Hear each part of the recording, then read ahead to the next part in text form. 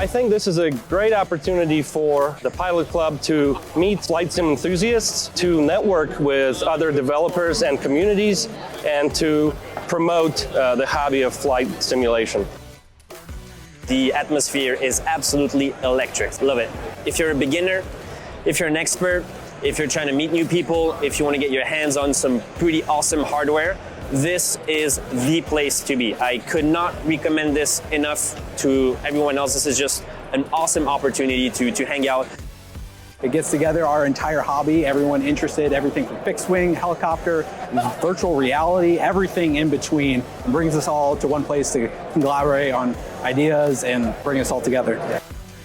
It is a great opportunity if you are a serious flight simmer to meet the developers, to meet the flight sim communities, to see the new products that are coming out, to actually test them, to connect and enhance and continue this great hobby of flight simulation. Every year we're getting bigger and bigger. There are more and more vendors here, more sim experiences to be a part of.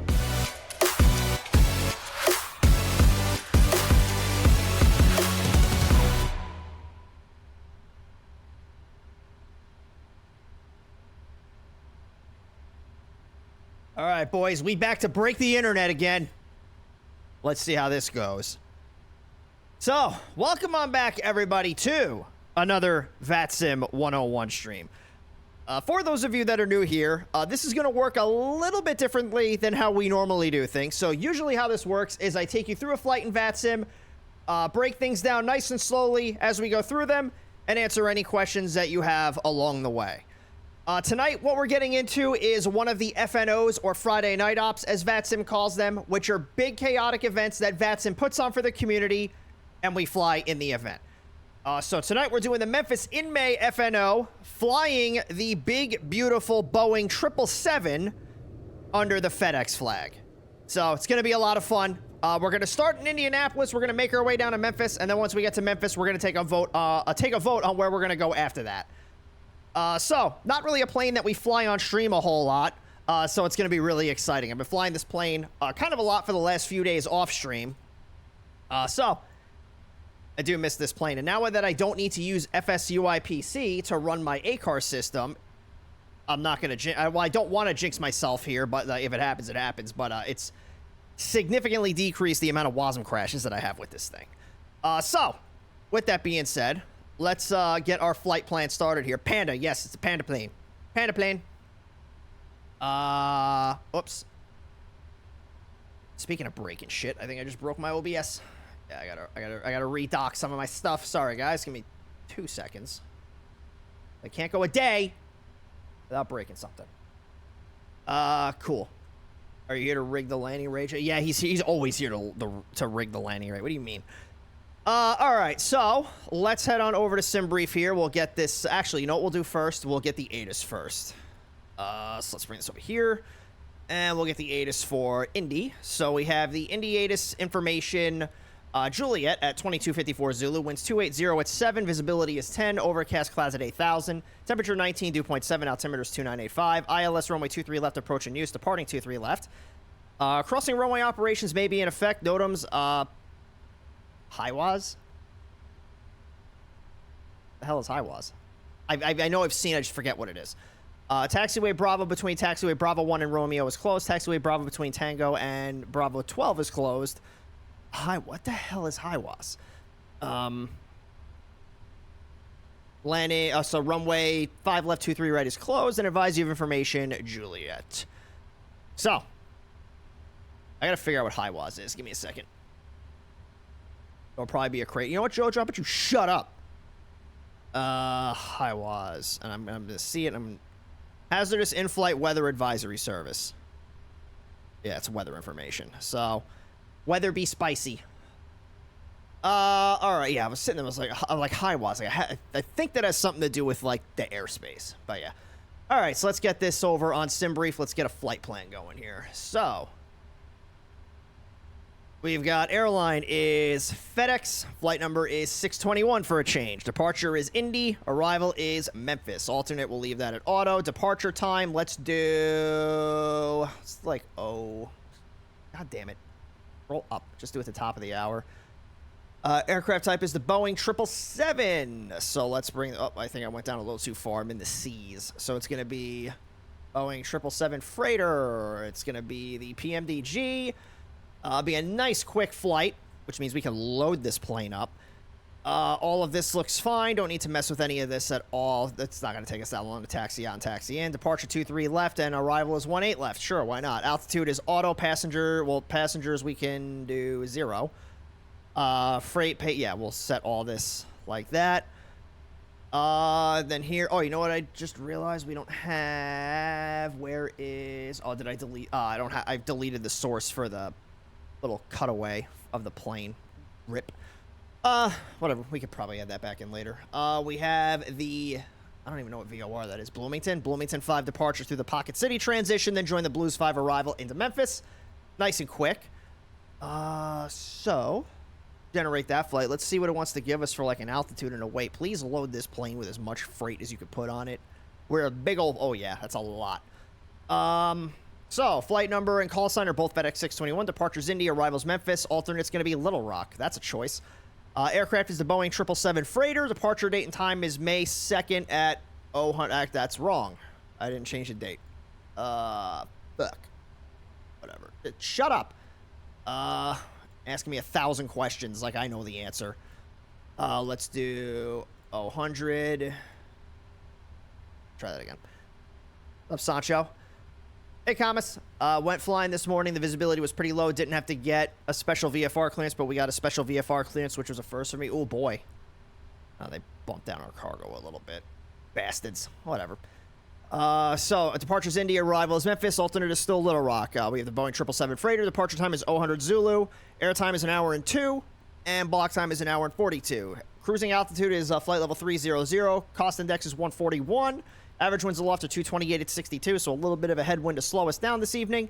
44,627 pounds of fuel on board the plane, 18,234 of which is going to get us out to Memphis. 190,300 pounds of freight on board. Zero fuel weight is 508 over 547. Takeoff weight is 551 over 766, and our landing weight is 533 over 575. Route of flight, once again, we're going to take off out of Indy. Right now, 23 left.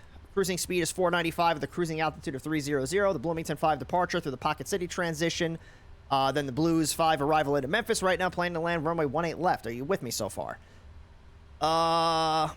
Briefing preview. Let's see what we got here. We have 42,527 as our minimum takeoff fuel.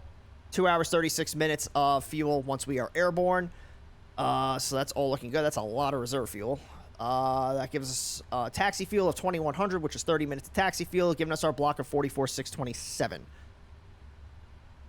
Yeah, this is all looking really good. Let's get this filed on the VATSIM network. Whoop, that's not what I wanted. You're lost. Oh, you need a compass? All right, call sign FedEx 621, flight rules are IFR. Aircraft's the Boeing 777 freighter, which is the 77 Lima. Heavyweight class category, equipment and transponder codes look fine. Departure and arrival are good. Off block time is fine. Alternate is okay. All this information here looks good. We have the route. And yeah, all this is looking pretty good. Do our little shameless plug right there. File this flight plan. Get that routed off to the air traffic control system, and then we are good to go. Whoops. So let's bring this over here. We'll give that a minute or two for the controllers to marinate on it. We'll start getting some initializations done with the plane. We are in Indianapolis. We're just going to use the latest position because I don't know what spot number I'm in. How about that? Then we're going to come down to menu, FS actions. We'll get the payload on first. So it was 193,300 pounds. So let's do this. Let's do 5,300 pounds in the bulk. We'll do 30,000 in the aft. We'll do 40,000 in the forward. And then what does that leave for the main deck? So that is going to give us 185. So that's what, 110,000, I believe. Let me double check my math on that.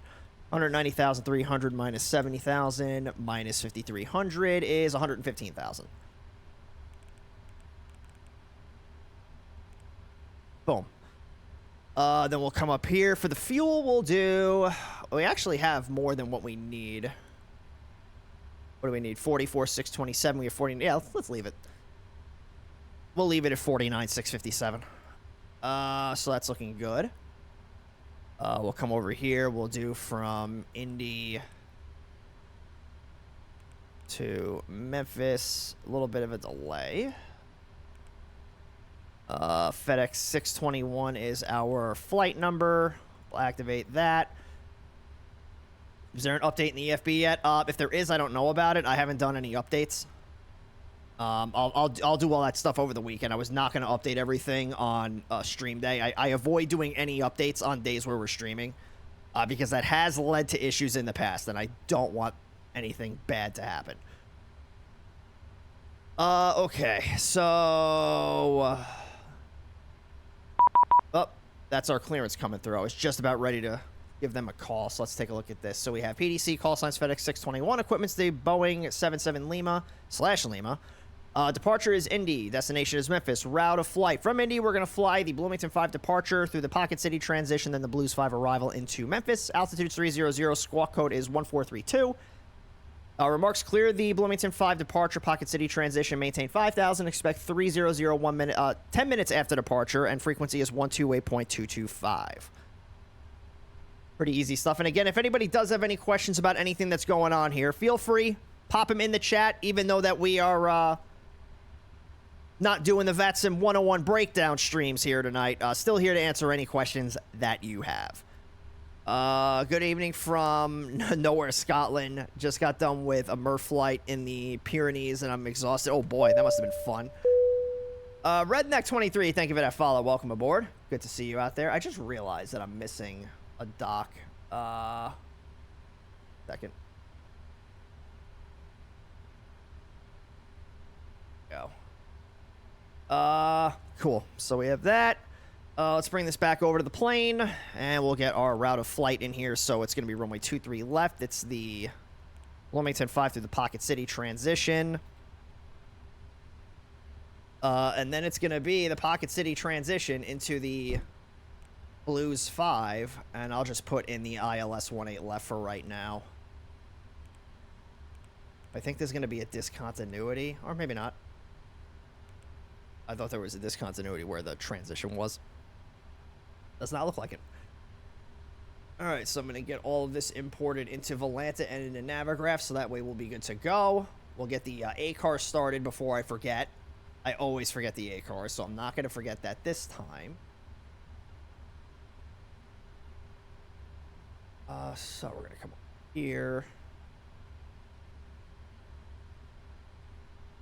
And we'll do... God damn it.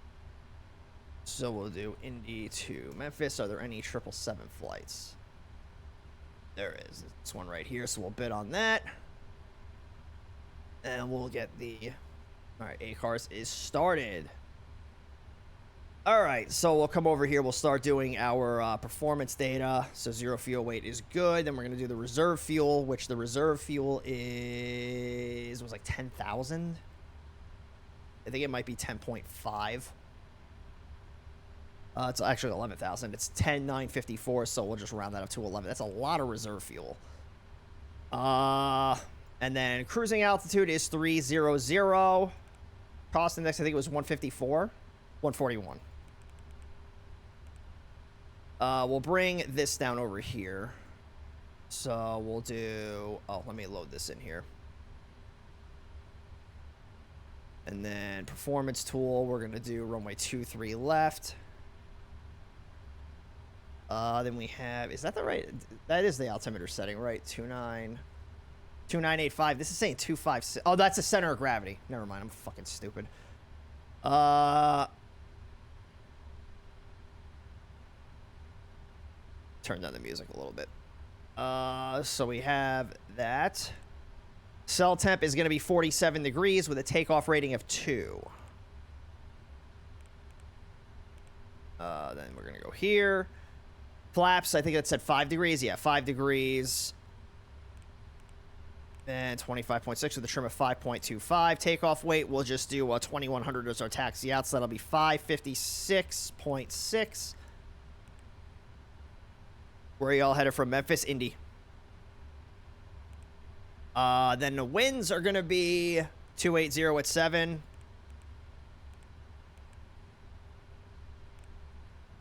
Slope is going to be 0. And then the outside air temperature is 19. What's up, James? How you doing, man? V1 is 157. VR is 157. V2 is 158. Month of May, after all. Yeah, man. We will be here. Oh, boy. Who's we? Well, it says Ev Colt, so I'm guessing you're Indy. You have somewhere with Indy. What happened to Memphis to Philly? Hey, James, where are we at right now? Are we yet in fucking Memphis? Are we in fucking Memphis yet, Mr. James? Are we fucking in Memphis? If you ask me nicely, then maybe. But are we fucking in Memphis?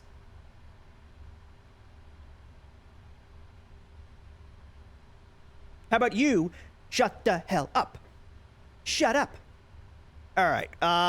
So let's go through. No, you're fine, man. I'm fucking with you. All right, let's get this over here. So initial altitude is 5,000. And then our runway heading is 230. So let's get that in here.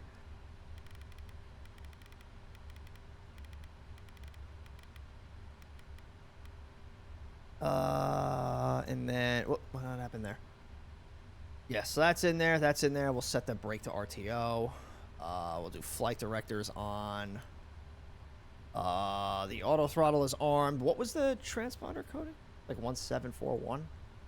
1432. 1432. This is not in mode C, so there is something that I have to do. Why is this not mode C? Hang on.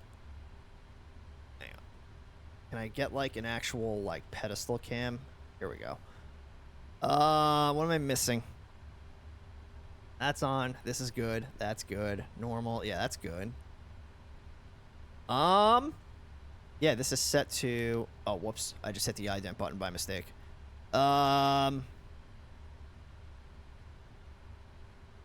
Well, I just clicked the mode C button and it turned on. I'm assuming, yeah, it should be okay. Okay, so let's get our radio set up here. Actually, let me turn the APU on. So 1,1000, 2,1000, 3,1000. So let's get this. Get the parking brake set. Then this we have that set, that set, that set. This is not set yet. Squawk code looks good on your plane on ATC. Okay, that's good. Yeah, there's a way to do. I forget how to do it in the Trip 7, but there is a way to like make it do mode C without me actually hitting anything. I just forget what it is. Nice to see Boeing avionics again. Not gonna lie, yeah, it's nice to be in the 777 again. What was I doing? I was doing radios. So we'll do ground in radio 1. And I figured as much. I'm still trying to learn the ropes, man. And I'll get that thank you turned very out. much. Towers Appreciate it. 120.9. No problem, me too. And then coming over here. See, it says VHF center, so that's radio 3. This is radio 2. Then we're gonna do tower. No, I'm sorry, we already have tower in there. So departure is, it says 128.225, but that's not the frequency that's on. So let me just 128.225.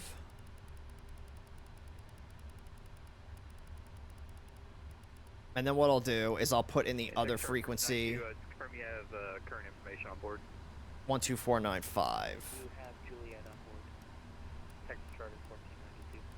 So I'll have both of them in here, so that way. Get holding short and contact tower. All right, on so 120.9 we'll set the or trim FWA. now. I just got to turn the hydraulics on. So we'll do, let's turn these on.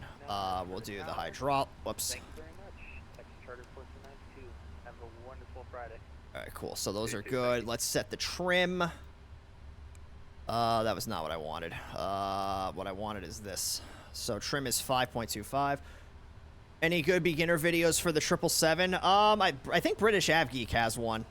He does some pretty good tutorials. But yeah, there's a bunch that are out there. But yeah, like if you can find a tutorial from either British AvGeek or what's the other guy, A330 driver, they usually do some pretty good like walkthroughs. I'll eventually be making walkthroughs of my own, but I have some other projects that I'm working on. Let's see. So we have the altimeter is 2985. That's not what I wanted. I hit the wrong thing. 2985. I'll get the pushback helper. A330 driver is very detailed for the yeah, his video on the 777 is pretty good. I didn't really consult any videos for the 777 because it was pretty easy for me to jump into this thing. But yeah, no, if you want a good tutorial, either British AvGeek or A330 driver, either of them will be fine. But basically, like if you're pretty decent with like the 737 from PMDG, you'll transition into this thing pretty nicely.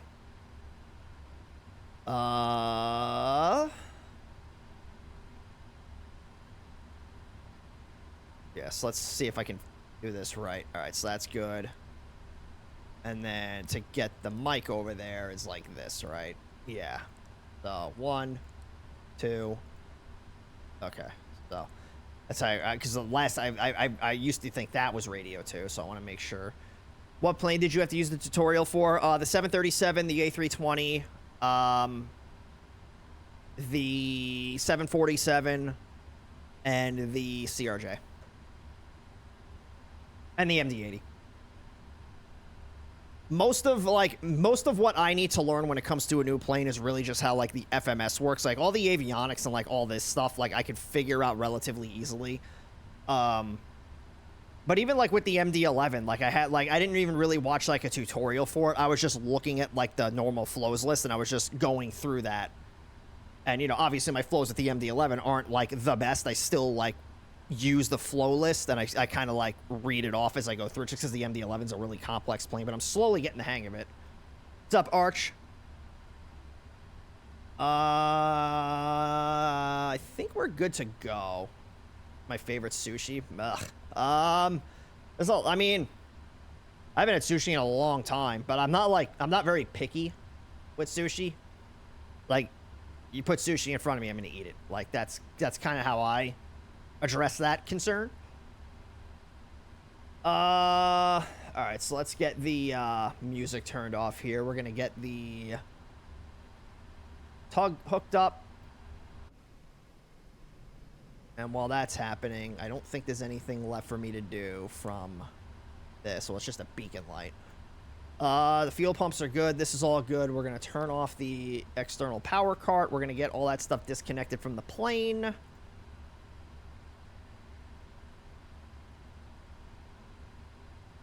Airbuses are still the hardest flows for me to learn. I have no idea why. Well, the flows in the Airbus, to me, are a lot more simple because a lot of the stuff in the Airbus is automated.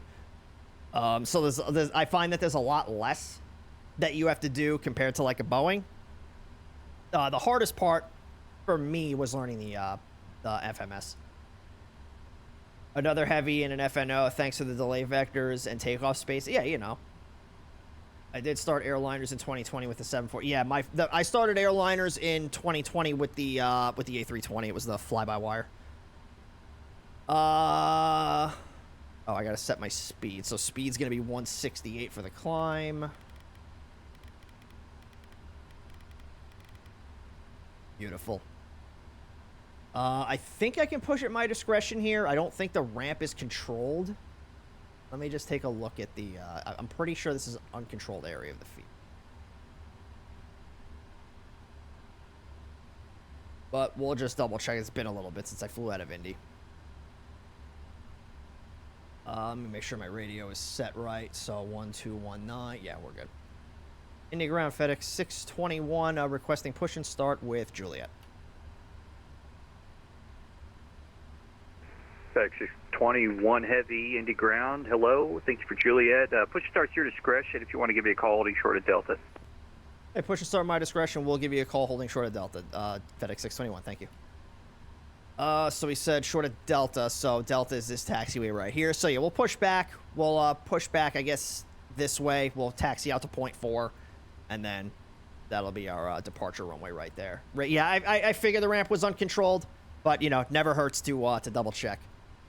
No, FedEx 621 Heavy. If you want to just hold short at point 4, that's probably going to work best for you. You can expect 23 left. All right, we'll hold short Delta at point 4. Expect 23 left. FedEx 621. There we go. So beacon light coming on,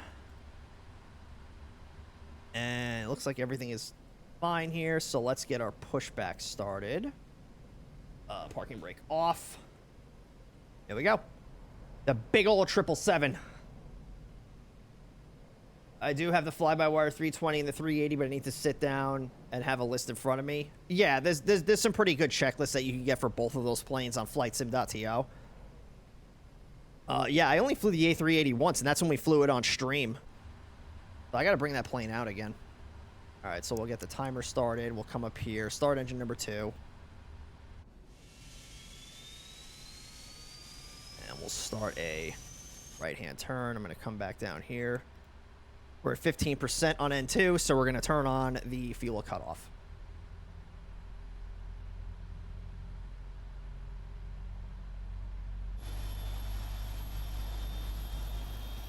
About to have the best tower control of your life. Oh boy. They're pretty big shoes to fill. In the meantime, I'll stick to running this C700 if I'm going on VATSIM. Yeah, I haven't flown the, well, I don't have that version of Microsoft Flight Simulator, so I don't have the longitude. If I want to get into, if I want to start doing biz jets like a lot, I think what I'll do is I'll just start going over to X-Plane 12 for that. Because I bought X-Plane 12 and I really need to start using it. So I think for biz jets, I'll start doing X-Plane 12 stuff. I just got to sit down and, like, you know, have time for it. This is a lot of good biz jets for X-Plane 12. All right, so engine 2 is stabilized. They're going to go engine 1.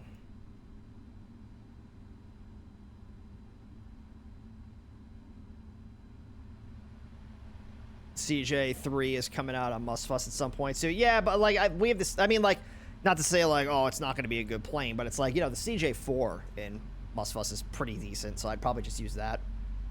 X-Plane has some great ones. The default Citation 10 Phenom 100 Falcon 8X Gulfstream 650 550 and the all holy. Yeah, we were talking about that on Arch's stream earlier. I would not pay $130 for a plane for myself. But yeah, no, the Citation 10 I would love to fly. And the Falcons would be great. Falcon and Gulfstream is weird because, like, the manufacturers, like, refuse to release any of their information for flight simming.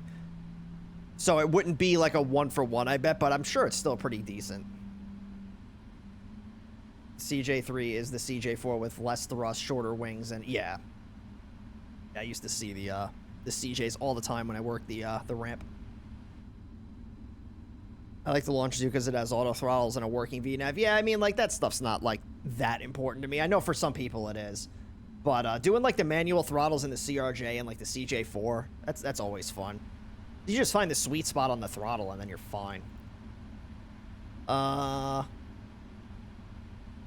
Alright, cool. So engine 1 is good. So we're going to come up over here. We're going to turn the APU off. Then we are going to do LNAV, VNAV. This is all looking good. Brakes are set to RTO. We're going to do a quick flight control check.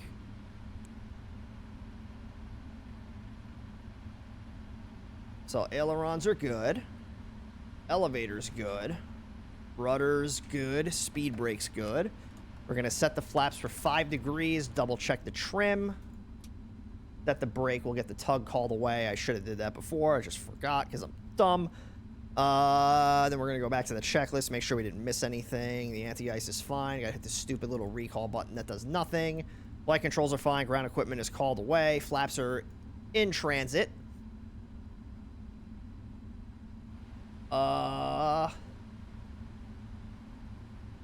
And then, yeah, that's the after takeoff checklist, so we'll bring this back up over here. And actually, I think if I hold that, it'll like bring it up here. Maybe I'm a liar.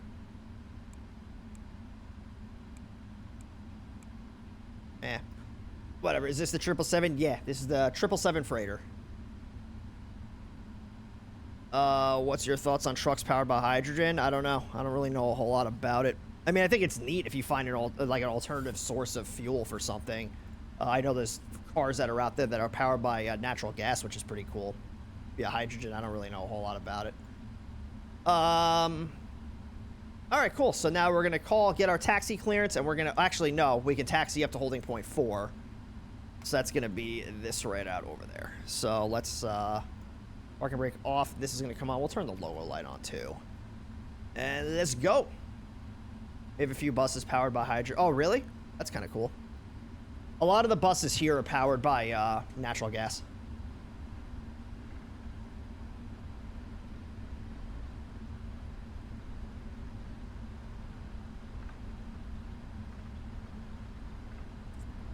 I don't think my city has that, but back home where I'm from, those buses were natural gas. A jet powered by hydrogen. But yeah, if it's efficient. I forgot the buses by me. There was one time which I was on their yeah, I've seen electric buses. All the Amazon trucks that come out here now are electric. They're actually kind of cool looking. You know, they look like the regular like Sprinter vans, but like they're electric, which is pretty cool. I think that's cool. All right, let's give this guy a oh, hello, stutter.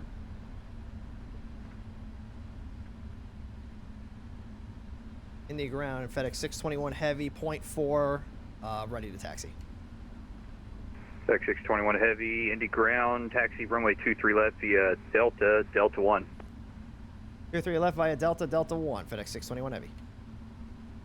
Electric buses run in my city too. Yeah, I don't know if I've actually seen an electric bus. Rivian makes all the electric... Oh, is it? I didn't know that's who made them.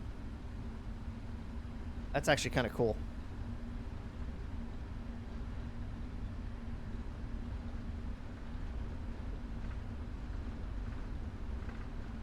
Alright, so we're just going to go up this way, Delta. Hold short at Delta 1. And make it really simple.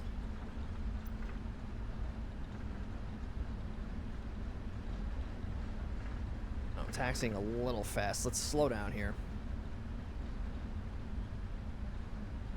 Add hydrogen and electric ones nearby, but we don't have the stuff set up for them properly yet. Yeah, like the natural gas like buses, the bus yards had their own like stations, so I guess they would just like fuel them before they went out. And with the electric, I'm sure it's like with Amazon. I don't know how long you can get, but it's like, hey, when you're done with like this run, you bring the truck back, you hook that up to the to the charger, and then you can just take another truck that's already loaded. FedEx 621 Heavy, monitor Indy Tower 120.9er. Have a good flight. Monitor Tower 120.9 or FedEx 621 Heavy. Thanks for all your help tonight.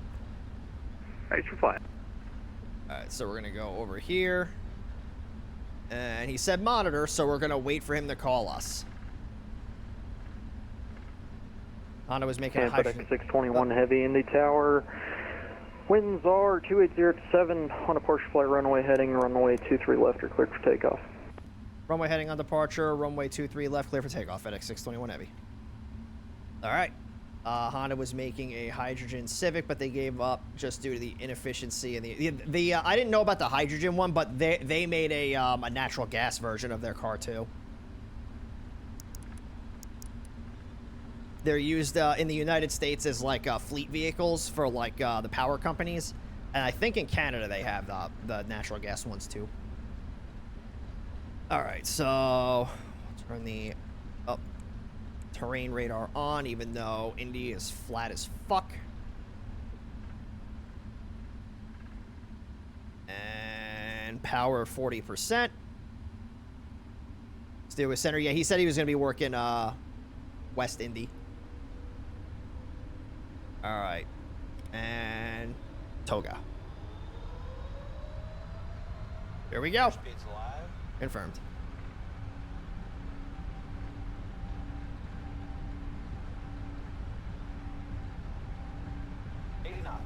Cross-checked.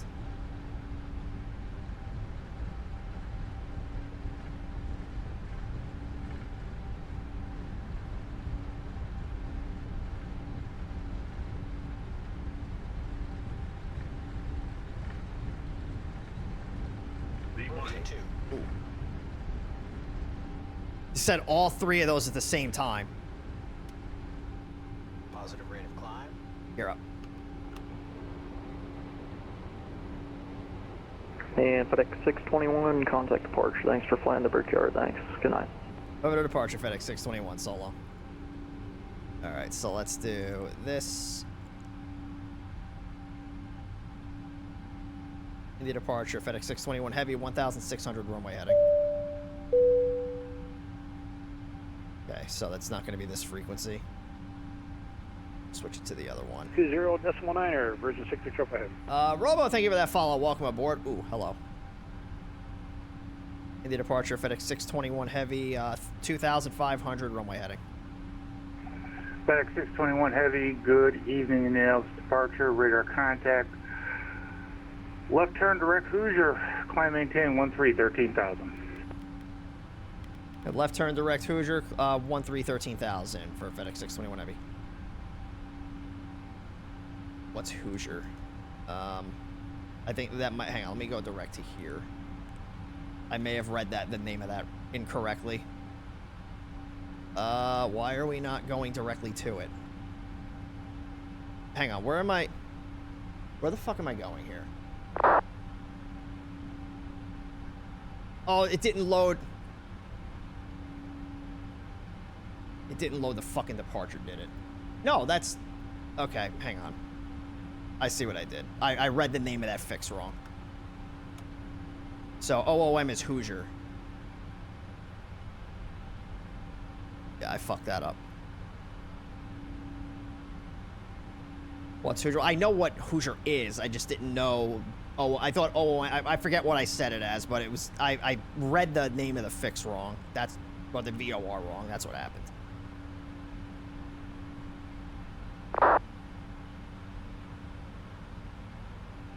Alright, flaps up. Whoops. We got the terrain radar off. Love and oh, Robo, appreciate all the help tonight, my friend.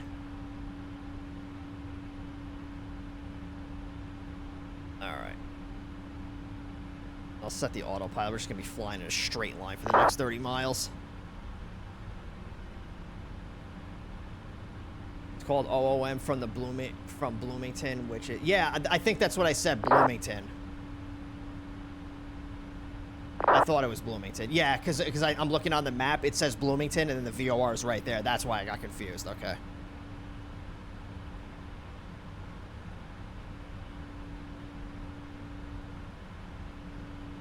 All right, so we'll come up here. We'll turn these off. Yeah, all the rest of that's going to stay on. I don't even think we briefed the departure, did we? I looked at it, but I don't think we actually went over it.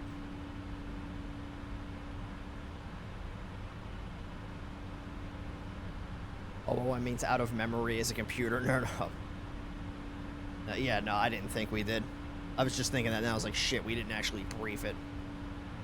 Like, I pulled it up and I looked at it real quick, but I didn't actually, like, go through it. I would have caught that it said Hoosier and not Bloomington.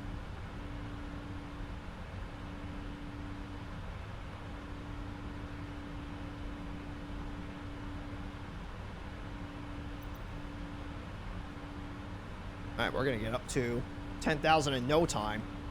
This rocket ship departure.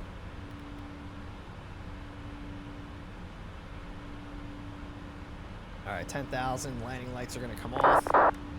Turn off lights are going to come off. Wing lights going to come off. And we'll get the music back on here. If Pretzel Rock decides to not explode. I think Pretzel Rock is taking the violent road today. Now we'll give it another FedEx 627 Heavy, contact Indy Center 128.225. 128225, FedEx 621 Heavy, so long.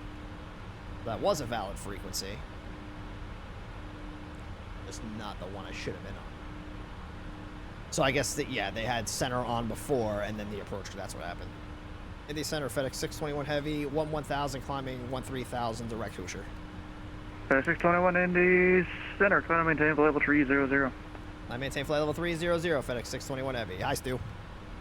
Hi. Alright, American 1283. That's our friend Stu. I have a new arrival for you, advisory to copy. Oh, here we go. Pretzel Rock decided it wanted to work again. And 1283, copy. American 1283, go to the Charlotte International Airport. It'll be In the clouds. wind is Park over 4 arrival. 627 When watt. able, direct my half. I've been trying to destroy this fly that's been flying around my head and my house for the last 20 minutes, and it's pissing me off. And then Park 4 arrival. Gotta get yourself a 9. When able, clear direct my half. And actually, correction, it would be taft Park over 4. When able, direct my half. Parkour. When able, direct my hat and the taft transition for the Park 4 American 1283. Not putting bullet holes in my camper. I mean, I guess that's fair. You just gotta not miss. Southwest 1869, flight level 260, climb 390. That's 1869, Indy Center, welcome aboard.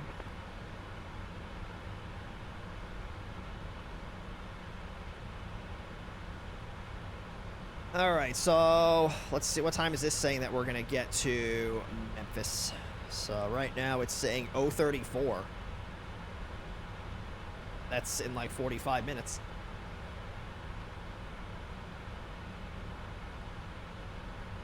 The nice thing about the 777 is we can get the ATIS before we get it on 649. the pilot client. So let's see if we can run 6 one. arrival, runway 18 left, com. Cincinnati, altimeter 2985. Flight ATIS. Send me the Seagram 6 Whoops. arrival from runway 18 left, from American 249.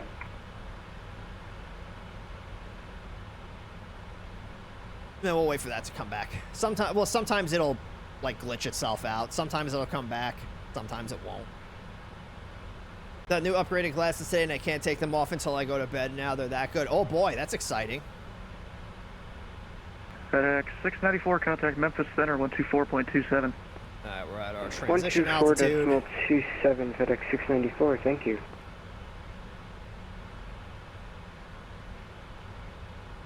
Been trying to clean so I can jump in and fly. Yeah. Yeah, tomorrow's my cleaning day. Transitional lenses too, so I don't have to bother with sun. Yeah, I worked with a guy that had transitionals, and I thought those were awesome. Because I noticed like they were changing like shades. I was like, what? FedEx 694, He's like, yeah, they're transitionals. I'm like, that's actually pretty freaking cool.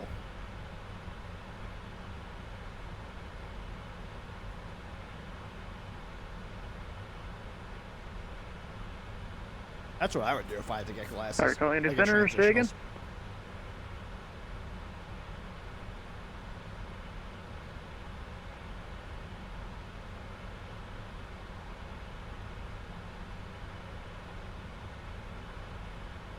All right. I guess this is not going to come back. Which is not a huge deal. Oh, there it is. Asking you shall receive. All right, let's see what we got. So, ATIS information X-ray at 2254 Zulu, Windsor Com. Visibility is 10, few clouds at 1800. Let me bring this FedEx over here. 106, you are radar contact. View 1800, broken at 10,000, temperature 22, dew point 16, altimeter 2986. Simultaneous visual approaches in use, 18 right, 18 left. Simultaneous departures in use, runway 18 right, 18 center. Operate mode C on taxiways and runways. Simultaneous approaches to parallel runways in use. Bird activity in the vicinity of the airport. Feedback, all runway hold short instructions. Recap wave turbulence separation standards in effect. All aircraft contact ground control for push on taxiway November or Juliet, and advise you have information X-ray. Alright, so we're going to be landing to the south. And what was that altimeter setting at? 2986? Yes, so we'll get that set in the standby here.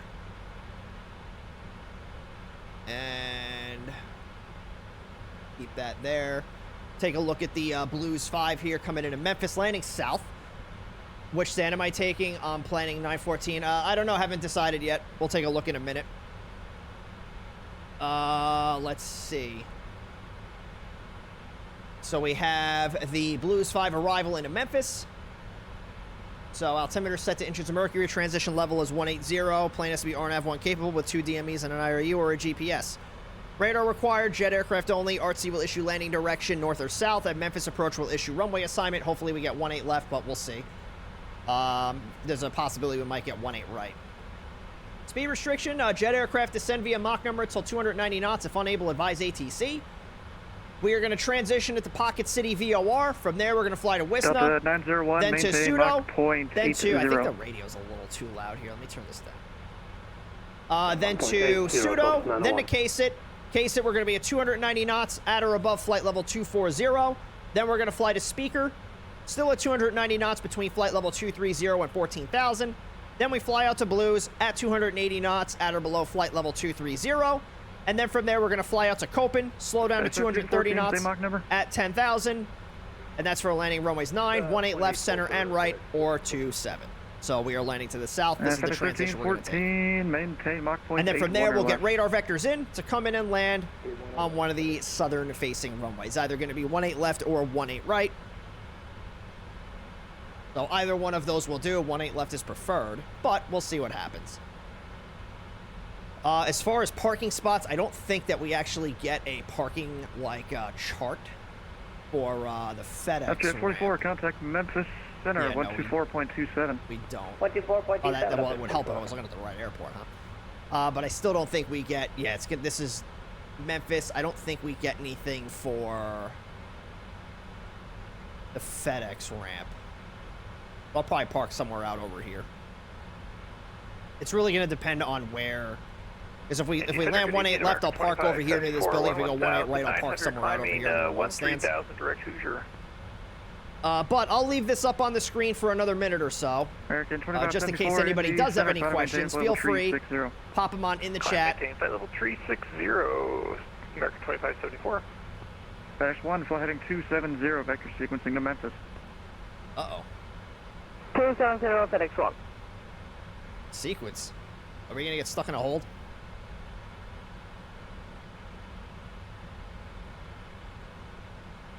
And Delta 901, contact Memphis Center, 124.27. 124.27, have a good day, Delta 901.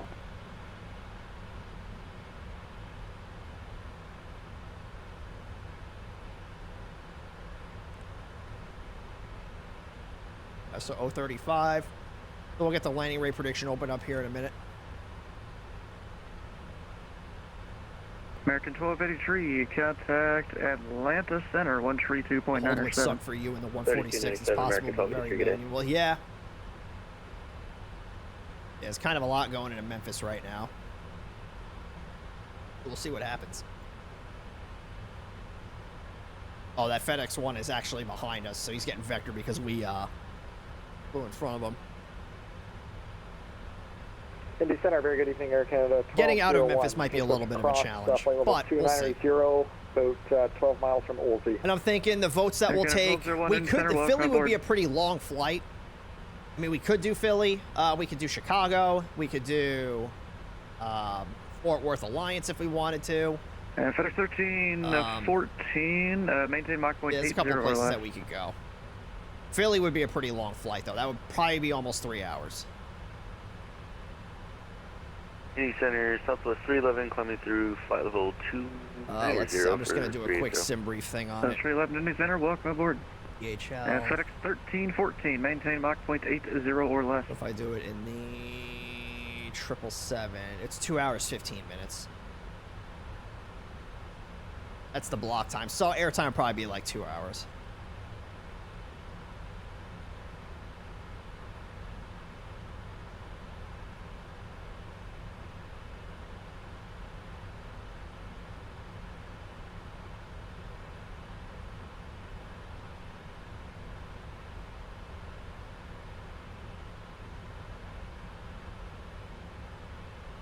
Why so kind today? Feeling a little gracious.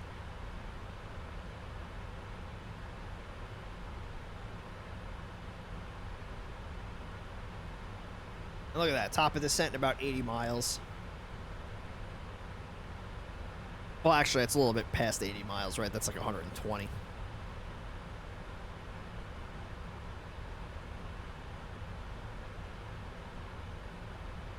And then we'll get the ATIS for Memphis here in another minute or so. Indy Center, a very good evening. American 1627 380. It's the end of the week. We're all exhausted. Yeah, I heard that. 1627 Indy Center, welcome aboard. Thank you.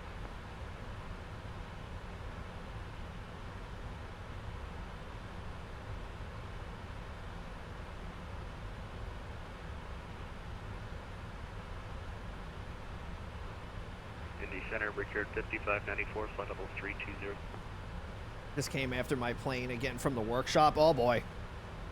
American 5594 Indy Center, welcome aboard. Did Spectrum unscrew your internet?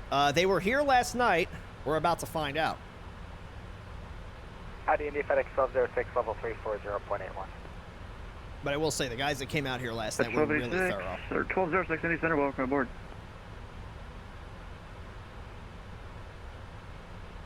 They ended up, I think it was like FedEx 1, clear direct Wisna. They spliced the wire that was like in the actual house. They said that they detected a problem with the wire running through the house. So they didn't rip out the wire and like redo it, but they did have to like American they spliced it 2574, fly heading 260, vector sequencing in Memphis. Still has problem with the ailerons, even calibrated, wants to go left so desperately. American 1764, plan to cross Gamma at 230, but descend pause discretion, maintain flight level 310. Is it like the, well, obviously it's like the trim, it's the aileron trim. Explorers want to make sure you're only doing but is it like, pause discretion, but plan is it like a separate, no, those don't have separate trim tabs. It's like when you trim it, it's actually moving the aileron, right? Thank you.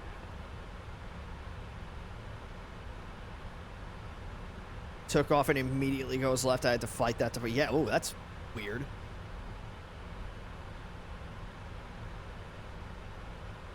FedEx 1218, fly heading 260 vectors, sequencing to Memphis. Fly heading 260, vectors for Memphis, 1218.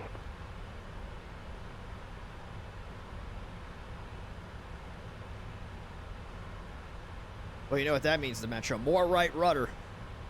FedEx 1292. Still hear my instructor contact screaming Memphis that in Center, my ear. 124.27. Right rudder, right rudder. Memphis Center 127.27.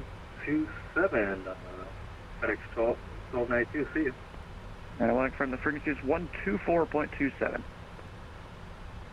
124.27, thank you. Delta 2705, contact Memphis Center, 124.27. 124.27, Delta 2705. Wait, say 12427?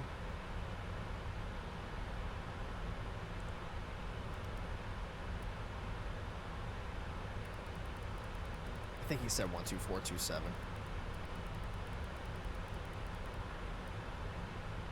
We'll just leave that in there for now. American 649, descend and maintain 5,000. Done 5,000. Is it the aileron or is it the rudder?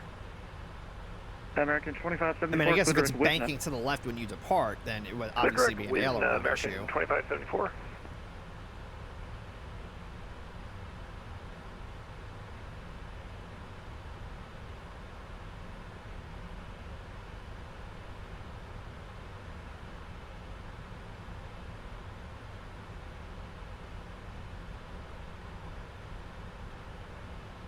I calibrated twice even with the aileron trim and nothing. I mean, as a not mechanic, I would think that if trimming the ailerons isn't doing anything, then maybe it's a rudder, like a rudder issue, or maybe the wing is falling off. Welcome aboard.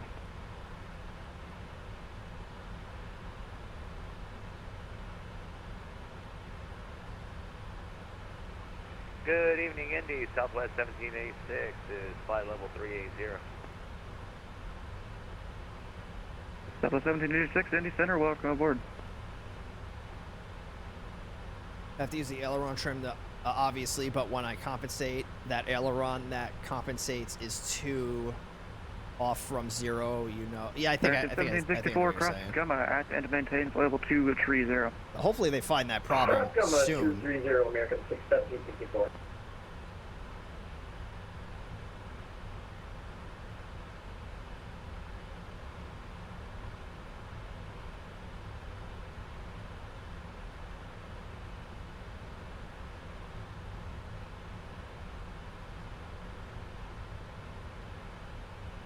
Delta 955 cross Glinch at and maintain level 240. I think we'll wait till we get transferred over to Memphis Center, and then we'll get the updated ATIS.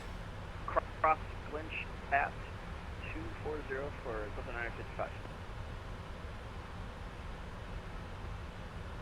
955. Landing rate prediction. Let's get that done. Prediction. We'll let this run for 30 minutes. 1764 contact Memphis Center 124.27. So landing rate prediction is up, everybody. 1764, see ya. So if you've never done the prediction before, it's the purple banner at the top of the chat window. You click on that, and then you can bet your nuggies on what you think the landing rate's going to be. And don't worry, when we land, I'll show you what it is, so that way you know I'm not lying to you. I don't lie. I don't lie. Don't let Dementia fool you. I don't lie. He lies. I don't lie. So that'll be up for the next 30 minutes. So get your predictions in, everybody. And good luck. I think we're going to fly like that a couple of months, sadly. What, you're going to fly it with a fucked up aileron? Or like it being out of trim? ABEX 106, fly heading 180 vectors traffic. Fly heading 180 vector traffic for ABEX 106 heavy.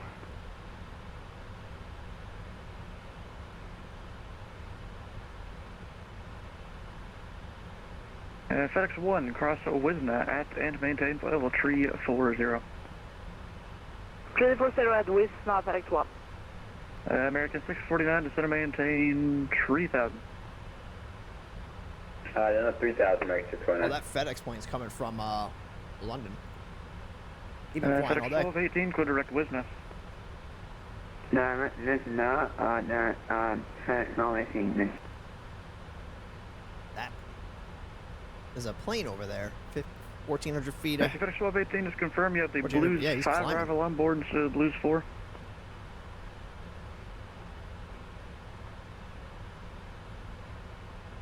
Company needs a plane, and it's been more than a couple of months solving that issue and nothing. Ugh.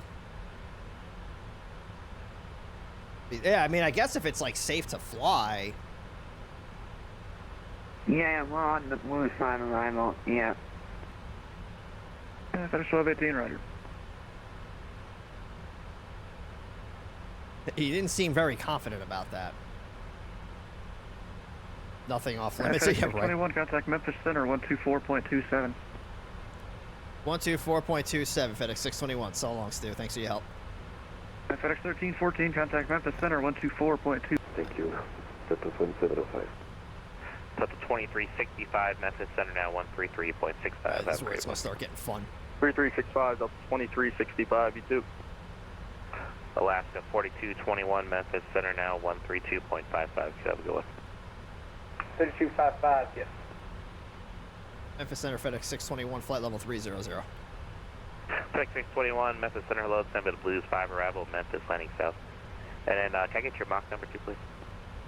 Descend via the Blues 5, landing south, Mach 0.83, FedEx 621. All right, could you reduce down to Mach 0.77 for me? Stand by, FedEx 621, Mach 77. Let me see if I can do that. 2075, what's your Mach number? Can I do 77? I probably can. Delta 2705, same Mach number. Yeah, I can do 77.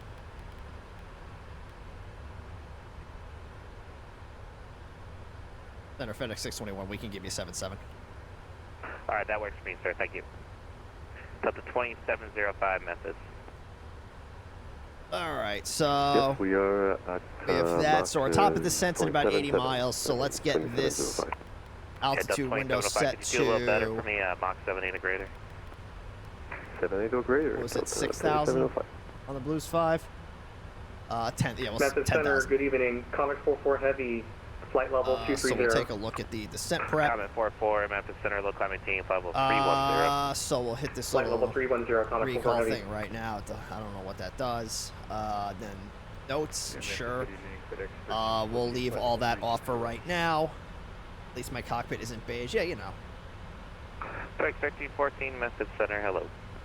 Sequencing time, I don't know about that. Memphis Center, Just slowing down. 350, flight level And we're 350, slowing down heading because there's an E321 ahead of to us.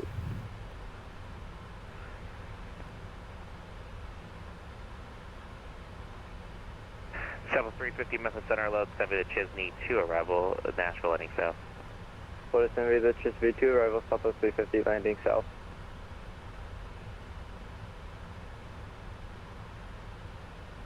Definitely some. Well, I wonder if they do beige because it reflects light. Like if you had a blacked out cockpit, it probably wouldn't reflect light that well. So like when like all your panel lights and stuff are on, beige probably reflects it a lot better.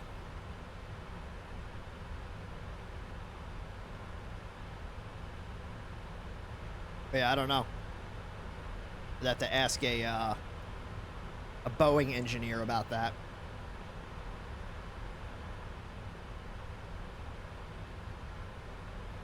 Black car interiors make everything uncomfortably warm. Yeah, somebody that has a car with a black interior. What saves me from that is my seats are cloth. But yeah, like my my shift lever, it's like that fake leather shit. So it's like that gets really hot.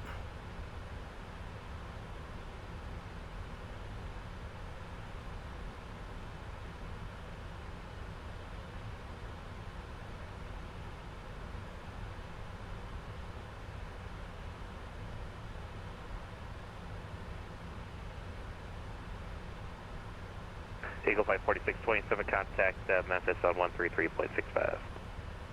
3365, Eagle Flight 4627.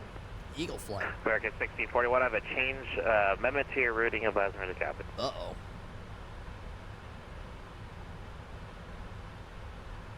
Memphis Center, good evening. FedEx 53, heavy flight level 230.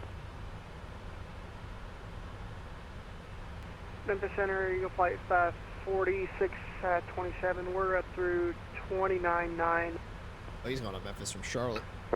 American 1641, I have amendment to your routing advisory to copy. Right, you copy 1641.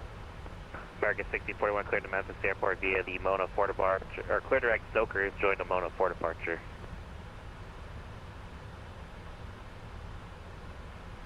Favorite car that my dad owned was an 02 Audi A4 with a beige Clear leather direct interior. Stoker, Felt like driving a and sofa and also was be attacked, comfy as joined fuck the on Mona hot days. for Yeah. arrival. Roger, do you send Audis me are the pretty cool. pics My again? uncle had an Mona Audi. for I think it was an American A6. 1641. I think it was like an 01 or an 02.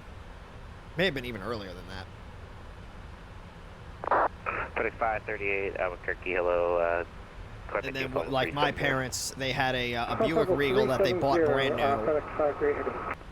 Then they gave that car back, and then we took my grandparents had two Cadillacs. They had an 86 DeVille and a 92 Eldorado. Those things were friggin', those were couches on wheels.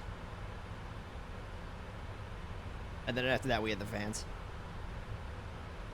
Traded in for a Mercedes. Yeah, I would never buy a German car.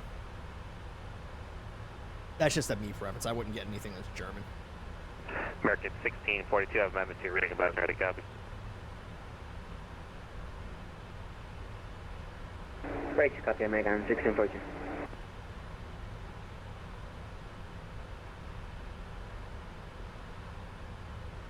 American 1642, cleared to Memphis Airport via direct All right, let's Stoker, get a, joined the Mona 4 arrival. Updated ATIS here.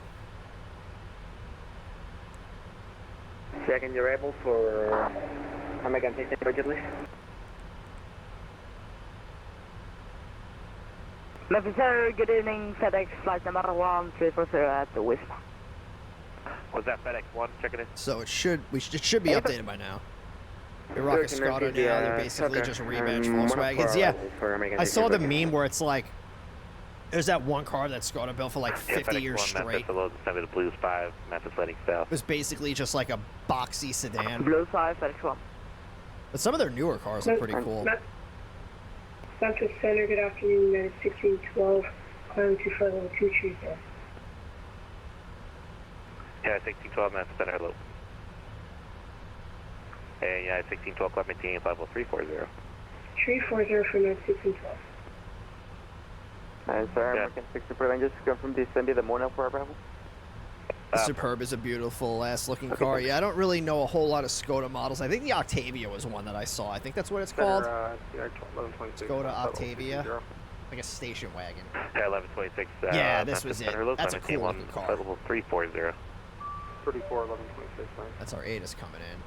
Yeah, the Octavia wagon looks really cool. All right, let's take a look at this. So we have information. Yankee at 2354 Zulu, winds are 250 at 6. Visibility is 10. Scatter clouds 2,000. Broken clouds 11,000. Broken clouds again 15,000, and again at 25,000. Temperature is 21. Dew point is 18. Altimeter is 2987. Simultaneous visual approaches in use 18 right, 18 left. Simultaneous departures in use, runway 18 right, 18 center. Operate mode, stay on all taxiways and runways. Simultaneous approaches to parallel runways in use. NOTAMs. Bird activity reported in the vicinity of the airport. Reback all runway, hold short instructions. Recap wake turbulence separation standards in effect. All aircraft contact ground control for push on a taxiway November or taxiway Juliet. And advise you have information. Delta 124 cleared at Memphis Airport. Direct. Alright, so still either 18 left or 18 right. So 2987 is going to be the altimeter setting, so we'll adjust that in the standby. My brother has a Golf R wagon that he's had for almost 5 years now. He's traded in his S3 for it after he had his second kid. Nice. I never had a Golf R, but the kid I went to high school with had one. These are Prague last week, many Skodas on the streets. Yeah, who, 3694 Memphis Center now 133.65. Skoda is, they're not Russian, right? They're, is it Czech? Contact Memphis Center 133.65. Are they Czech? Let me see. 1334. I want to say they're Czech. FedEx 694, good night. Is it? Yeah, it's a Czech auto Good manufacturer. evening, ABEX 106, 40 miles short of Ramrod, flight level 320. ABEX 106 Memphis Center, hello.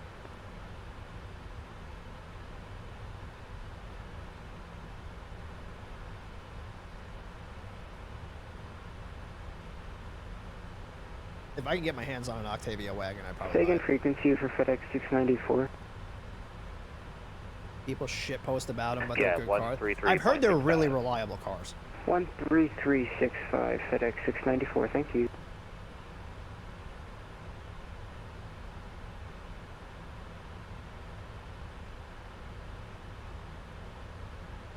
United 2781 requesting to step out of flight for 35 minutes. They're part of the Volkswagen Audi group these days. Well, And maybe reliability's gone out the window then. But I've always heard Skodas are pretty reliable cars. Right now, guys.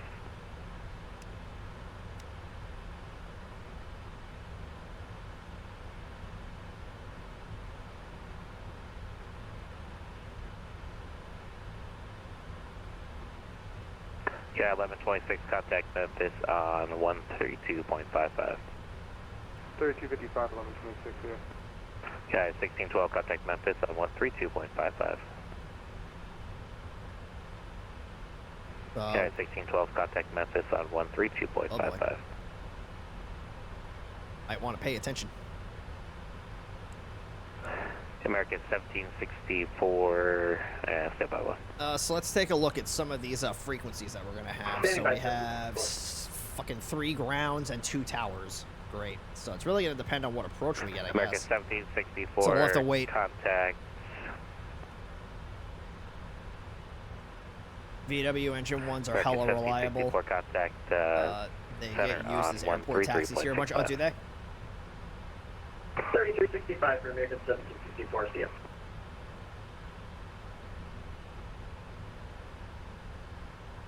Yeah, if I can get my hands on one of those things, I'd probably buy it. 124, we clear to descent. What do they cost? Like, what's the Skoda Octavia? The retail price on it? 40,000? Yeah, that's about what I expected.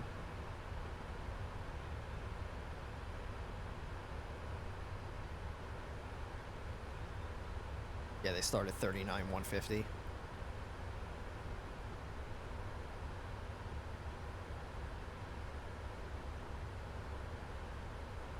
So descend via Mach number until 290. So let's just bring this to 290. They used to be Mercedes E-Class for airport. Yeah, that's what my grandmother's been to parts of Europe, and she said I think it was when she was in Italy. They would use Mercedes as like their taxis. So with 350 contact. Which is like the same reason that they use like Ford and 133, Chevrolet over here. Just, you know, it's the American 123.65, manufacturers. good day, Southwest 350. So like in Germany, I would imagine they'd use German. I don't know if Italy really Center puts South out 124 any requesting cars that further can be used descent. as taxis. Foreign cars are not as expensive. Yeah, exactly. Well, to them, it's not a foreign car. A foreign car to them is a Ford or a Chevrolet or, you know, a Dodge. Is that the Mona 4 arrival for those 124? Yeah, sorry about that. Mona 4 arrival. Mona 4 arrival for 124. Memphis Center high from United 441. Hey, Spy. Level at flight level 230.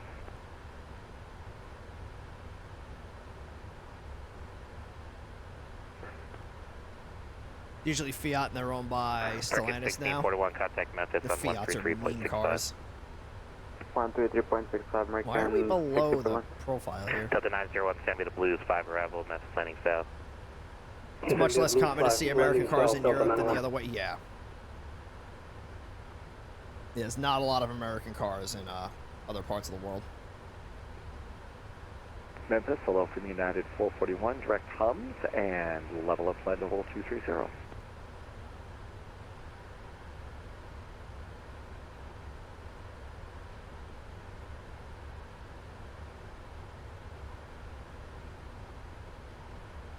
MK on 652 with you, flight level 330. We have a bunch of Teslas locally now, but we don't talk about those. I mean, Delta 901, I'm sorry, did you get the Sevilla Blues 1 arrival, Memphis landing south? American cars are bigger. It doesn't mean they're better. Well, yeah, and then that's a lot of, on top of them being very expensive in places like Europe, they're also not practical because of how big they are. 2574, flight level 340. Like, you'd probably be pretty hard-pressed to get something like a Dodge Ram or like a big, like, full-sized American car to get down some of the streets in, like, London. 133.65. I don't know if I'd say they suck. I mean, American cars, Ford and Chevrolet. FedEx 621, Memphis Center now 133.65. 13365, FedEx 621. 1365. FedEx 1, contact Memphis Center 133.65. American cars now are miles ahead of where they were 20 years ago. Memphis Center, hello, American 2574. I wrote that down right? 13365, yeah. No, 74, Roger, Sevilla Blues 5, Memphis. Under transition, or I'll tell you what, maintain 270 knots, please. 270 knots, just 2705. FedEx 694, contact Memphis approach 125.8. Let them know your speed restriction, please. Alright, 125.8, and we'll let them know the speed restriction, FedEx 694. Memphis Center, FedEx 621, flight level 221, descending Blues 5. FedEx 621, Memphis Center, roger, maintain 270 knots. Maintain 270 knots, FedEx 621. Memphis Center, good evening, FedEx 1, descending Blues 5. FedEx 1, Memphis Tesla Center, roger. suck. What I was getting at, Hyundai make better well, Hyundais are garbage. If you want a car that's going to depreciate by 60% the second you drive it off the lot, buy a Hyundai. You will never catch me in a Korean car, specifically because of that reason. I've seen so many people get fucked with Hyundais on values. It's insane. Sorry, FedEx 1 for a 12,000 for 16,000 video. American 978, Memphis Center, climb, maintain flight level 230. Or correction, FedEx 148, Memphis Center, climb, maintain flight level 230. FedEx 1. Saw a Dodge Ram in the Aldi parking lot here in Germany. Memphis Center, American 1642. The car was out of the cars that get made here in America, they're big. But because American-made cars are designed to be driven in America.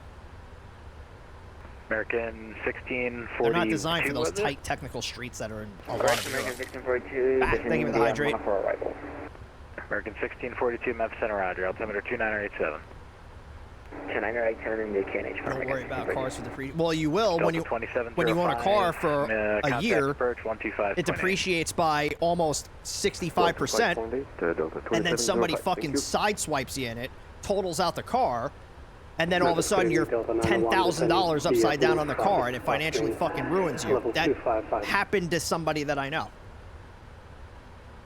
I shouldn't say I know. It happened to one of my customers. Like that exact situation. Delta 901 Memphis Center, roger. There's a market value for those cars is garbage the second it leaves the dealership.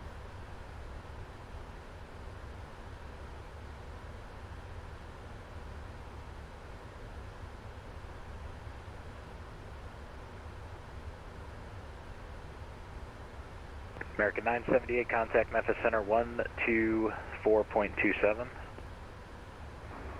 427 right now.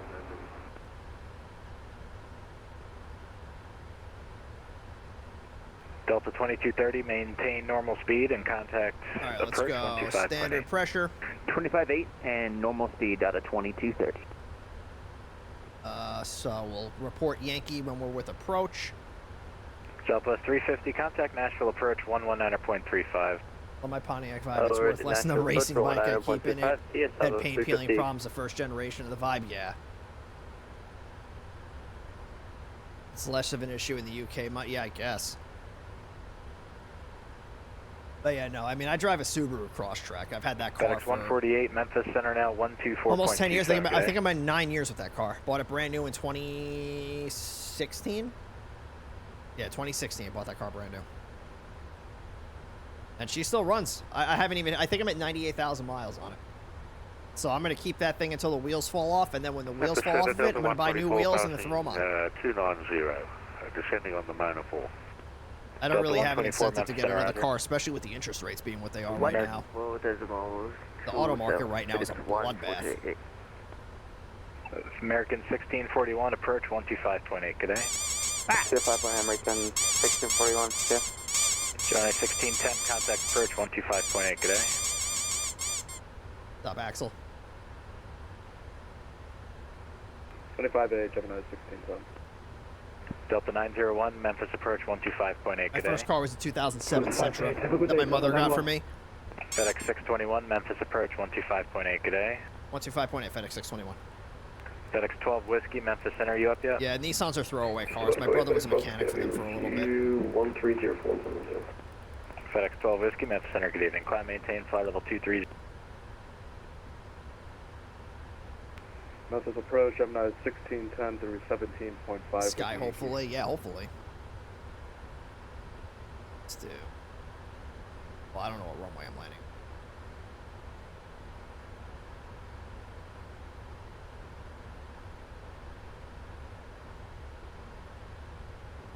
Memphis approach, FedEx 621 heavy, 15,000 descending blues 5, speed 270.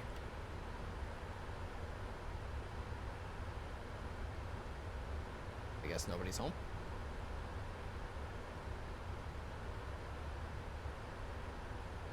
He said 125.8, right? That frequency's not even online.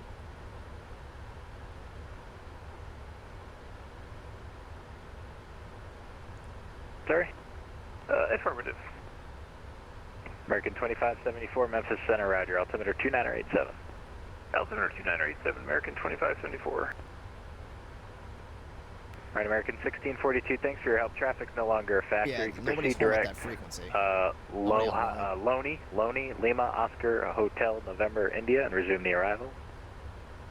Direct to Loney for American 1642, you're welcome. Center FedEx 621 heavy. We just tried 125.8 and no one's home. Is there another frequency? Nope, that's definitely approach sector on that side. 12, nope, it looks like, okay, hold on. Something's going down. I need to figure out what. Oh boy. Alright, I'm gonna turn the music off here.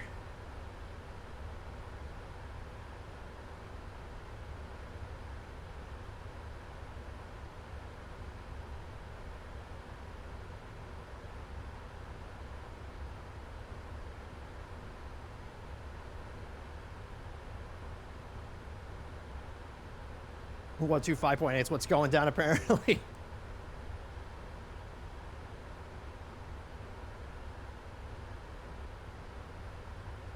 like to be able to know what approach we're going to do before we get there. This is Center. Good afternoon. FedEx 1292 descending out flight level 260. Aircraft standby. There's something going on in the Tracon I got to figure out. Oh boy.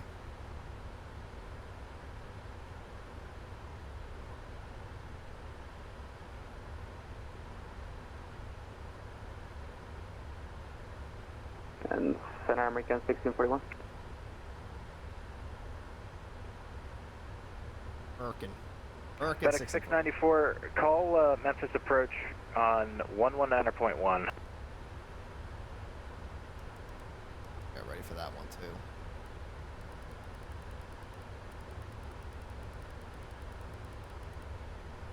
And Sir American 1641 approach at 25.8, it's unresponsive. What should we do? Yeah, whoever switched to 125.8, switch to 119.1 now. FedEx 476, turn left heading 090, reduce speed 210 knots. 090, 210 knots, FedEx 476 heavy. Memphis approach, FedEx 621 with Yankee descending through 10,000.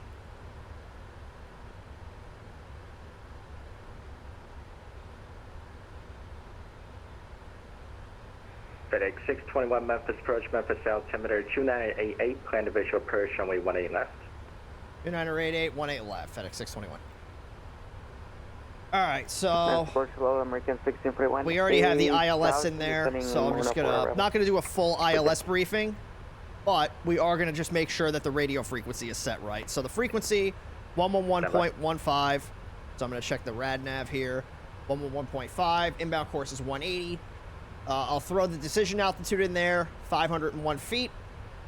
In the event we go missed, we're not going to follow the missed approach. It's a visual approach. We're just using this as a redundancy. So yeah, just want to make sure those frequencies are right. And then we have tower for 18 left is 119.7, and then ground is going to be 121.9. Are both of those frequencies up? Let's see. So we have tower 119.7, and then ground is 121. So we have both of those. So I'll set those in radio 2. So tower is 1641 Memphis approach, Memphis altimeter 2988, plan the visual approach runway 27. And then 1219. 298 in field for the visual approach runway 27, American 1641. There is no visual FedEx approach, I don't think. 476, contact Memphis approach, not like a chartered one. 126.7, FedEx 476. Yeah, there's no chartered visual approach for Memphis. Memphis approach, good evening. Let's go 230 knots. American 1642 Memphis approach, Memphis altimeter 2988, plan to visual approach runway 27. Clear for visual approach, runway 27 and 2988 for American 1642. So it's kind of a long line. Come over here, we'll set this. We do want to make sure that we stay at 10,000 feet here, yeah. This approach Delta 124 passing 18,000 with information Yankee. Still got a couple of minutes left on that landing rate prediction, so make sure you get your predictions in. Delta 124 Memphis approach, Memphis altimeter 2988, plan to visual approach runway 27. Visual approach runway 27 and altimeter 2988 for Delta 124. Memphis approach, good evening. FedEx 1292 descending out of 16,000 with information Yankee. FedEx 1292 Memphis approach, standby for frequency change. Memphis approach, getting close. 4121, 10,000. So this is our airport here. 300 on the speed. About 40 miles away. So we'll see. Train 4121 Memphis approach, Memphis altimeter 2988, plan to visual approach runway 18 right. 18 right, visual 4121. Has it popped up on Twitch FedEx chat? 621, descend to maintain 7,000. Then maintain 7,000, FedEx 621 heavy. Go into where you normally redeem your nuggies, and it should be in there too. But yeah, you still got like 2 or 3 minutes left on it. Approach FedEx 7 Mike Lima Heavy, descending flight level 198, Lake for this.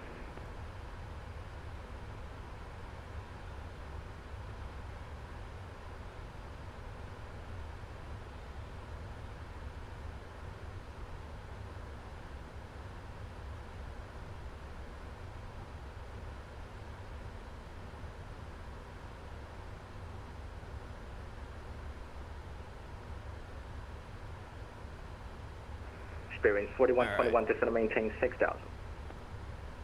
Down to 6,000, 4121. We have to bleed this lead off because first. this checklist will yell at me if it's not completed Okay, before that's we fine. land. Bearings 4121, turn left, So, left turn heading 070. landing date is entered, approach briefing is good, altimeters are set. 070 and heading 4121. American 1642, contact Memphis approach 125.8.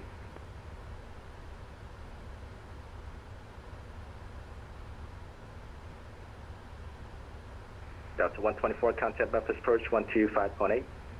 125.8, Delta 124. You're on the barbecue. FedEx 1292, contact Memphis approach 125.8. Memphis approach on 125.8, FedEx 1292. FedEx 621, contact Memphis approach 125.8. 125.8, FedEx 621. All right, 12. Let's try this Air one. India now. 8454, Memphis approach 126.7. 125. 126.7, Air India 8454. So Sterling 4779 is what? This is set. Delta 901 heavy immediately, left turn heading 090 for traffic.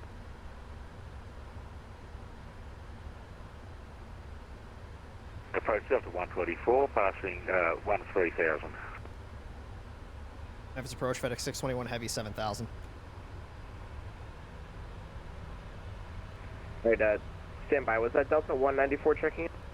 Negative. FedEx 621 heavy 7,000. Delta 901 Memphis, you up?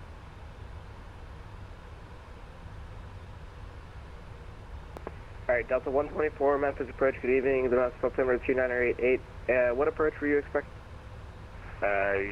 Visual for runway 27. Alright, Delta 124, you can expect a visual approach, runway 27. Runway 27, Delta 124. And approach, good evening. FedEx 1314 heavy. Alright, we'll see what happens. 10, we have Yankee for Zulu.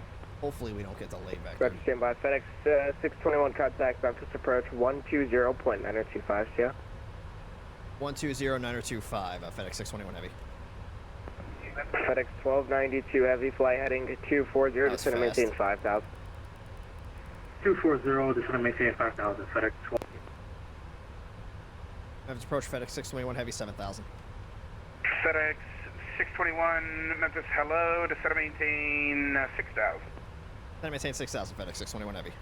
Delta 2705. 2705. Delta 2705, turn right heading 270. Let's get the terrain radar on here. Although it's pretty flat out here, I probably don't FedEx need that. 694, turn left heading 240.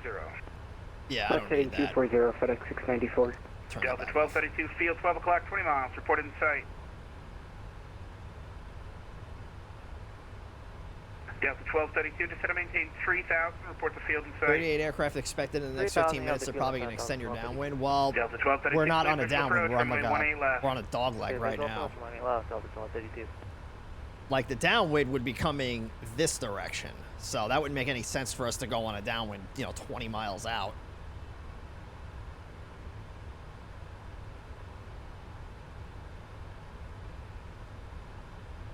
American 1641, are you on with approach? Yeah, well, I mean, they're gonna do what they're gonna do. I'm not gonna sit here and anticipate what I think they're gonna do. I'm just gonna do what it is they need me to do. Because if I start trying to think ahead, it's only gonna confuse me. Well, I think let them do it. Let them think for me. 4627, the tower. All I gotta do is just make sure I'm not gonna be in conflict with anybody.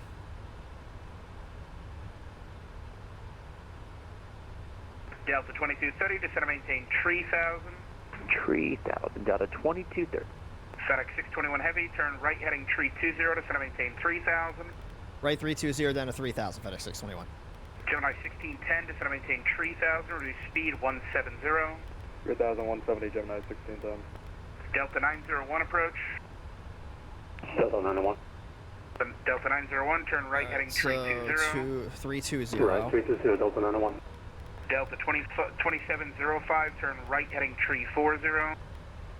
Right 340, Delta 2705.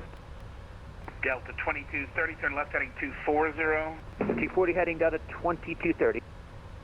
FedEx 694, turn left heading 210, intercept runway 111 localizer. Intercept 18 left, Memphis or not, it's localizer, an 8, yeah. left heading 210, FedEx 690. FedEx 621 Heavy, reduce speed 170, then descend and maintain 3000. Speed 170 down to 3,000, FedEx 621.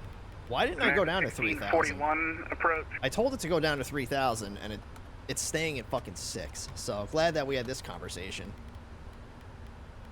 American 1641, if you're on this frequency, tower 128.42.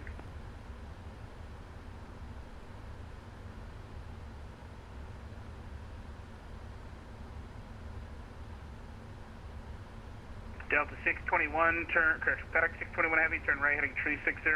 Right 360, FedEx 621 Heavy. American 1641, if you're here, find the tower, 108, or correct, 128.42. Delta 1232, the tower, 109.7.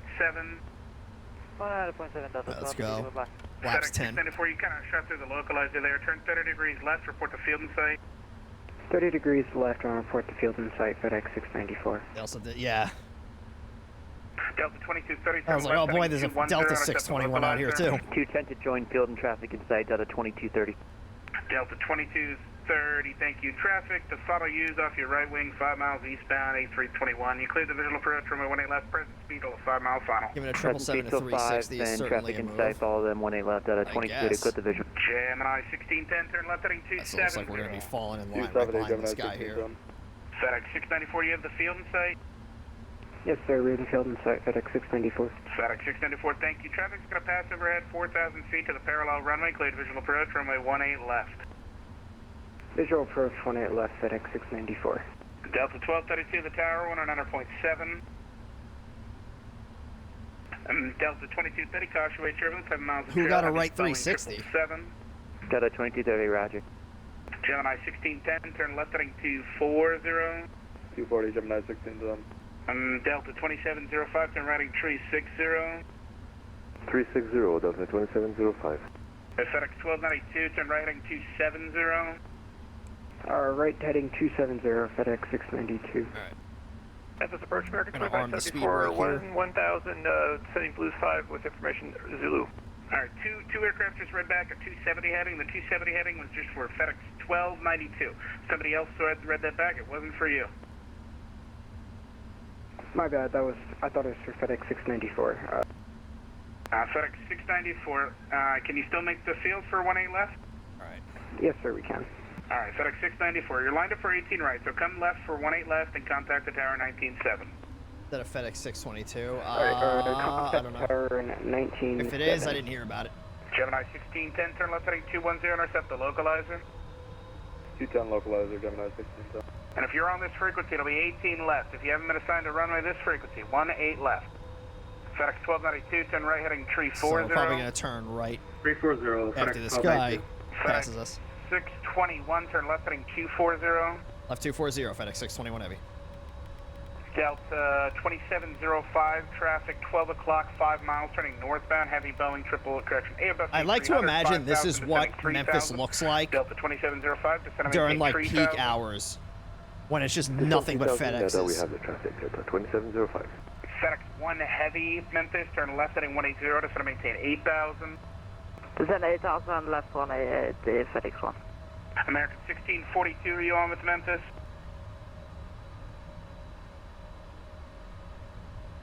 Memphis approach, American 2574, level 10,000. What's that? 2574 Memphis, hello, it'll be 18 left. I don't think it's this bad, maybe a lot. Well, I don't know, like, what are the movements from Memphis? 1314, reduce your speed to 190, then descend to maintain. Because I know, like, if you look at, like, the time-lapse videos, it looks like a lot. FedEx 621 Heavy, traffic off your right wing, 3 miles, ruins the final for the parallel runway. Traffic you're following at your 11 o'clock, 3 miles, report in sight. Traffic to my left in sight, don't see the traffic off to my right, FedEx 621 Heavy. FedEx 621 Heavy, that shouldn't be a problem, they're above you for the parallel. Follow the Airbus and cleared visual approach, runway 18 left. Follow the Airbus, clear visual, 18 left, FedEx 621 Heavy. Delta 901, turn right heading 360 to set and maintain 3,000. Alright, 360 down to 3,000, Delta 901. I think it's actually that. There's a plane right out there. I was looking at the wrong one. I think it might be that one. But in either case, we're visual at this point. Calling Memphis, say again? I think it's him. It looks like it's him. American 1642. That's the guy that's on a TCAS. Hello. Okay, you are cleared ILS runway 27. Right plus ILS, runway 27, American 1642. FedEx 1292, turn left heading 240 to set maintain. Actually, no, maintain 5000, turn left heading 240. Left turn heading 240, FedEx 1292. FedEx 1292, heavy, reduce your speed 190. All right, who's ready, boys? 190, FedEx 1292. Delta 2230, thanks for your help. The tower 197. Great night. Great night, Shane. We'll see you, Delta 2230. I thought that was Max. Have a great night, buddy. Kind of interested in those freight services. Are they scheduled or are they just no? They're all scheduled. Like FedEx, UPS, and all that. Those are all scheduled. 19.7 Joe, 7916 ton. FedEx 621. Do you have the airport in sight? Airport in sight. FedEx 621 heavy. FedEx 621 heavy. Thank you. Oh, you know what? I did. You are cleared to visual approach 18 left. Thank you. Yes, sir. Clear visual 18 left. FedEx 621 heavy. FedEx 1292, traffic off your nose 3 miles for the parallel runway. Traffic you're following is right, 11 so we'll go localizer mode. Important site. I imagine there's some schedule on the board. Everything is scheduled. Like cargo planes just don't leave when they want. Like everything is scheduled. There's a whole logistics. It's just like airlines. It's just not 121 operations. I don't think cargo is 121. American 1642, contact Memphis Tower 128.42. Good night. 12842 for American 1642. Have a good one. Because 121, I think, is scheduled airlines. I don't know what cargo falls under. How about freight trains? I have no idea. I would imagine those are on a schedule too. Heavy to maintain 6,000. I don't know anything about trains. But I would imagine all that's scheduled. 124, final 27. Because, you know, people order things and they throw them on a train. Memphis, hello, present speed or better until the 5 mile final cleared. ILS from my 27 approach. Present speed till 5 mile final cleared. Pretty sure they're 121. I'll check. Yeah, I thought 121 is regularly scheduled like airlines. Left 240 to the 2705. FedEx 1314, turn right heading 320 to maintain 5,000. Is part-time and only service. Well, 135 is charter, non-scheduled. FedEx 1 again, right turn. You could be a full-time 135 pilot. That's like people that own private jets or like privately chartered companies. For a tour of Memphis. Left 180, we're ready for a tour, American 2574.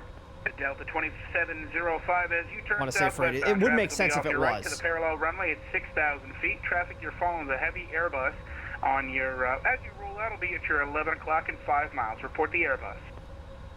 We have the Airbus in sight, Delta 2705. Delta 2705, thank you very much. Follow the Airbus. You cleared the visual approach, runway 18 left. We followed the Airbus, cleared visual approach 18 left, Delta 2705. Gemini 1610, tower 109.7. What's my VREF? 145, so we're going to look at 150 on the approach. Tower 109.7. Memphis approach, ABAX 106, Blue 5 arrival, 10,900.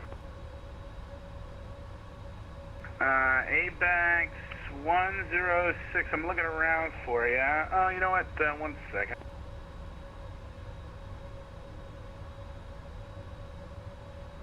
I had to figure out that my charter cargo pack service was actually part 135 to fly MD. Yeah, well, yeah. That's the thing. Like, I don't know if cargo falls under charter or if it falls under regularly scheduled Delta air carriers. 901, disregard. But yeah, no, like anything that's charter is going to be 135. 6,000. Where I say charter, but it's non-scheduled. FedEx 1 heavy, turn right heading 320. 320, FedEx 1.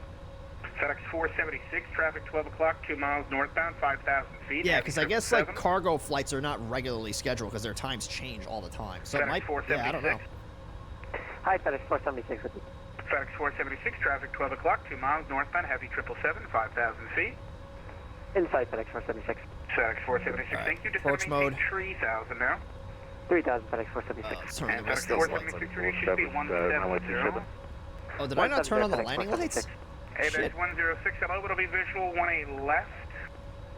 Visual 18 left, ABAX 106. If you're on this frequency and you haven't been assigned a runway, it's 18 left. You're going to 18 left on this frequency. Glide slope intercepted, gear down. 2705, you have the field in sight. Bring this back down to 150 knots. Delta 124. And we're below 180, we'll go flaps full. Delta 124, the brake is armed. 4.82, good night. 124.82. That's just because I brought the flaps out before the gear was down. Delta 124, 1284, yeah, 1284 to 2842. Could you repeat that for Delta 124? 128425, 2842. 2842 for Delta 124. You got it. Delta 1290, correction, FedEx 1292 to the tower, 197. Tower, 197, FedEx, Delta 2705. I think I'm supposed to be on tower. Alright, 219, contact ground on the far side, Delta 2230, see ya. Tower, FedEx 621 heavy, visual 18 left. FedEx 621 heavy, Memphis Tower, hello.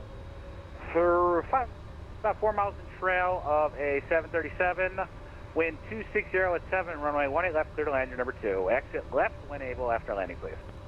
18 left, clear to land, traffic at site, left when able, FedEx 621.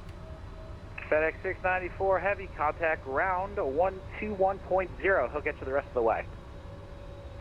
121.0, FedEx 694, thank you. November 750 X-ray Papa with you, holding short Charlie 7, 18 center. I think I'll binge on how airline schedules are created. Oh yeah, that's a rabbit hole. Good evening. FedEx 204 heavy, wind 260 at 7, RNF to Rips, runway 18 center, good for immediate takeoff. Clear for takeoff, immediate takeoff, FedEx 204 heavy, RNF Rips.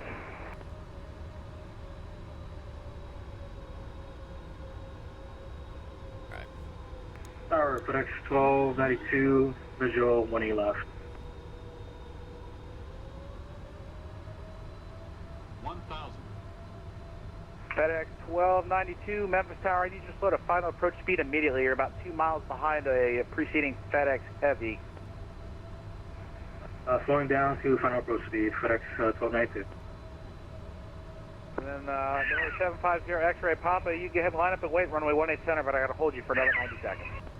Line up and wait, that's all good. 750 X-ray Papa. Traffic. Gemini 1610, welcome to Memphis. Cross runway 18 center at Echo. On the far side, contact ground 121.9er. Cross 18 center at Echo and then ground 21.9. Somebody landing on 27. That's pretty cool.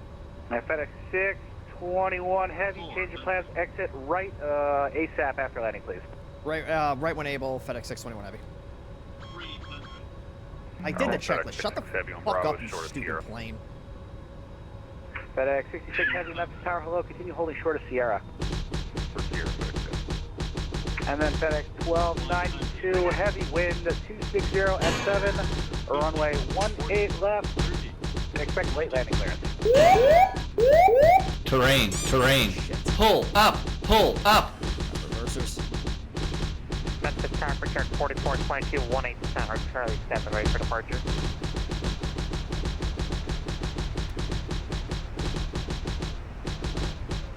FedEx 1292 heavy, runway 18 left, clear to land. Clear land, 1A left, FedEx We just set the brakes on fire. And FedEx 1292 after landing, exit left when able. And exit left, 1292. Alright, come up here. Was that Brickyard 2293 looking for departure? Brickyard 4422. Come on. Okay, that makes a bit more sense. Brickyard 4422, your number 2 for departure. Speed up, flaps up. Brickyard 4422. All right, November 750 X-ray Papa, wind 260 at 7, RNF to Rips, runway 18 center, cleared for takeoff. RNF Rips, 18 center, cleared for departure, November 750 X-ray Papa. So, get the flight directors and FedEx off. 621, taxi to the FedEx ramp by Sierra. To the FedEx ramp via Sierra, FedEx 621 heavy. All right. Delta 2705. Delta 2705, Memphis Tower. You Get the fuck out of here. Thank you. Jesus Christ.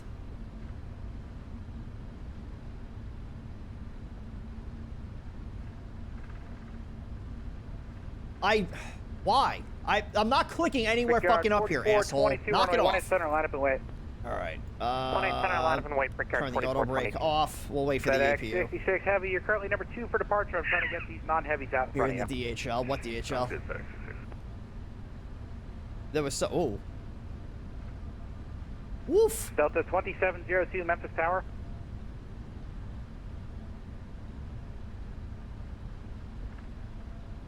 Yeah, there was somebody landing on 27 as we were flying over I didn't know you could do that. I was like, oh, do I go around? I was like, I don't know what the rules are. I'm going to keep going. November 750 X-ray Papa, contact departure 124.1. Why does he have like bye-bye. the old school like AOL like Delta sign-on thing in the 2705, background? Memphis Tower.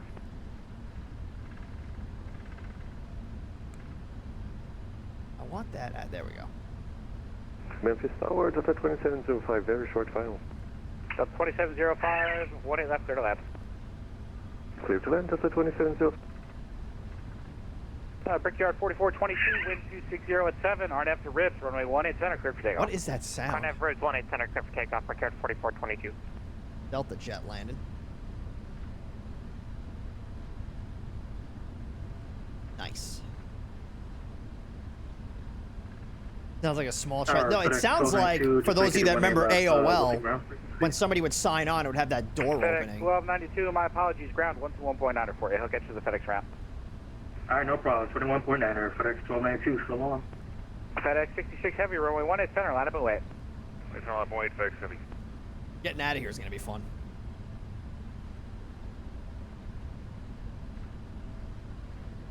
And Delta 2705, hold short, runway 18 center at Echo. Hold short 18 center at Echo, Delta 2705. Oh, there's an MD-11 right there.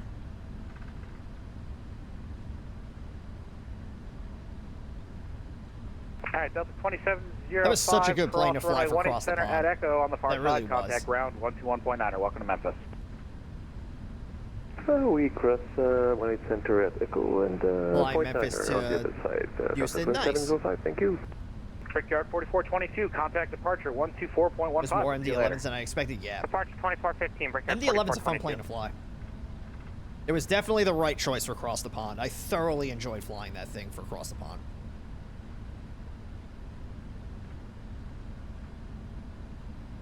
FedEx 621 Heavy. Contact ground 121.0. He'll get you the rest of the way. 121.0 FedEx 621 Heavy. Thanks for all your help tonight. All right, FedEx 66 Heavy. Wind 250 at 6. Just like everyone else, RNF Ribs. Runway 18. Memphis ground, good evening. FedEx 621 on Sierra. FedEx 621, Heavy Memphis ground. Good evening. Where do you plan on entering the ramp tonight? We can enter on Victor and then park out in spot like 460. We're not too picky, so whatever's easy for you, we can take. FedEx 621 Heavy, roger. How about entering straight ahead on Sierra? That works. Straight ahead on Sierra for FedEx 621. FedEx 621 Heavy, roger. Continue taxi via Sierra, cross runway 27 at Sierra. Continue on Sierra, cross 27 at Sierra, FedEx 621. So we'll take 510. We'll enter the ramp at Sierra. I mean, he didn't object to, he said enter the ramp on Sierra. So yeah, I'm just going to go straight ahead on Sierra, and then we'll just make that first right-hand turn. I missed the landing, but it sounded firm. I don't know. It didn't seem terrible. I'd probably guess somewhere around like 220. Did not seem like it was a bad landing. Definitely need to fly out here at some point. These controllers sound like, yeah. They're definitely on top of their game. All right, we'll get this traffic rings turned off. This is a fine for fucking pickle. 2-1000. Damn it. 3-1000. So 510 is going to be pretty much where that MD-11 is, but on the other side.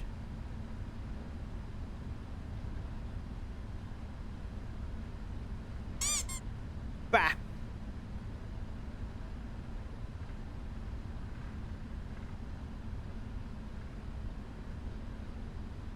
There's not a whole lot of FedEx planes that are just chilling on the ramp. Like, if we look at this here, there's not really a whole lot. I was kind of expecting a lot more. I think there's more people flying in than flying out.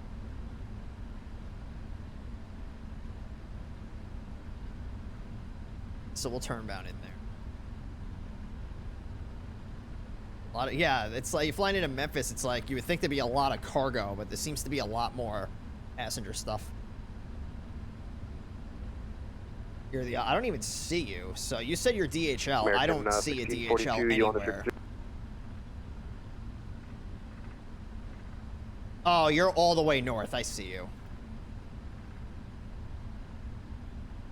Getting a lot of stuttering. We'll turn in here. We'll face off with that MD-11.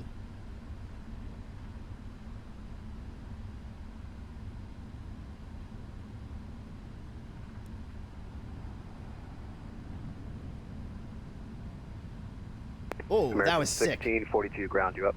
That was cool.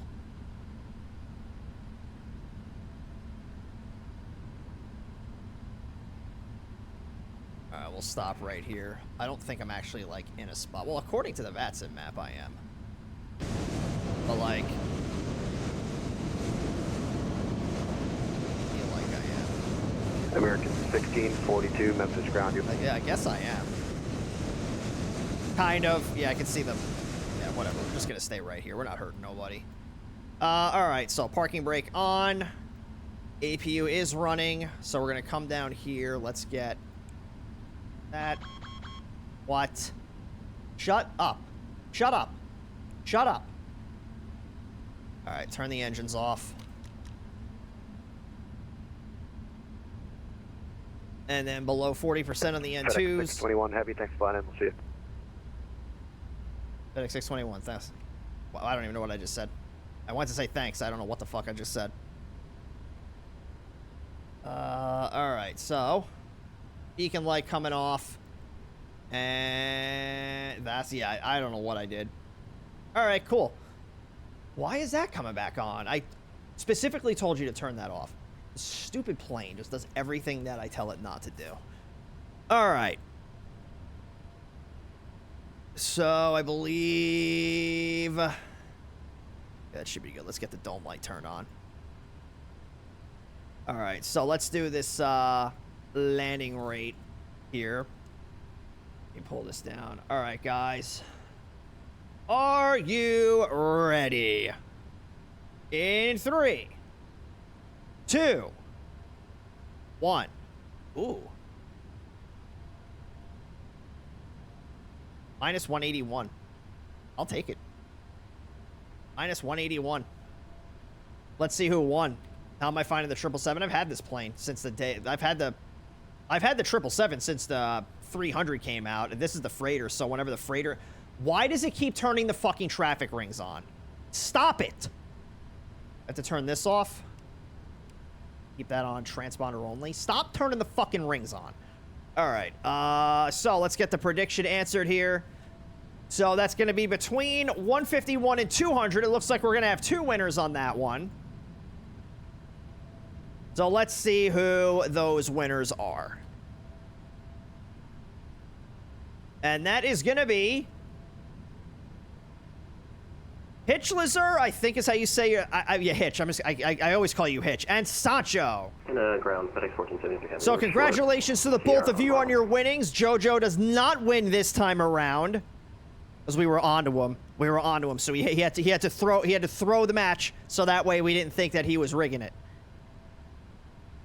Alright, so let's get some things done here. And then we'll take a vote on where we're gonna go next, and then we'll just fly them.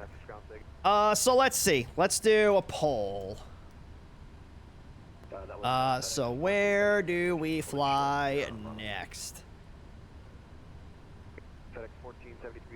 So we were talking about Philly. So we'll do Philly. So that's PHL. Let's do Chicago. That's ORD. We can do Houston. That'll be IAH. We can do Atlanta. Atlanta. ATL. And then... runway 18 right. Taxi via Victor 2, Alpha 1, Alpha. Dulles. Short of taxiway November. Washington, Dulles. Yeah, we could. There's no one on there, though. Not that I think there would be anybody on it, you know, DC either. Or not DC, Philly. We could do, yeah, you know, we can throw Dulles in there. Yeah, let's do it. Dulles. DCA. You can't fly this thing into DCA. And then IAD. So we'll let that run for 2 minutes. 309 Heavy has Bravo. All right, so those will be our 5 options. And for those of you that are joining us here for the first time, what we usually do is VATSIM 101. And how it normally works is I take you through a flight in VATSIM, break things down nice and slowly as we go through it, and answer any questions that you have along the way. Tonight we are getting into the FNOs, or Friday Night Ops as VATSIM calls them. This one is Memphis and May. So because of how crazy and chaotic these FNOs tend to get, it's less of me breaking things down as they happen and more of me showing you what these events, like what these bigger events look like. But just like any other VATSIM stream we do here, any questions that you have, you can feel free to pop in the chat at any point, and I'd be more than happy to answer those questions for you. I also do want to remind everybody that we are still raising money for the California Fire Foundation. We've raised $450 out of the $500 goal so far, because you guys are amazing. And if you don't know who the California Fire Foundation is, they are an organization that is currently assisting with the relief efforts for those affected by the Palisades wildfires earlier this year. So I do ask, if you are considering throwing any money at the stream, while I do appreciate it, I would instead ask that you donate it to the California Fire Foundation. We have it all set up through the Twitch charity function. So that's how you can donate if you choose to. And myself and the great people of California, thank you in advance. So let's see. So, yeah, I got about another 30 seconds left on that poll.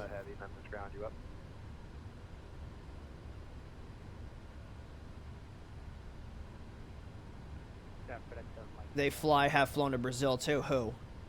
FedEx? Yeah, FedEx does, yeah. FedEx flies everywhere. Anywhere in particular you'd like to enter the ramp tonight? Yeah, from Memphis, they'll fly just about anywhere. If they're going to fly across the Pacific, they usually stop in Anchorage. And then if they're flying east, they go out of Memphis or Newark. Houston is the winner. Look at that. Houston. George Bush Intercontinental Airport. George W. All right, so we'll get this set up for Houston. Where is... Pull up my track on VATSIM radio. You'll get a laugh. FLM. Yeah, we'll look at it in a second. Let's see. So, IAH. Let's get that set up. And what we'll do here is we'll just take a quick, probably like a 2-minute break or so. Let me just make sure. Actually, you know what? Before we do that, let's get this flight plan filed first. That way that's out of the way. So, airline is going to be FedEx.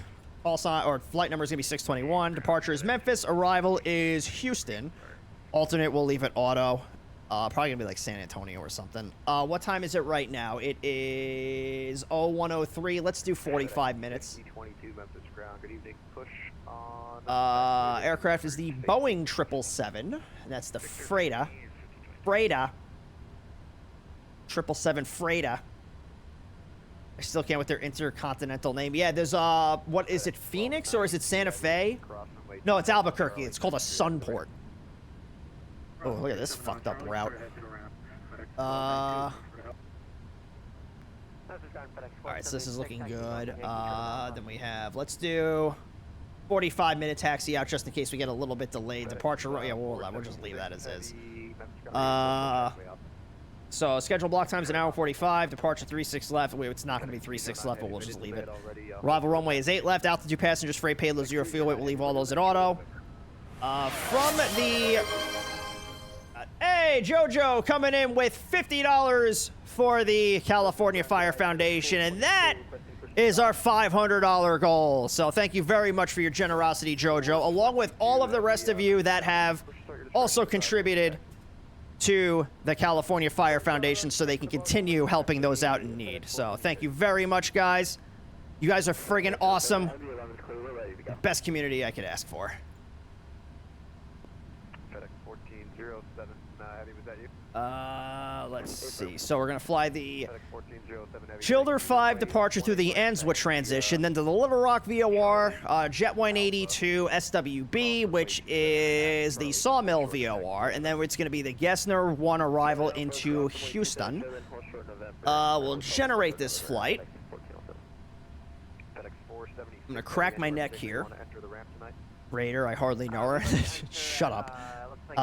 Flight number, call sign FedEx 621, departures Memphis, arrival is Houston, alternate is Austin. Aircraft is the Boeing 777. The departure date and time is May 3rd at 01:45 UTC. Airtime is 1 hour and 23, block time is 2 hours and 18. Initial altitude is 34,000. Cruise profile is 170 with an average wind of 234 or 55 knots, so a little bit of a headwind. 51,572 pounds of fuel on board the plane, 2,350 of which is going to get us out to Houston. 175,800 pounds of cargo on board. All the weights look good. 494 on the zero fuel weight, 542 on takeoff weight, 519 on the max landing, or 519 on the landing weight. Route of flight, we're going to depart Memphis. Cruising speed is 486 knots at flight level 340. It's going to be the Chiller 5 departure through the Anza transition, direct Little Rock, J180 to Sawmill, then the Gessner 1 arrival into Houston. Min takeoff is 48,422, which is 3 hours and 4 minutes worth of fuel. And then our taxi fuel is 3150, giving us our total block fuel of 51,572. And that all looks good. And we're going to file this on the network, and then we're going to take a short break here. Call signs FedEx 621. Flight rules are IFR. Aircraft is the Boeing 77 Lima. Weight class category is heavy. Equipment and transponder codes look fine. Departure Memphis. Arrival Houston. Off block 0145. Alternate is Austin. The altitude is 34,000 feet. Time of route's 1 hour and 23. Airspeed is 486 with a fuel endurance of 3 hours and 4. Route looks fine. And then we're going to come down here, do our little VATSIM 101 shameless plug, because why not? Get that filed.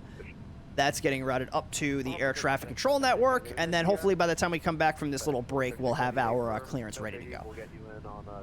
Just saw that one and thought of that one. So what is this? Who was getting the delay vectors? FLM 3237. FLM 3237. Let's see what you got here. Oh yeah, that's a straight up holding pattern. Spaghetti. That's a tight ass turn. Look at that. My goodness. Hopefully you get in pretty soon. What are you flying? You're flying the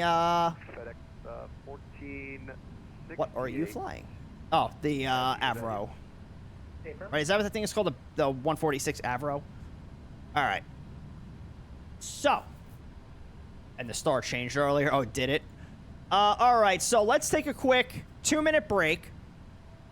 So I am going to step away. Yeah, I'm going to step away for 2 minutes. If you guys want to do the same, get something to eat, something to drink, use the restroom, now is going to be the time to do it. So, when we come back, we will continue on our second... What the hell? I'm seeing double. That's a trip. So when we come back, we'll continue on our second leg down to Houston, George W. Bush Intercontinental Airport, because Texas has to be different. So yeah, I'm going to step away for 2 minutes, and we will be right back.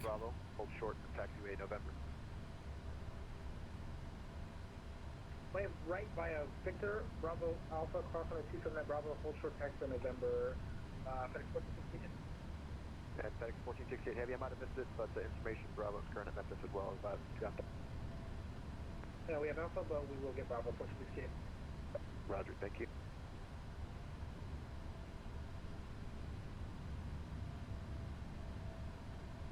And ground, expect at 160. Exec at 160, Memphis ground. At the East FDO, ready to taxi. And we're showing Charlie as your latest data. Exec at 160, sure enough, information Charlie's current. Thanks for that. Must have missed the update. Runway 18 center, taxi via Alpha, Bravo, hold short of taxiway Sierra. Alpha Bravo, hold short of taxiway Sierra for 18 center, exec at 160, thanks. And FedEx 1468 Heavy, not sure if you caught that, sir. Information Charlie is current at Memphis. Let me know if you got Charlie. We have Charlie 1468 Heavy. Roger, thank you.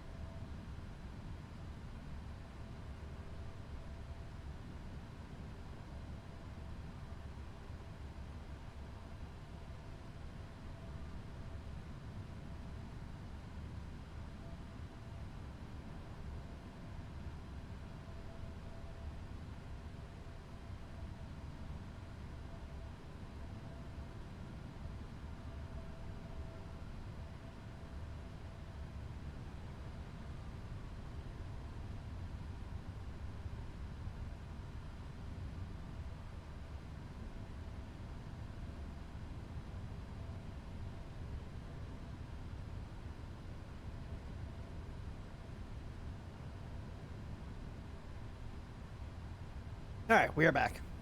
Oh, hello. You'll be behind, I have to go every night to the airport and fix those craters. Hey, we had minus 182, Demetrio. Shut up. Let's see. Deadman, hello. How are you? Last week. In the last week, I've lost around 15,000 in predictions. Well, you just got to make sure that we're not on you. That's the thing. That's the thing. It's like if you walk into a casino and it's like, oh yeah, you're down $2,000, but then at the end of the night you're up 5,000. You just got to make sure you're gonna cheat. You got to make sure that you're making it look legit. So we don't think that, because like if you're just winning and winning and winning and winning, it's like, all right, you're counting cards, you're doing something.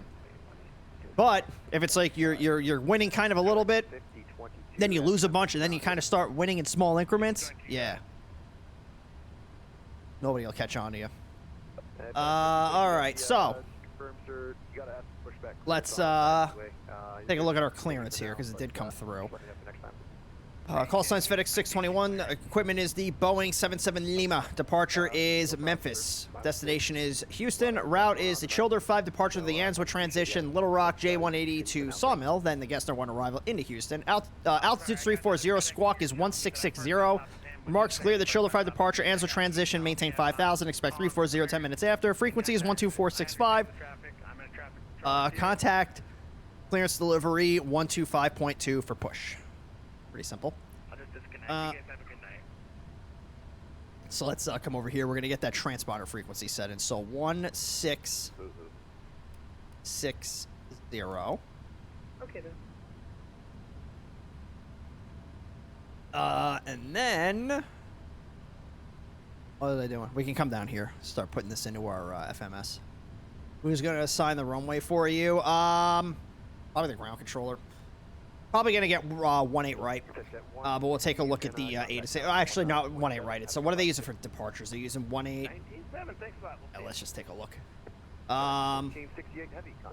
We've got.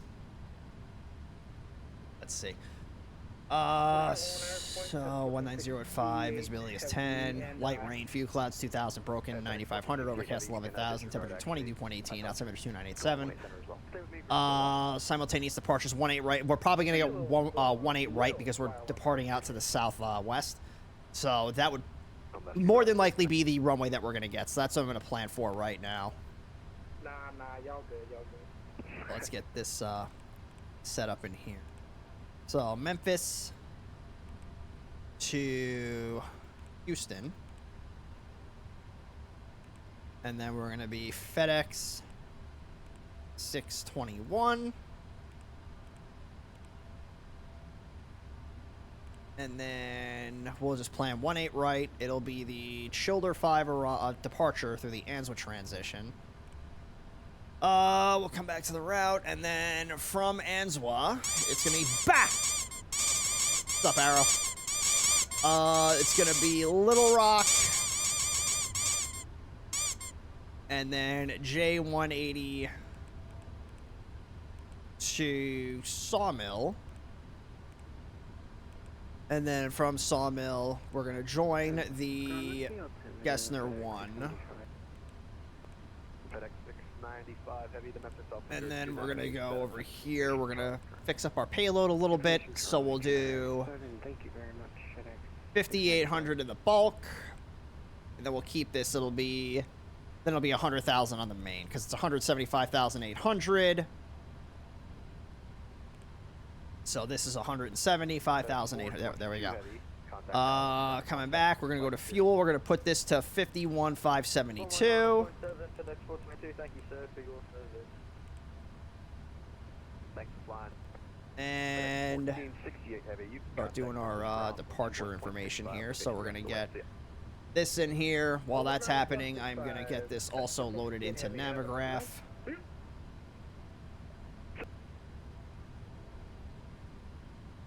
And we'll take a look at the departure here in just a couple of minutes. So takeoff, we're gonna do 18. Nope, 18 right. I want one. God damn, 18 right. Port import. There we go.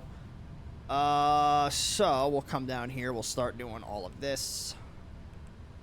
Next winter, the landing rate predict taking 20% of your nuggies. It's going to fix the craters, pay the guy who drives the truck on the pushback in the airplane maintenance. Listen, I pay those guys union minimum wage, all right? Talk to your union rep. Reserve fuel is going to be 10.8. And then cruise altitude was 340. Cost index was 170.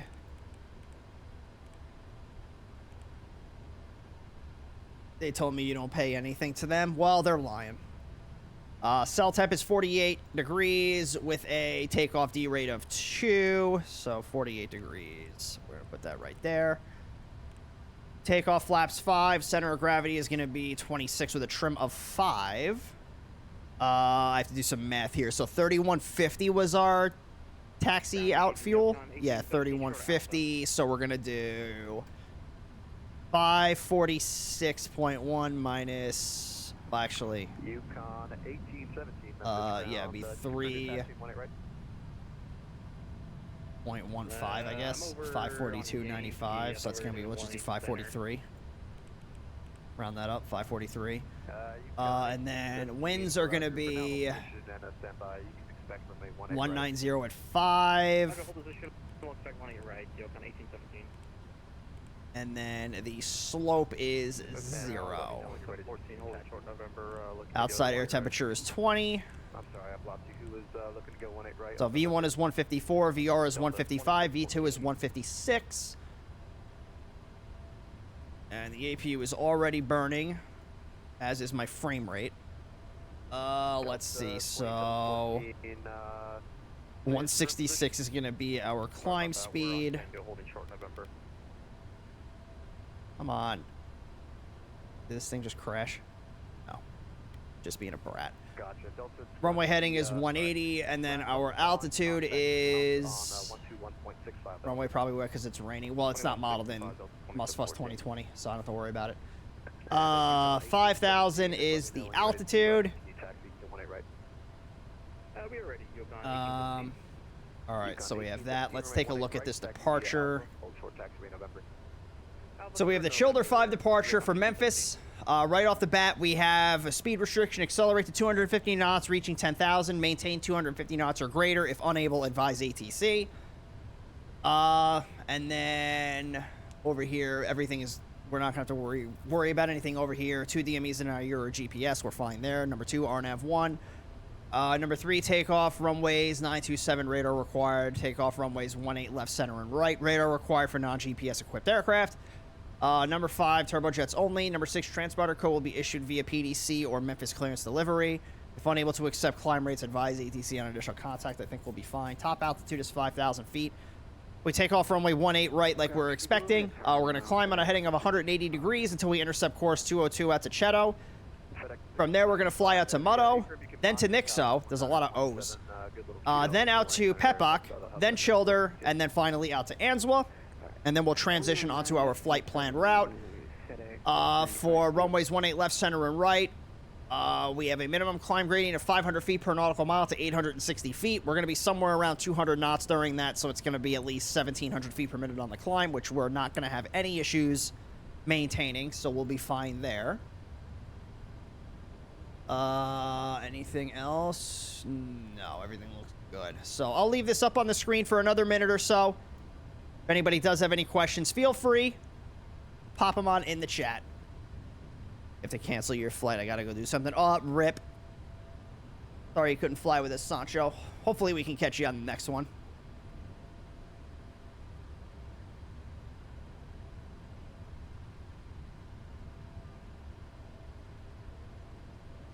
Let's...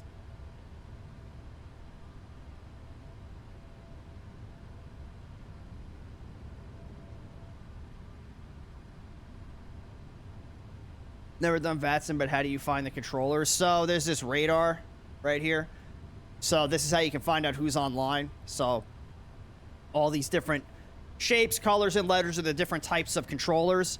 So like your big green ones are your center controllers, the little orange ones are your approach and departure controllers, the red T's are the towers, green G's are ground, and then the blue D is the clearance delivery.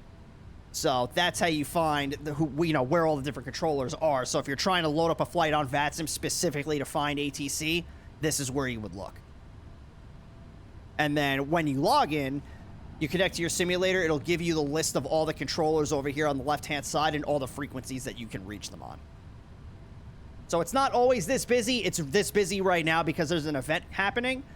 But for the most part, like an average day on VATSIM is probably going to look something like this. You know, not a whole lot that's going on, but, you know, just enough to keep you busy. It really just kind of depends on the day. All right, so that's all good there. The altimeter setting is, I know that changed, right? 2987, yeah, so we're going to bring this back down. Yeah, I think we're pretty much good to go. We'll get the TCAS thing turned on here. So, yeah, that looks fine. Yeah, I don't know why it keeps turning. Is it turning this on because there's traffic near me? Because I'm getting this little traffic alert? I bet you that's why it keeps fucking doing it. Whatever. It's fine. All right, so let's go through this here. Normal menu, pre-flight. That's fine. Oh, I have to... Yeah, let's reset this. Resets. Reset all. There we go. Normal, pre-flight. Okay, I asked you to reset it. You're not going to reset it. That's fine, I guess. We have to put the trim in there. So the trim is 5. FedEx 732 Heavy Memphis ground. Good evening, runway 18 center, taxi via Victor Bravo. Cross runway 27 at Bravo. Hold short taxiway Sierra. So that's in there. Taxi and takeoff briefing is good. We'll get the tug hooked up. But let's set our frequencies here. So we said clearance delivery for push 125.2. Your character, is that a Twitch thing or an external? This is an external thing. So I use VC face for the tracking, and then I use VTuber Plus to well, the VC face is what I use to actually to get the character in there and then do the tracking, and then VTuber Plus is what I use so you can throw things at me. So 125.2 is clearance. Ground is gonna probably be 1210, because that's what we were on before. And then they might give us runway 27 for departure too. I didn't think about that. And then departure is 12465.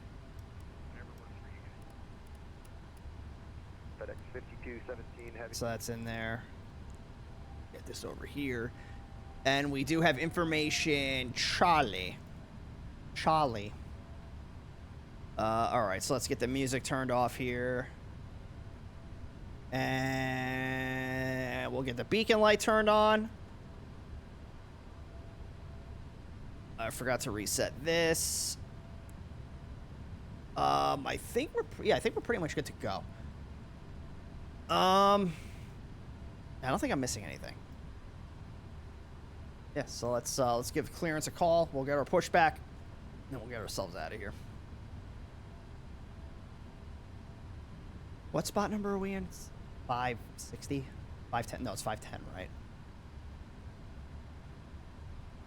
510, yeah.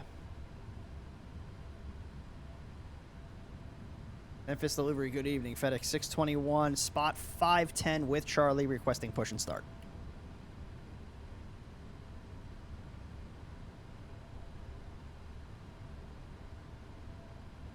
Calling clearance for push, say call sign. FedEx 621 heavy. FedEx 621 heavy, push and start your discretion, and a contact ground at 121.0 for taxi. Push and start my discretion, 21.0 for taxi. FedEx 621 heavy, thank you. All right, we're gonna come outside. All looking good. We're gonna get ourselves pushed back. Nose is gonna come out this way.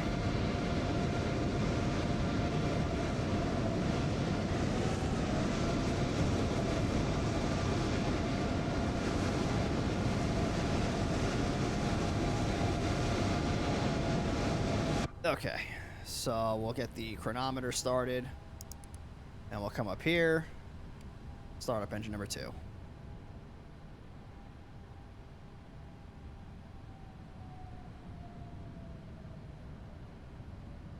And cutoff switch coming on. Memphis. Delivery, hello, Jet Hello. Cargo 1356 cross cargo Sir. ramp information, Charlie, ready for push to start. This is the equivalent of taking up 2 parking spaces. Memphis departure, good evening, Parker 2293, 4000, climbing 16, 16,000, runway heading. You're definitely on the wrong frequency, my friend. JetX 1356, push to start your discretion and contact ground 121.9er for taxi. Our push start is on discussion contact. Guy must be driving a BMW, yeah, right, or a Ram. Alright, tug can come away.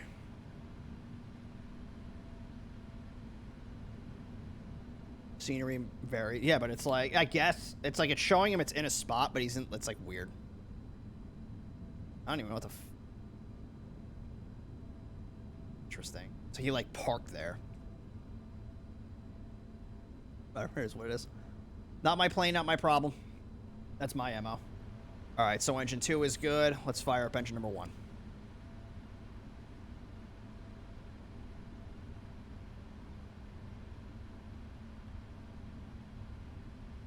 And fuel control switch coming on.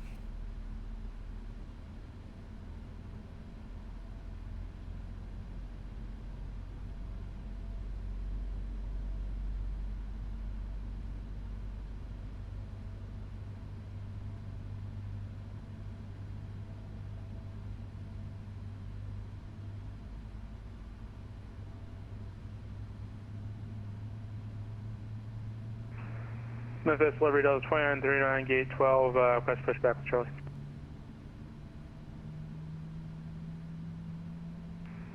Delta 2939, clearance delivery. You confirm you're going to push back in the ramp area, you need to push on to Juliet. We're pushing back on the alley. Delta 2939, roger. Push to start your discretion, contact ground 121.9er for taxi. Push approved, ground 1 over taxi, Delta 2939 phone. Alright. Engine 1 is good. We'll come up here. We're going to do... where is the APU? Right there. APU off. LNAV V... Oh, flight directors aren't on. Flight directors on. LNAV VNAV. Brakes RTO. We're going to do a flight control check. Hit that recall button first. Aileron's good. 732 heavy. Looks like you're on Sierra Aileron's there. good. Cross runway 27 at Rudder's Sierra. good. Speed brake's good. And then to make a right turn onto Alpha. And flaps coming to 5 degrees. Bring this back over to the checklist. So anti-ice is good. Recall is good. Flight controls, ground equipment, good. Next is the flaps coming into position. And then after that, it's add the after takeoff checklist. Ground, hello, American 1789, ready to push from gate 4 with information, Charlie. 1789, clearance, good afternoon. And let's see. Push your discretion, Right, contact ground 121.9 for display taxi. here. 2109 for the taxi, Everything push looks approved, good. American 1789, We're good going to night. get the dome light turned off. And we'll get the taxi light on. And let's get our taxi instructions. We'll bring this over here. And, oh, we got to go over to ground. Let me switch the frequency. Memphis ground, good evening. FedEx 621 requesting taxi for departure with Charlie. FedEx 621, Memphis ground. Good evening. Thanks for Charlie. Just hold your position 1 second. We got to coordinate real quick. All right, hold position, FedEx 621 heavy. All right, so I guess there's some things that are happening. It's all good.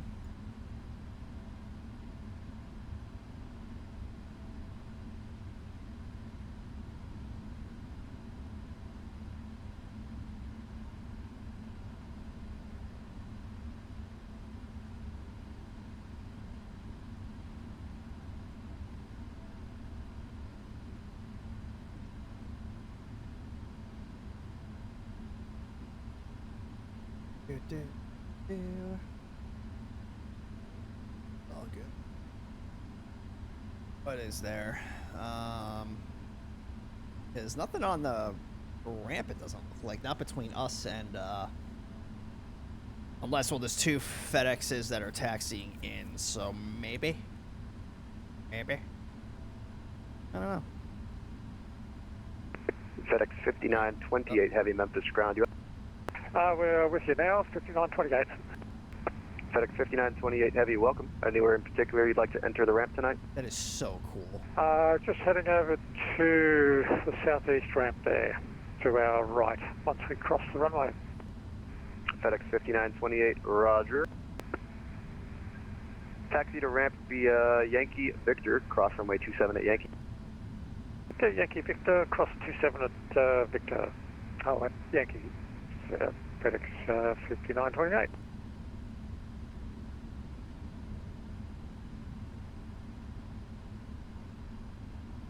Ground Cam Force 421, holding short Alpha on Yankee. Cam Force 421 Heavy, Memphis ground, good evening. Anywhere in particular you'd like to enter the ramp today? Muggin. I'm departing. That'll do it. Stand by one.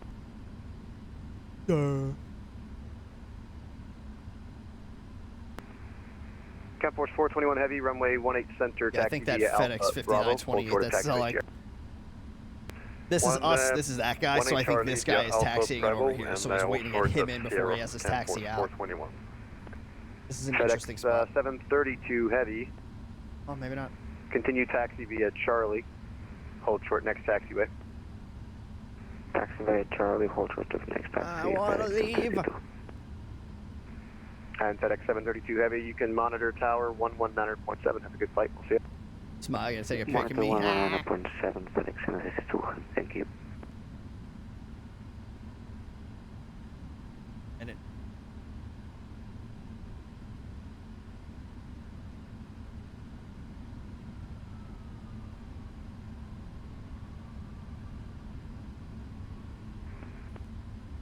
Or another plane landing. Yep, there it is. Oh, no, he's hovering. He's a helicopter.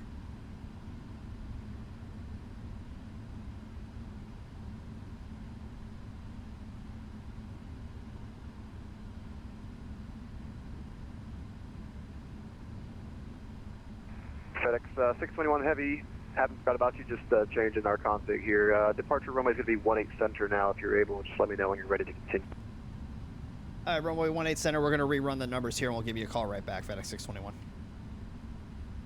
All right. Let's see. So we're going to do 18 center. Should really not be a Cam problem Force at all. 421 Heavy, monitor tower 119.7. Have a good flight. Departure 18 center. 119.7 for Cam Force 421. Yeah, it's not going to change. It's not going to change really anything for the departure. Make sure we get that disco out of there. So for that, the slope is still going to be 0. The heading is going to be the same. All the V speeds are the same. Yeah, 154, 155, and 156. Trim is still the same. Yeah, all that stuff is good. All right. Ground FedEx 621, ready to taxi. FedEx 621 Heavy, runway 18 center, taxi via Victor, Bravo. Cross runway 27 at Bravo, hold short of taxiway Sierra. Okay, 18 center via Victor, Bravo, cross 27 at Bravo, hold short of taxiway Charlie, FedEx 621 Heavy. And FedEx 621 Heavy, that's hold short of taxiway Sierra. Short of taxiway Sierra, FedEx 621. So yeah, short of Sierra. Let me write that down. Victor, Bravo, cross 27 at Bravo, hold short of Sierra. Oh, okay. So we have Victor, Bravo, and then hold short right there. Okay, so I see. All right. Ooh, it's starting to rain. All right, parking brake off. Get ourselves going. A-Cars is started. I didn't forget that this time. I didn't forget it last time either, but that's like the thing I always... All right, boys.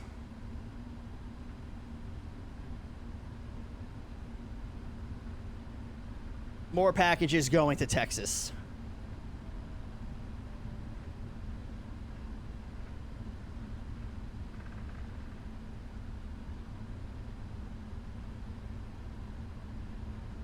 So left Left and right is clear.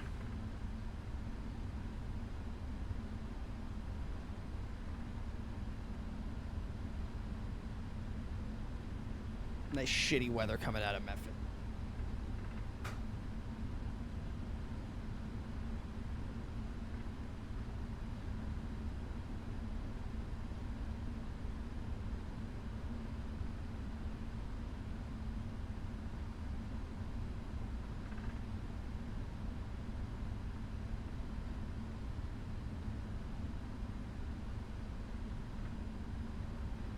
Take your seat. Yeah, get your cargo pods. So Sierra, or I'm sorry, Victor is going to be this left turn right here. Oh, that's a Walker Air. That's a Walker Air MD-11.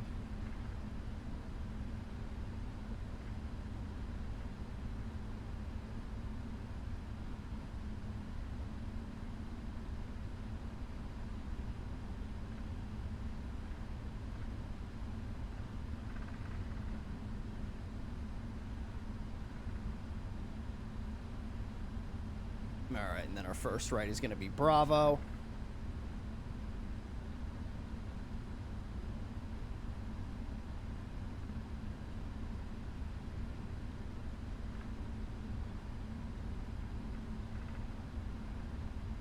What's the thing with the Walker planes? It's just a virtual airline.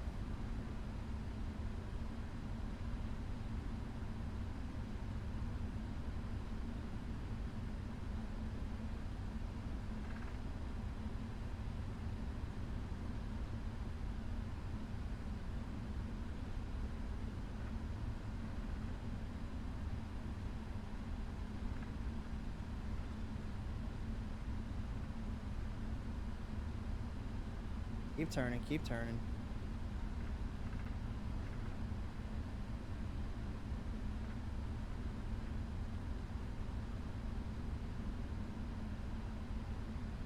Still 93 inbounds, yep. It do be like that. Alright, and then it's gonna be kind of like a dog leg turn up here. That's gonna keep us on Bravo.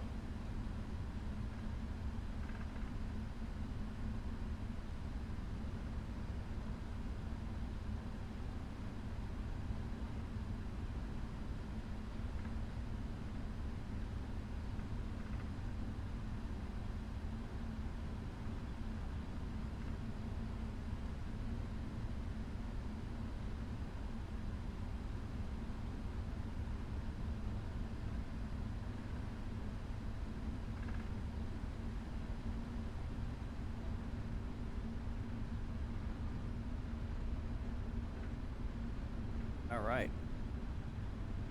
So we got some stuff ahead of us.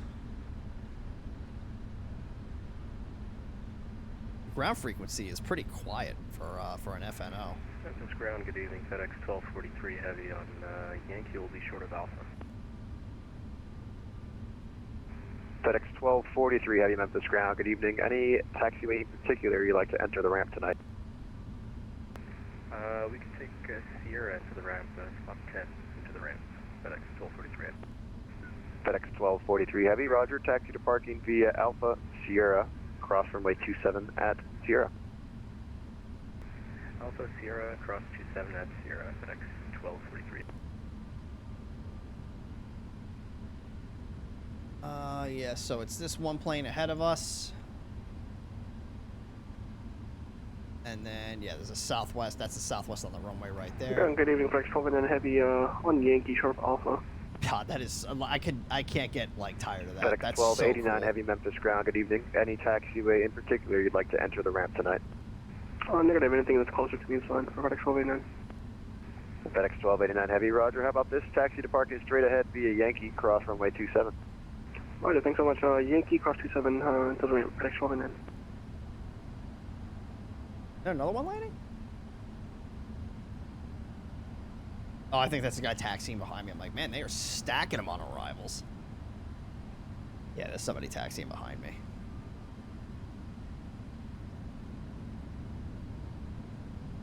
Big old 777.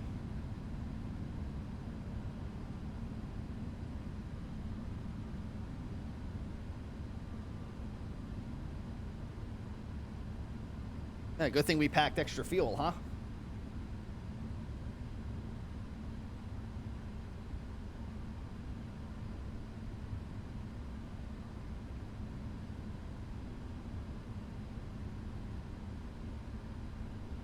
Well, that's weird.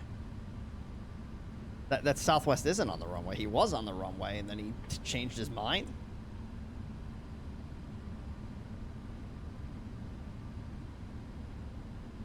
Oh, boy.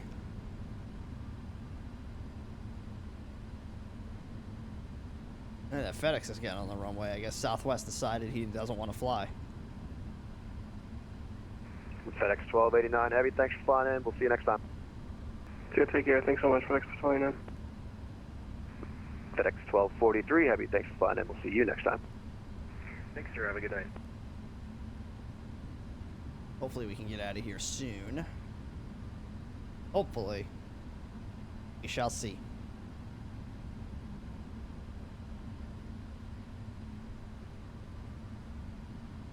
Another Delta jet landing over top of us.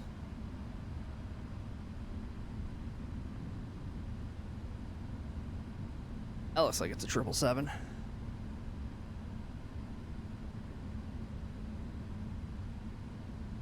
Although, I don't know, because Delta doesn't fly 777s. Maybe it's an A350.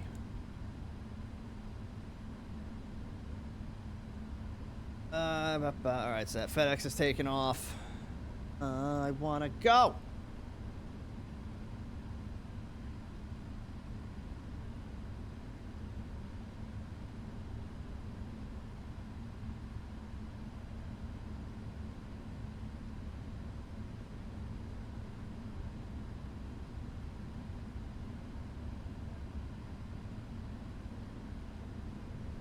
Bah!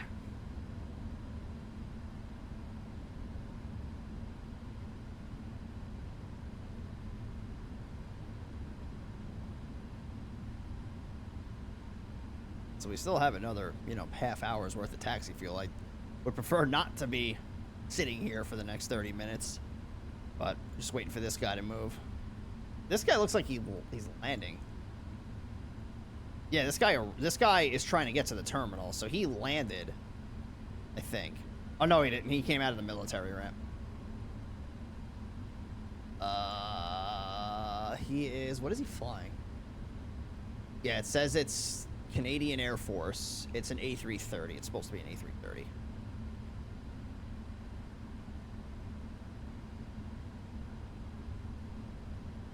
Why is that so satisfying? What, throwing things at me?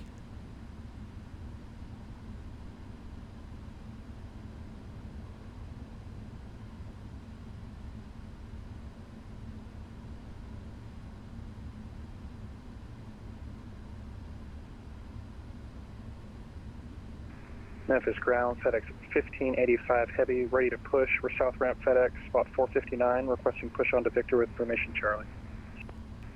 FedEx 1585 Heavy, Memphis ground. Good evening. Thanks for Charlie. I don't know if he'd be flying on an Air Force plane into Memphis. We're out of Memphis. Victor approved, face west. There ain't nothing in Memphis for him. Unless he's a big fan of barbecue.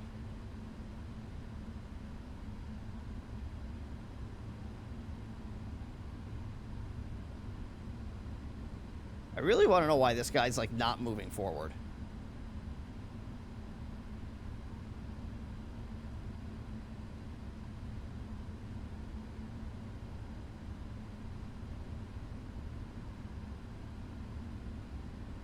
Like, what's the reason for keeping him here?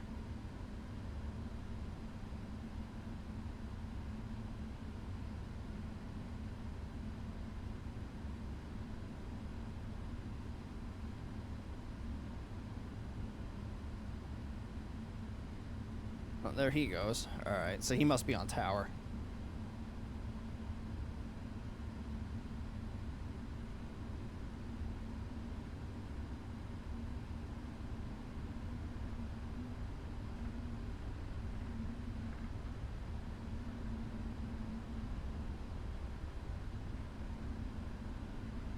Oh, I wonder if they're holding short, like they're holding as short as Sierra, so planes that land on 18 left can come up Sierra without us getting in the way. That's probably what it is. Because when we taxied in, we came up Sierra.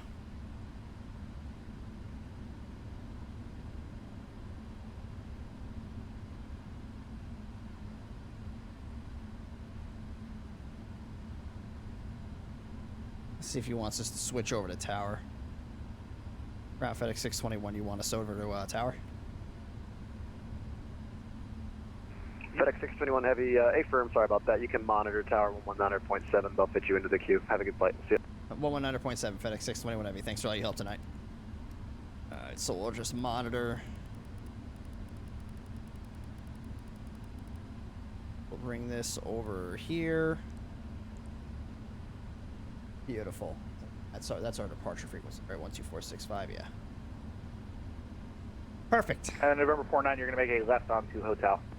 Yeah, there's a queue starting to build up for 18 Center on the other side. All right, November 49, come back, see us again sometime. Target evening, FedEx 5924 outside of Reese, 18 left. FedEx 1015, Memphis Tower, you with me? All right, FedEx 5924, wind 190 at 5, runway 18 left, clear to land. Number 4, I do not have comms on the FedEx, about 6 miles in front of you.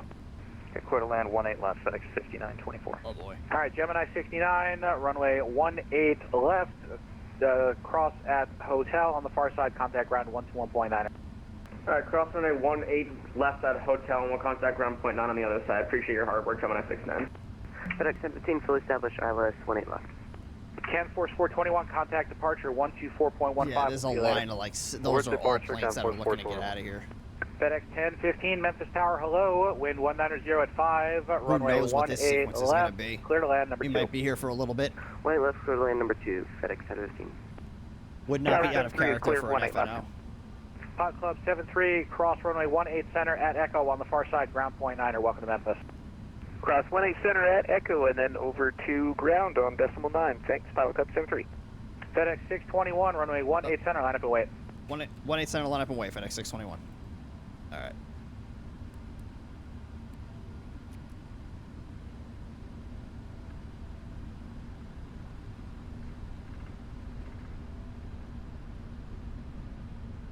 So we'll get all the landing lights on.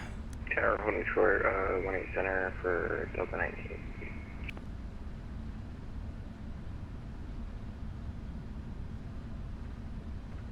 A lot of 777s. Was And that an Delta MD-11. 1958 that's holding short?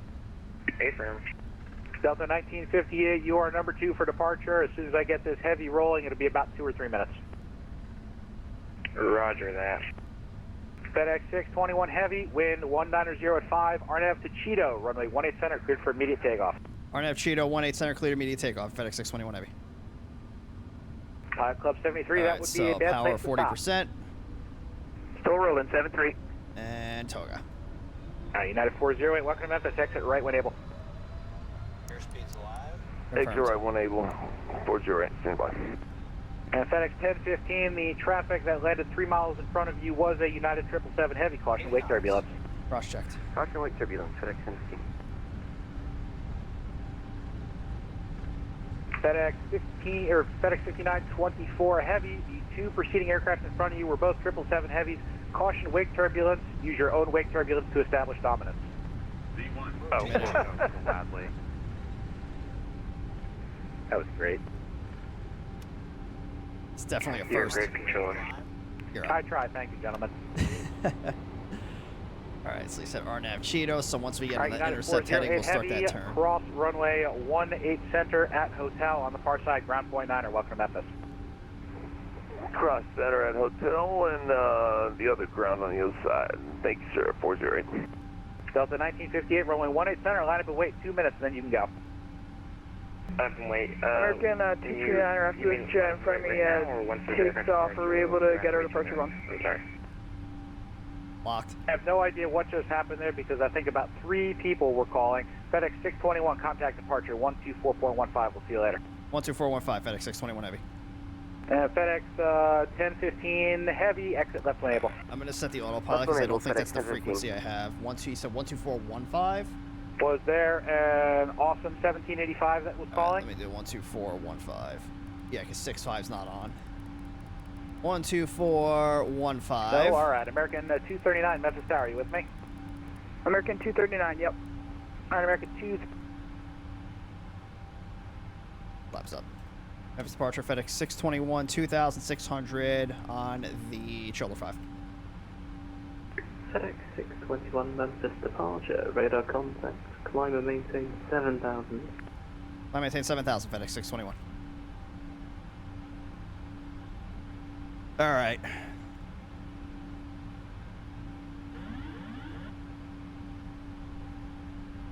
Go back to manual mode. Can't fly this one for a little bit. Flying again. Come up over here. We'll turn the nose lights off.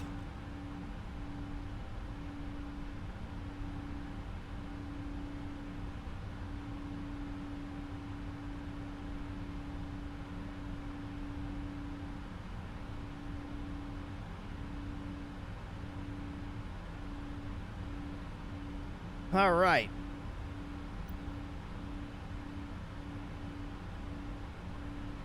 Off to Houston we go.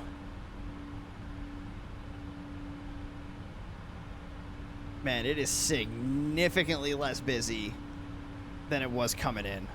All right, we'll get the autopilot back on. We're just flying in a straight line. Yeah, I think there's a lot more planes flying in than are flying out. Because, like, the radar right now is, like, on fire for arrivals, but, like, not a whole lot of stuff that's leaving. So, yeah. Inbounds is always where it's at for the FNOs. And then coming out to Houston, I don't see... Yeah, oh, actually, Houston's pretty fully staffed.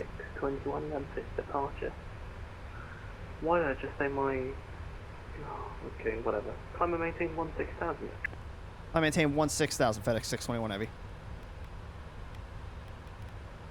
Don't know.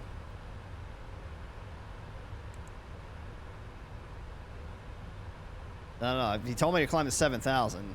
It sounded like he was a little annoyed.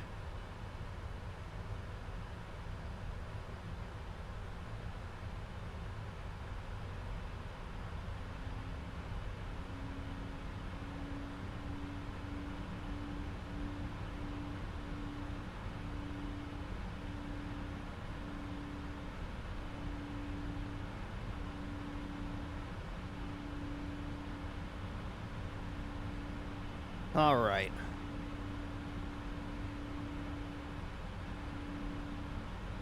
So at 10,000, we'll get the lights and such turned off, and then we'll get the music back on.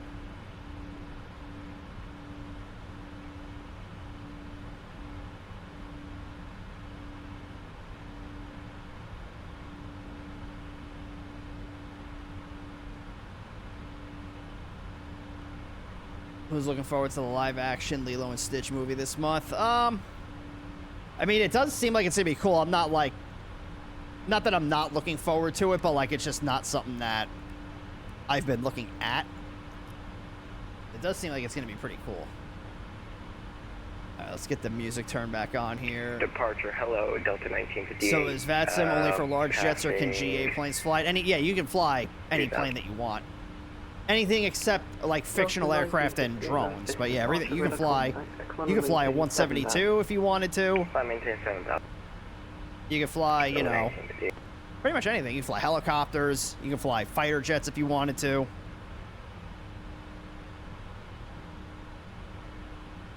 I mean, there's certain limits with like military airplanes.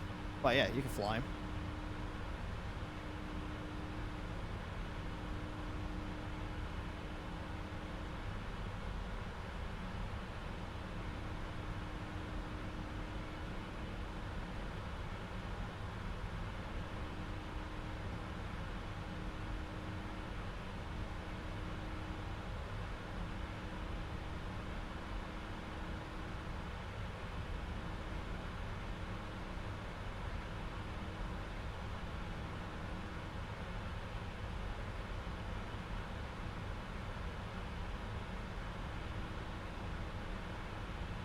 Flying the Cessna 414 a lot with my head. Yeah, you can fly the 414.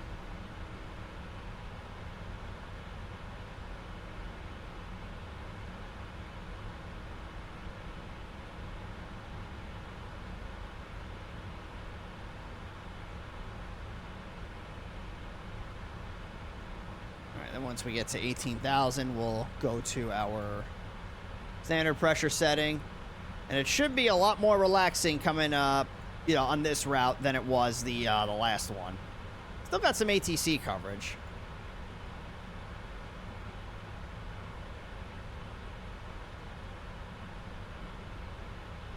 FedEx 621, contact 135.3, bye-bye. 135.3, FedEx 621. 135.3.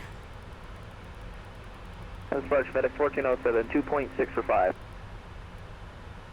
FedEx 14. Memphis Center, FedEx 621, 16,000.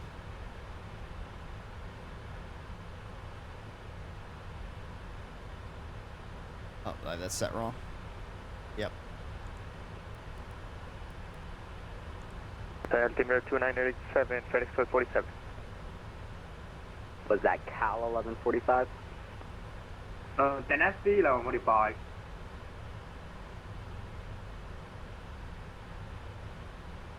Dynasty 1145, Memphis Center, hello. Memphis Center, FedEx 621 Heavy, 16,000.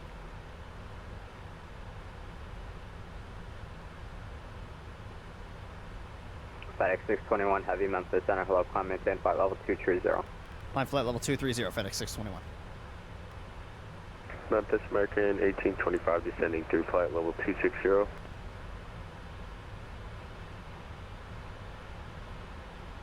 Bull chat is invited to even the streamer to what? Where are we going?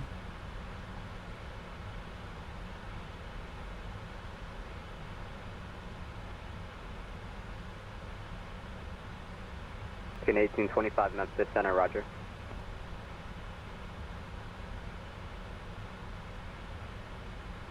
November 27 Delta X-ray descent maintain 5,000. Stay approach. You guys who never behave yourselves think I'm gonna behave myself all of a sudden? Nah. Actually, I'm advertising the ILS in Zulu, runway 26. Are you able to that? I will take that. November 27 Delta X-ray. 27 Delta X-ray, clear direct. Standard pressure. Oaks, that's Oscar Charlie Echo X-ray Alpha. Cross Oaks at Go watch Lilo Stitch in theaters. Yeah, that'd be a ILS good runway 26. Report a 5-mile final. I haven't been to a movie theater in a while. Probably been at least 4 years. But I left my 36, level 4 5-mile final, November 27 Delta X-ray.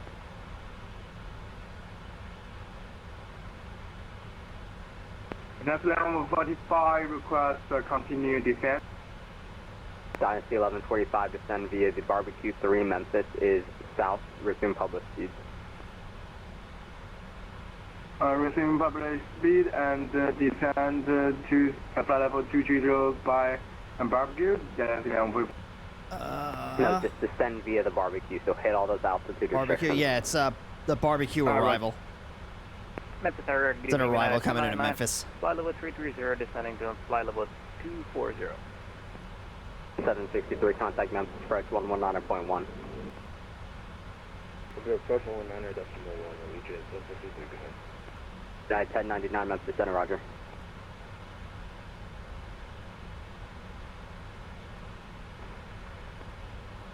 Deck B31's 330 for 240. Check Barbecue. Why am I not surprised? Yeah, exactly. American 1825 descend via the Barbecue 3 arrival. Send me the Barbecue 3 arrival, American 1825. Then.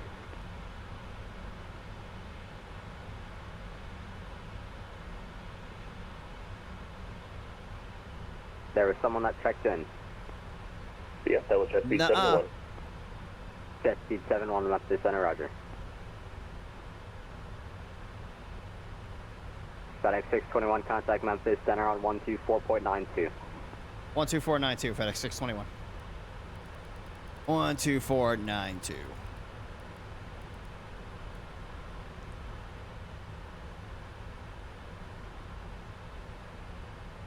Memphis Center, FedEx 621, flight level 230.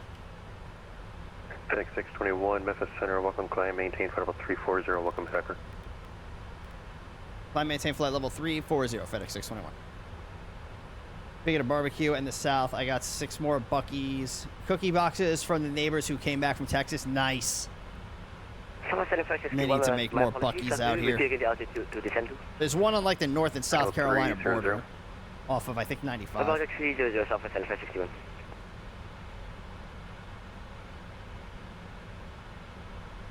Why do the radios go to 3 decimal places when the callout's only use 2? Because not all of them only use 2. It just depends on where you are. But there are some places where they'll be a little bit more specific. I think mostly in Europe is where it's like that. But yeah, like there are times where it will be, because of the way that it's like the what is it, the 8.33 band like kilohertz, it's something like that. So there are some places that will. I could probably show you like an example. So like FedEx 621, proceed direct D Hart. Direct D Hart, FedEx 621. Because there are some where it'll be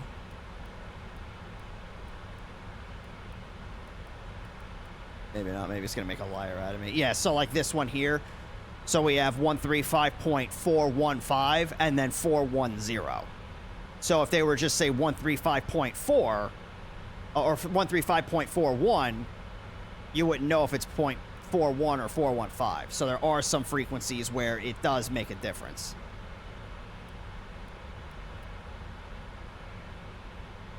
So again, it just depends on where you are.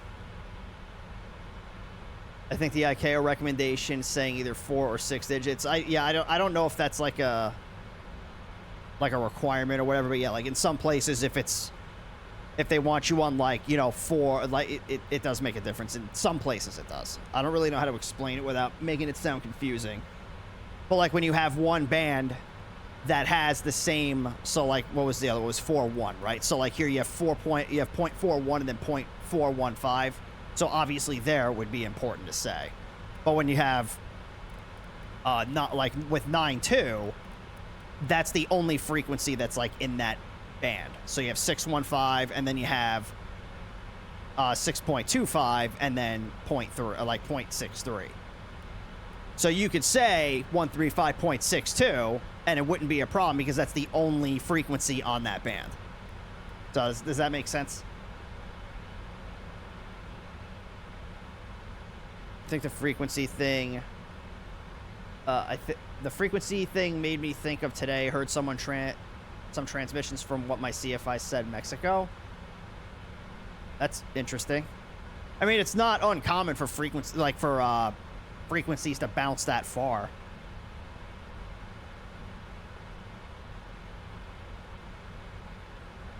Depending on like, because I know you're in California, so depending on where in California you're at. Like when I would fly around the Northeast, there would be times I would hear, I think there were planes out near like Detroit. So sometimes you would hear, if it was like, just depending on the atmospheric conditions, sometimes the frequency would bounce that far. Lufthansa 441, contact Memphis on 2827, a great flight.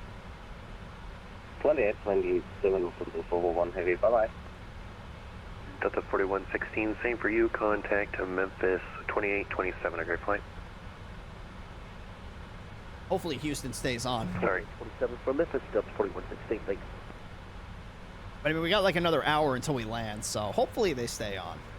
Houston Center's been on. With you, they've been on for like the entire event, so we should be landing before the actual event's over. But the event's out of Memphis. But all the adjacent all the adjacent centers will stay on. So next we're going to be flying into Fort Worth Center. We'll be with them briefly, and then we'll be in Houston. Fort Worth Center is at, let's see, 239, Memphis at Center, welcome, D-Hart. climb, maintain, federal 380. So we got a nice little shortcut. So let's see what this is saying for the arrival time. So 0253. So 0253 is just about an hour from now. It's a little under an hour from now. Memphis Center, FedEx 1386, heavy, 330. FedEx 1386. It was a good flight going into Memphis. We got to see our good friend Stu. And then met some new controlling friends. Southwest 7561. Dudes at Memphis are definitely killing it tonight. Handling themselves real well. Is Stu still up? Stu is still chugging away at Indy Center. It was very cloudy today, so maybe that had something to do with it. It could.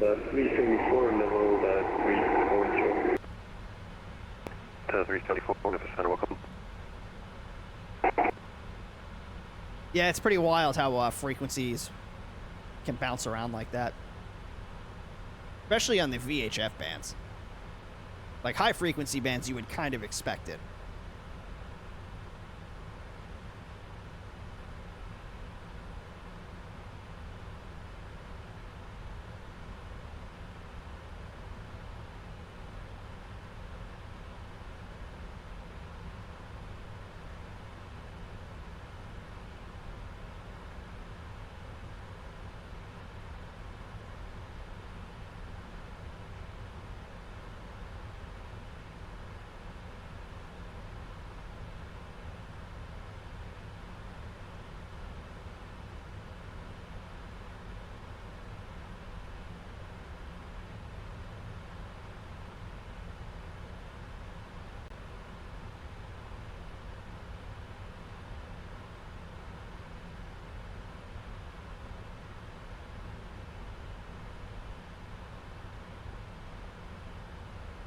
American 928 with you at flight level 290.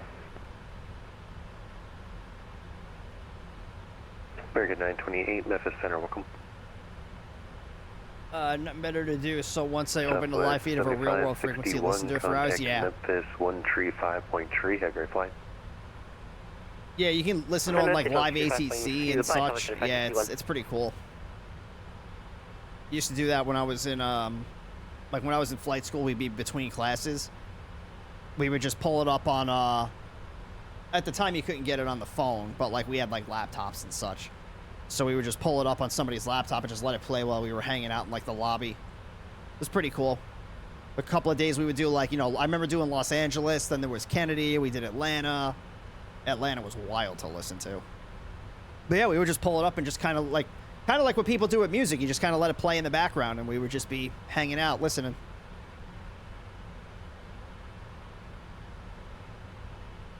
I really started getting 86 when ready to send and maintain flight level 240. I started getting really I started getting really good on the radio after I did that ATC lab. Because before that I was always kind of like nervous on the radio, and then once I started doing the ATC lab, that's when I got really good at it.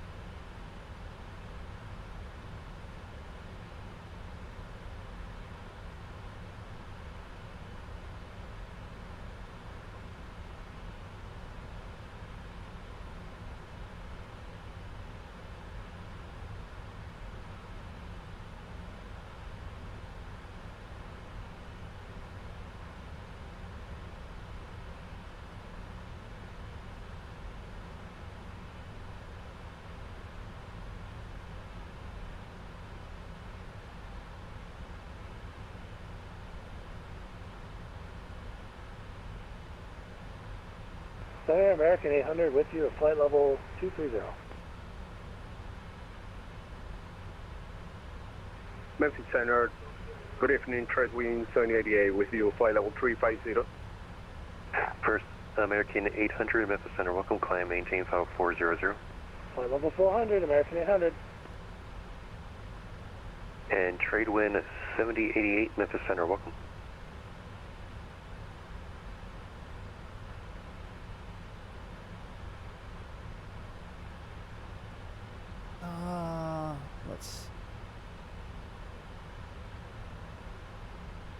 American 323, contact Fort Worth Center 132.45, a great flight. 3245, have a good night, American 323. FedEx 621, contact Fort Worth 135.17, a great flight. 13517, FedEx 621, solo. All right, 13517.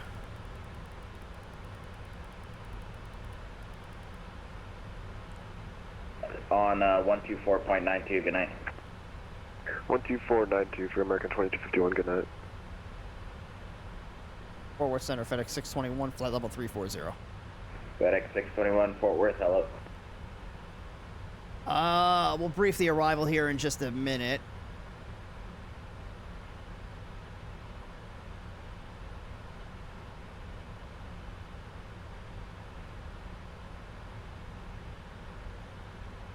Spirit Wings 190, call Houston 132.77. Over to 132.77. Have a good evening, Spirit Wings 192. You too, see ya. I'm just looking at something off screen here really quick.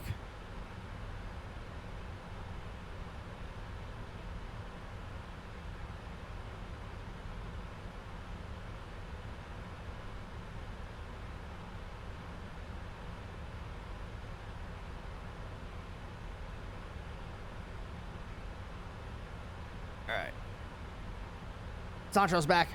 I just realized that the Spanish transmissions might be on live ATC. Yeah, like certain facilities participate with live ATC, so it's not all of them, but yeah, there might be some up there. So let's see. We have the Gessner 1. Well, actually, we can probably get the ATIS for Houston right now, can't we? If we can get it through the plane. Let's see. So we'll look at this first, and then we'll brief the arrival. So let's do KIAH. See if we get this back. Transmission, I forgot if it was 1 or 2. Oh, I don't know. All right, cool. So we have that. Yeah, so looking at an 0254 arrival, and our top of descent's going to be in about 20 minutes.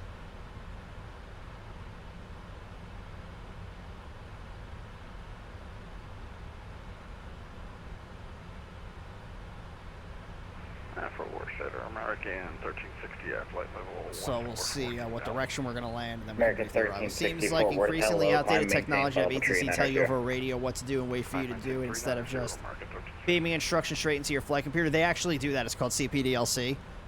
It's being rolled out real world. I don't think it's available everywhere yet, but there's a lot of facilities that are doing it. In VATSIM, it's kind of hit or miss. 1155, but they are rolling it out. Hey, give me a second, 1155. But yeah, in the real world, that is a thing. They just send it right through the ACAR system. I'm at Mach 0.7. We're kind of using that to an extent with the ATIS that we're getting through the computer. 7.8 or just 0.7? Fair about 0.75, except jet 1155. Check jet 1155, roger. Maintain Mach 0.75. There we go. Maintain 0.75, except jet 1155. So we have 1181, what's your Mach number? ATIS information Zulu at 0153. 1181, Winds are 330 at 5. Visibility is 7. Light rain. Go any faster? Few clouds 2,500. Scattered 8,500. Broken 12,000. Overcast 20,000. Temperature is 20. Dew point is 18. Altimeter is 2990. Arrivals expect ILS runway 8 left. ILS runway 8 right. Or ILS or RNAV Yankee runway 9. 77 or greater, Simultaneous approaches in use, departing 15 left, 15 right. NOTAMs, United Ramp Control in effect. All aircraft taxi with transponder on, and advise you have information Zulu. So that's going to make it very easy for us for the arrival. And then, let's see. I was just about to look at something. I was going to look at the airport chart to see where the cargo ramp is. So that, oh, geez, it's way off in the middle of nowhere at this airport. Yeah, so that'll be decent. So either 8 left or 8 right will be fine for us. Whoever's calling, you're, like, extremely quiet. What was the call sign again? Yeah, cool. So now that we have that, let's take a look at this arrival. So we have... Is that United 2366? George Bush Intercontinental Airport in Houston. It's going to be the Gessner 1 arrival. Speed restriction, we have turbojet descend via Mach number until intercepting 280 knots, maintain 280 knots until slowed by the star. Here we have altimeter set to inches of mercury. Transition flight level is 180. Radar required. 2 DMEs and an IRU or a GPS is required. Plane has to be RNAV 1 capable. Turbojet and turboprop aircraft only. So we're off to a good start here. Are you able to fly the runway 8 left transition. Houston approach control may assign a different transition on initial contact, so we'll load in 8 left. Super quiet. I can hardly corresponding hear you. RNAV star is Zeke. Expect Zeke when George Bush Intercontinental is landing to the west. 2366, Roger, thank you. Except for aircraft departing the Shreveport Regional, Plan B transition. Plan B transition is assigned only, do not file. Okay. Corporate transition is ATC assigned only, do not file, doesn't apply to us. So we're gonna transition in over at Sawmill. At Sawmill, we're gonna fly to D Lake at or above flight level 240. Then we fly to Doodle. Then we fly to Zeke. Slow down to 280 knots between flight level 200 and 17,000 feet. Then we fly to Gessner at 280 knots between 16,000 and 13,000. Then out to Ken at 250 knots between 11,000 and 10,000. And then from there, we're going to fly out to Kingwood, slow down to 240 knots between 10,000 and 8,000. I wonder if this is our transition onto... No, never mind. That's it, because we're landing to the east. So for 8 left, it looks like we're going to then fly out to Zoe, still at 240 knots at 7,000, and then to... Was that Case-It? Maybe that's Cast. At 210 knots at 6,000 feet, and expect radar vectors to turn back inbound towards 8 left. So let's see. So from Kingwood on track to Zoe, then on track to Cast, then on track 267. Expect radar vectors to final approach course. VFR departure. Advise aircraft type and direction of flight on initial contact. Brief and call hold short instruction. Advise on forward center Delta 1983. Step away for about 3 minutes. Why am I picking up an ATIS? Fine, let me know back. We'll come. Brent Lodge International Airport ATIS information Charlie 1453 Zulu. West 150 at 10. Why am I picking up an ATIS? United 520, discussion to step away for about 5 minutes. 12 at 2008. That's 520, that's fine, let me know back. Temperature. Broker FedEx United. Altimeter 3011. Why am... Visual approach in view. 13517. Runway 1. United 2366, yes. The Winey for arrival. VFR departure. Aircraft type. Why am I picking up a fucking ATIS? Brief and call hold short instruction. Advise on initial contact. You'll have information. That is extraordinarily fucking annoying. Anyone else hear the ATIS?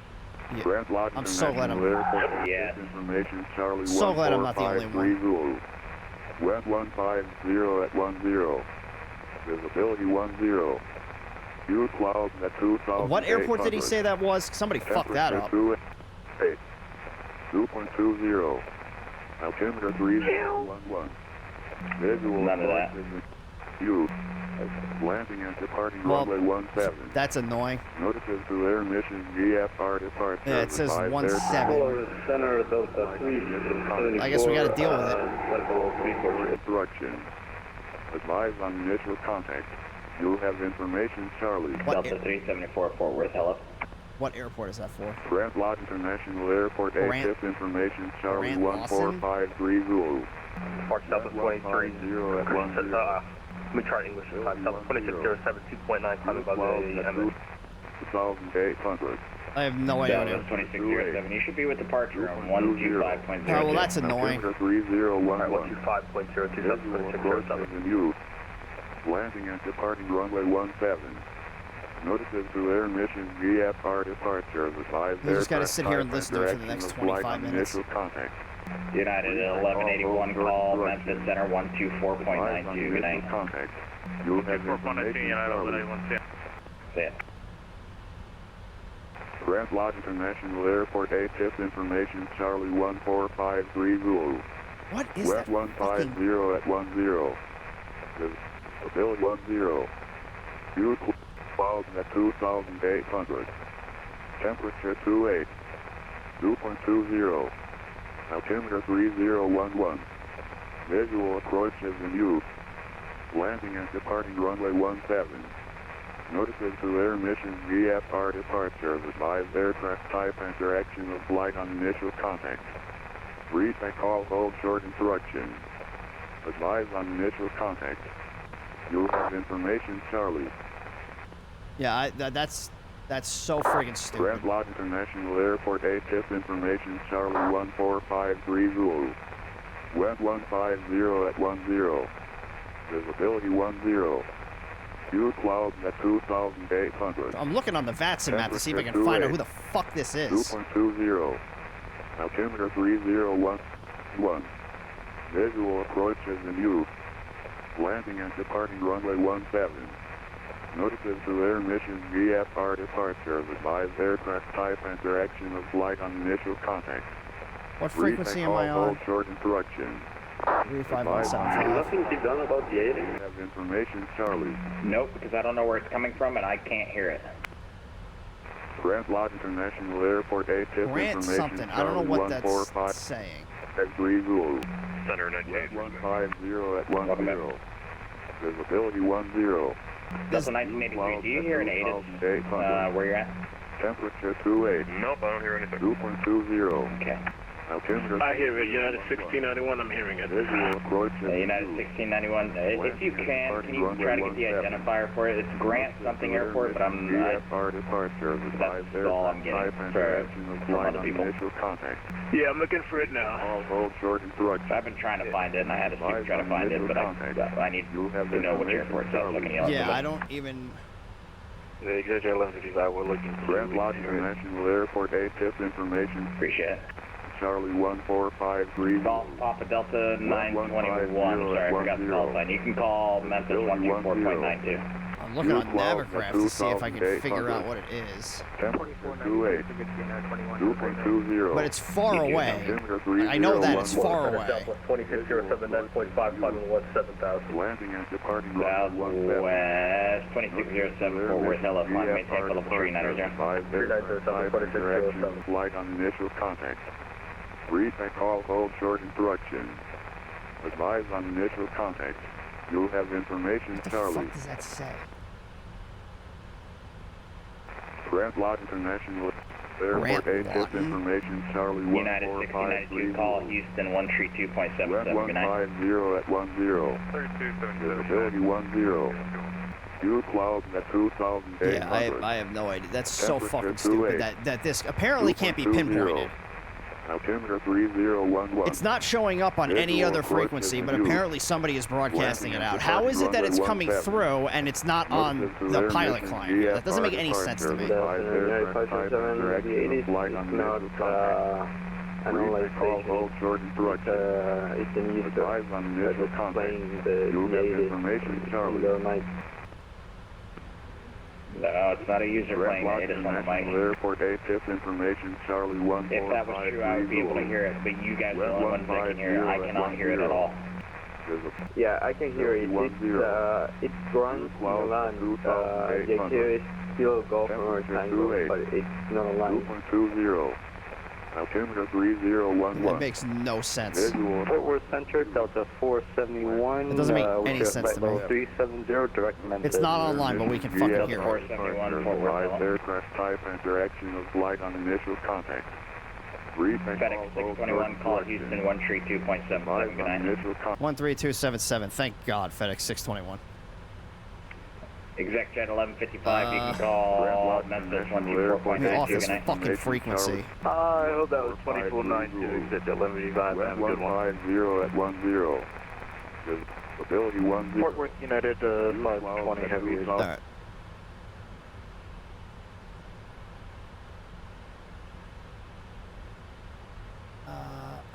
Fort Worth Center, FedEx 621, flight level 340. FedEx 621, Houston Center, welcome. Houston.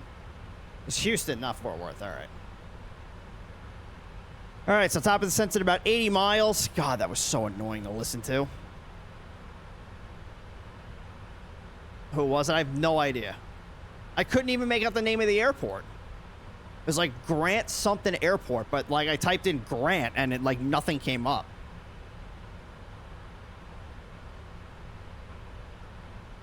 United 525, contact Houston approach 120.05 today. Approach on 120.05, United 525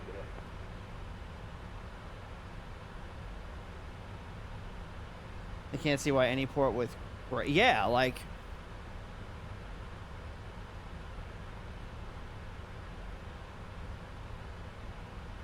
I have no idea what that would have been. And there was nothing on the client anywhere remotely close to us that would have had... That, like, there was nothing on that frequency. It was just that... It was 132 or something. 13297. I don't even fucking remember. But, like, there's no ATIS that shares that frequency that's currently online. So I don't know what that was. Makes no sense.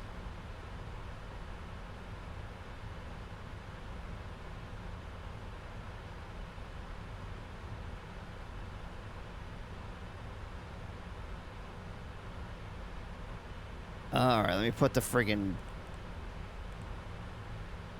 Set 8 left transition, and then... Let's see, is there an approach transition I can put in? What is that, Mako? Yeah, we'll put that one in there. United 1119, you up? Alright. Alright, no, not yet. Still got time.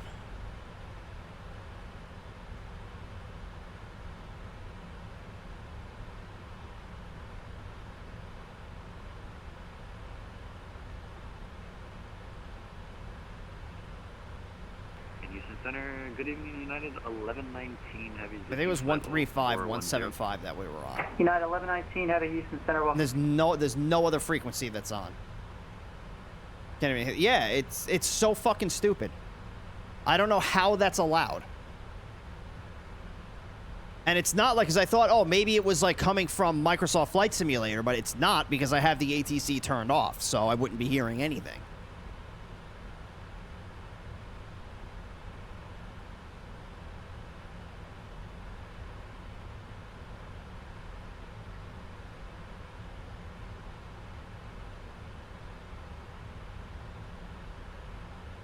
And it's far away, so, like, I know we're nowhere near that airport. Because it was all staticky.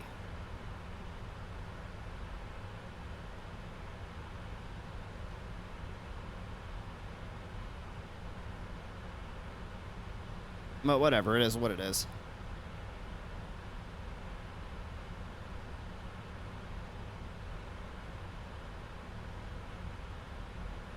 We're out of it now. All right. So that was at 0153. So yeah, that's going to be the last ATIS that we get before we land.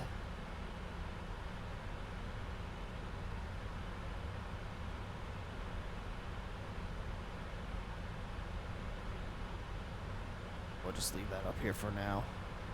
We are passengers. You guys are cargo United pods. 382, contact forward center 135.172. 3517, United 382, thank you, Phil.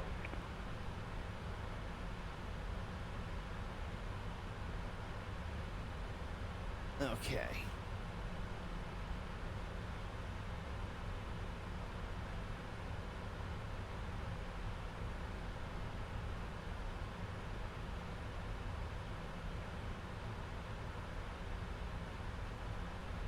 I'm the flight attendant, but I only work giving the pilot head slaps. Well, geez.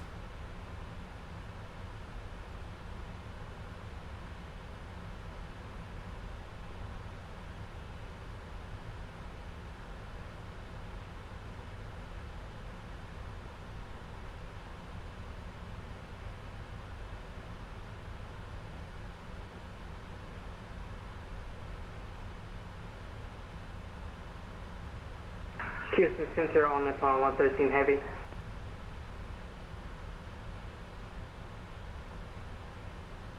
Autopilot 113, Brad, good. All Nepal 113 Heavy. We're just requesting to step off the deck for about 10 minutes here. Autopilot 113 Heavy, that's approved. Board back. Wilco, all Nepal 113 Heavy.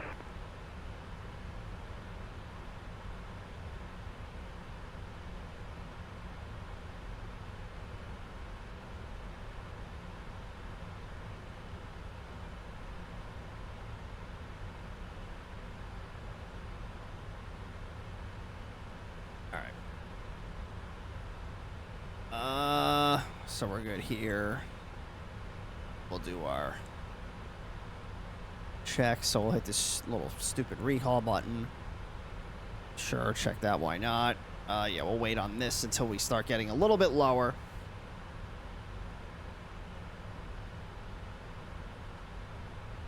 Houston Center, good evening. This is United 102 Heavy, climbing to 16,000 feet.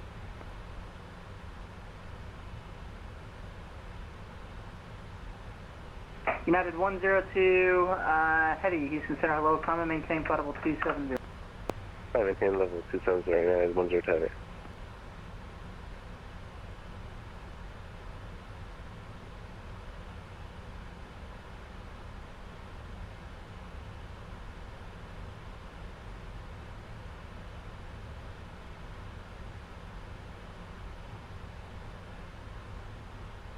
Let's see, is anybody in Houston still home? Well, I mean, we obviously have the Houston Center controller, and then, yeah, we still have, D10, I think, is Houston. Oh, whoops, at the wrong thing. I think D10 is Houston approach. No, D10 is, Fort Worth. Yeah, I-90 is Houston. Was wanted to show us the ATIS broadcast. Now I guess I don't have to anymore. What do you mean? What, this? Oh, hang on. This? FedEx 621, descend via the Gessner, 1 arrival, Houston altimeter 29990. Send via the Gessner, 1 arrival, altimeter 2990, FedEx 621. Alright, so we'll set this to 6,000.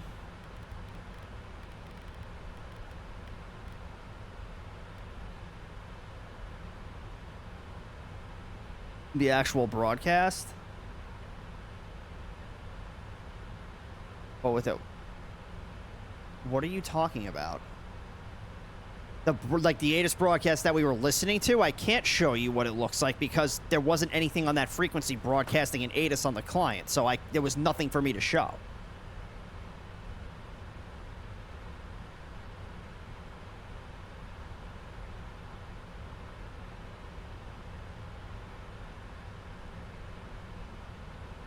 And Memphis is still going strong. Damn.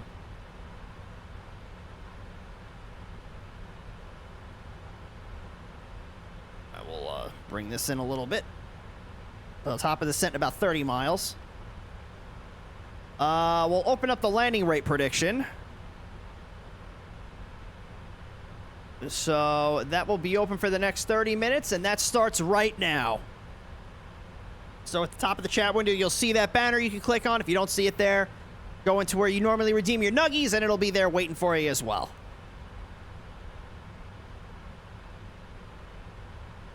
Show us how any ATIS broadcast sounds. Oh, that I can do. Let's do Houston. Where is it? So Houston is 124.05. Hello, United 491's level 16,000. So if I do 124, was it 05 I said? United 491, Houston Center, hello, climb maintain flight level 290. Level 290, United 491. So departing runway 17. Sounds like this. Notices to air mission VFR departure of advised aircraft type and direction of flight on initial contact. Oh, wait a minute. Brief and call. What the? Oh. Hang on. Wrong Houston one. Center for United 102 Heavy, requesting to change cruise level to flight level 330. Intercontinental Houston Airport ATIS information Zulu 01530 Zulu. So this is what an ATIS West sounds like. 330 at 5. Visibility 7. Light rain. And left aircraft, say again. Few clouds at 2,500. That's 102 Heavy, requesting to change cruise level to flight level 330. 2,000 broken. 20,000 United 102 Heavy, no problem. I'll put that in, but for now you have to maintain 2.18. So, yeah, it's an automated thing. Arrival. It's all automated. It's a computer. ILS runway 8 right. ILS or R9 United Yankee 102 runway Heavy, 9er. actually contact Forward Center 125. Point. So yeah, that's runway 15 left. That's what an ATIS sounds like. Right, 125. Sounds like that in the real world too. 17 will make a request for United 102. Thank you. And just verify it's 135.17, 135. Roger, 135, 179, 102.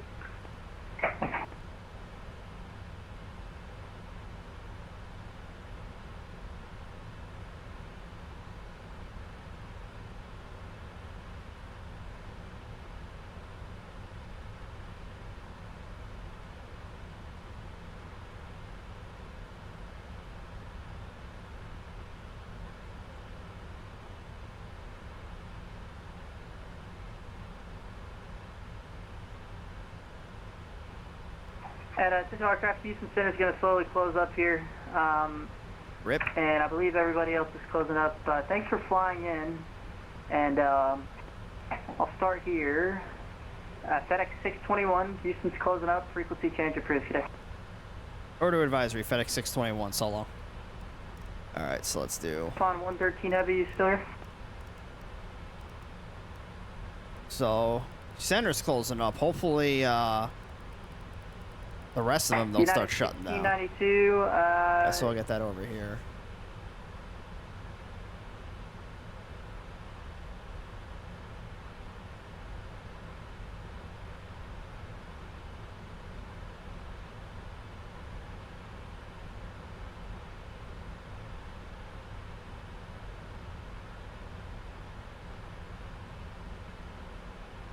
Let's see, yeah, the center's closing up. Let's see what the approach controller's been on for like 4 hours. Yeah, they all might be closing up here pretty soon. Hopefully not, but we'll see. Tower hasn't been on for very long. Neither is ground.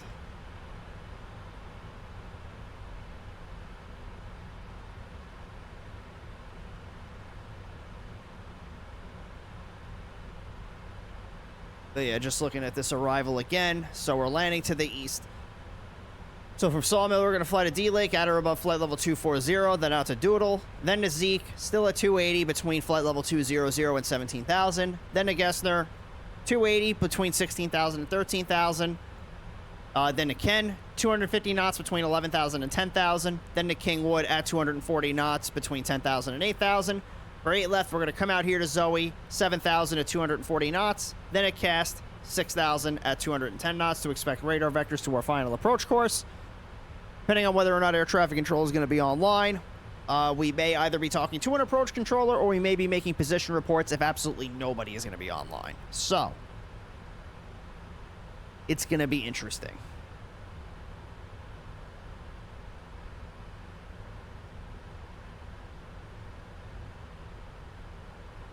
Yeah, it looks like approach is staying on, so I'm going to, what's that, 125025, so let me get that in here. 125 025.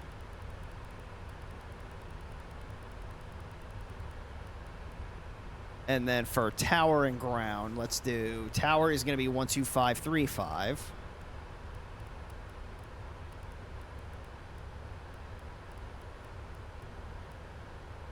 And then ground is 1217.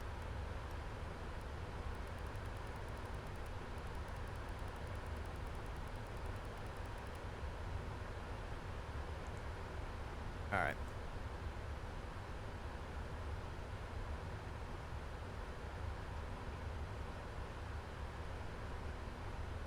Yeah, so center's off. Approach is still up.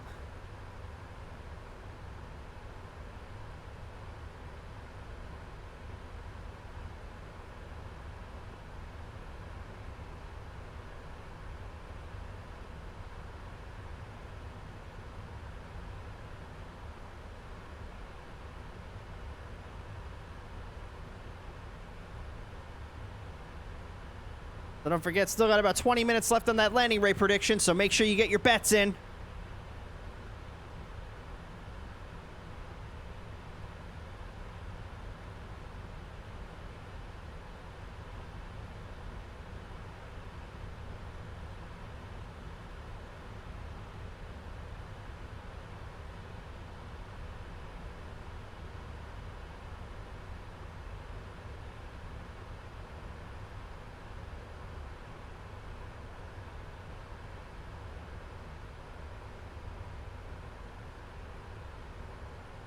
I guess we could start doing it. Well, we don't really know what runway we're landing on just yet, so I don't want to do any of my landing performance data. Not yet. Not until we know for sure what we're going to be doing. I mean, ideally, it'll be either 8 left or... I guess I could just set it up for 8 left right now. So we'll do 8 left. Thank you for the hydrate. And then we're going to do this, 8 left. Yeah, that's all looking good. So... Damn, even auto brakes 3. That's... Oh, because it's only a 9,000 foot long runway. Yes, that should be fine. Yeah, then we'll come over here. So, approach speed is going to be 148 knots. Yeah, we should be fine. Now we'll see what approach they give us once we get down lower. And then... They still online? Yeah, so approach and, approach tower and ground are still online, so we should be getting some nice ATC coming in here. Yeah, definitely leg 2 is a lot calmer than leg 1, which usually how it always is. Yeah, that was pretty crazy going into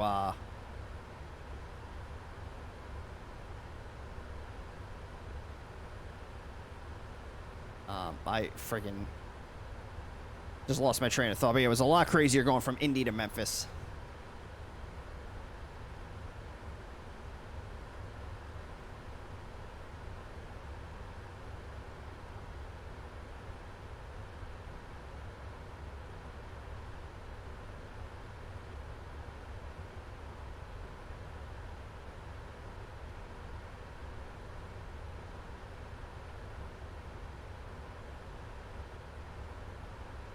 You shut. Don't tell me to shut. Dick face.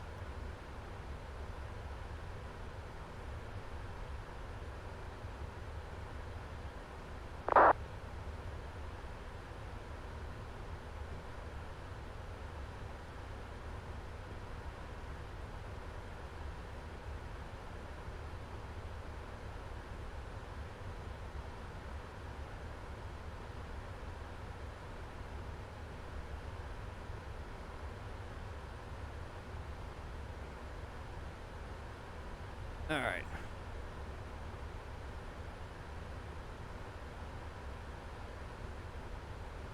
So we should be getting into approaches airspace relatively soon. So at Zeke, I'll probably just, I'll probably give them a call if they haven't hit us up yet. Knight, what's up, man? Why the plane ride so long? You fucking chose to fly from Alberta to Virginia. How was the flight getting in, though?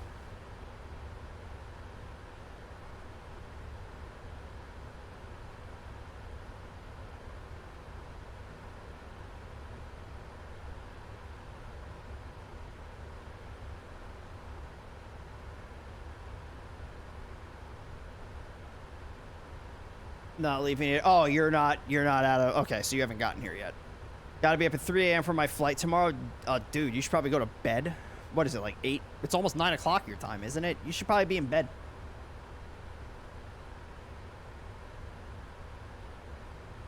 Send me both your flight numbers, though, so I can stalk you tomorrow. Because you have 2 flights tomorrow, right?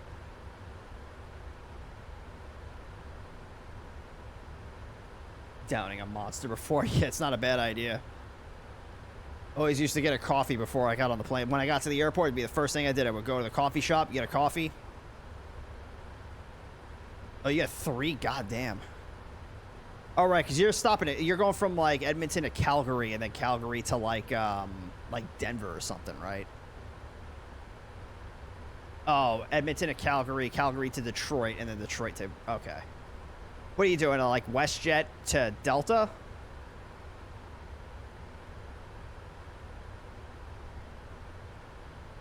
Like WestJet from Edmonton to Calgary, and then probably WestJet again out to Detroit.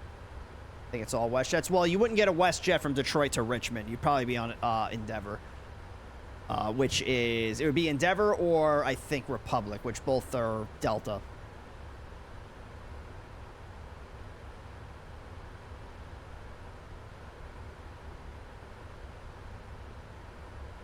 Why not? Because foreign airlines are not allowed to do domestic routes in pretty much any country. So, like, a Canadian can't do, like, a point-to-point in the U.S.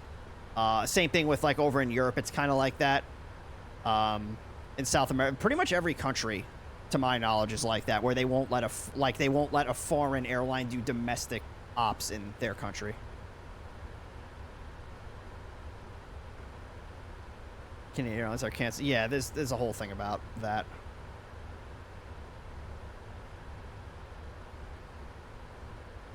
It's a WestJet operated by a subsidiary. Subsidiary of WestJet. I didn't know WestJet had subsidiaries. Still a WestJet tail number. Yeah, it would be a WestJet. Yeah, it's weird. I wonder what... Because I know Air Canada has that, what's that? That Jazz airline, like Air Canada Express, I think it's called. I didn't think WestJet had subsidiaries. Alright, so, come on, get to 2990. Fucking every number except for it. Alright, we're probably getting pretty close to Houston approach here. Yeah, let me switch over, give him a call. It was 125025. Yeah.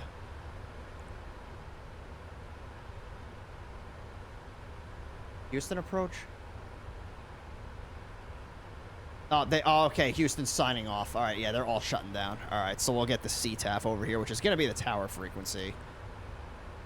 So tower, yeah, 125.35. Yeah, we'll just keep that up there.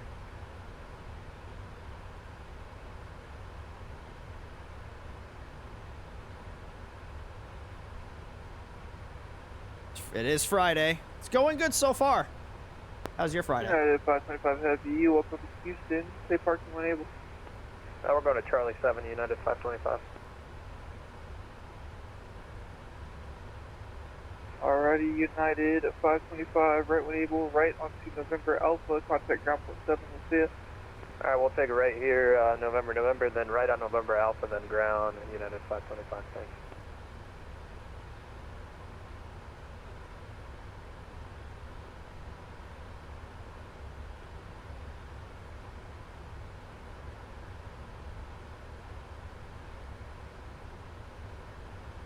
Very nice. Yeah. We'll see how long the tower and the ground stay on for, because we can't really make position reports when tower's online. But we can plan for the ILS-8 left, so let's take a look at that real quick.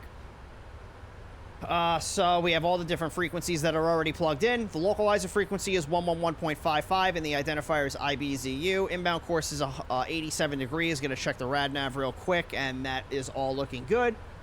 We're going to intercept the glide slope at Jason, which is going to be at 2,000 feet. ILS decision altitude is 294 feet. In the event we get to 294 feet, we don't see the runway environment, or in the event we do not think we can safely land the plane, we will be expected to fly the published missed approach, and the published missed approach is a climb to 600, then a climbing left turn to 4,000, outbound on the Houston VOR radial 19 to cleep and hold. We are going to intercept the localizer somewhere between Mako and probably Cabby. And then from there, we'll catch the localizer, fly it on inbound towards the runway. We're going to maintain 3,000 feet until we cross, Flibs. And then from there, we can descend down to 2,000, where we cross Jason, ride that down. 2-hour decision altitude, which again is 294 feet. Runway visual range is not going to apply. Neither is the visibility. Everything is all looking good there. I think the visibility is like 7 miles. Visibility is 7 miles. We're going to be looking for an ALSAF 2 approach lighting system. And again, missed approach is a climb to 600, climbing left turn to 4,000 on the... Houston, traffic advisory, record 1239, holding short 15 left for departure, Houston. Oh, tower just went offline. Okay, so that I'm like, wait, why is he making position reports?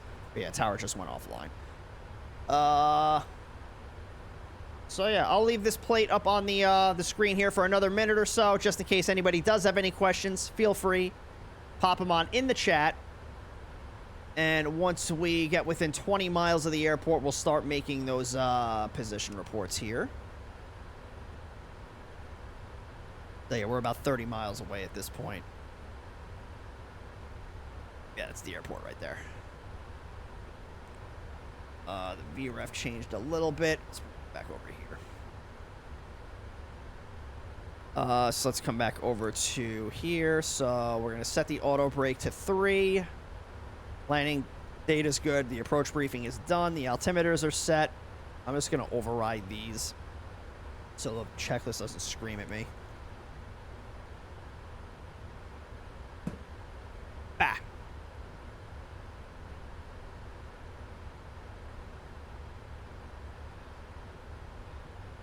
This traffic route to 1239, taking off runway 15 left to Houston.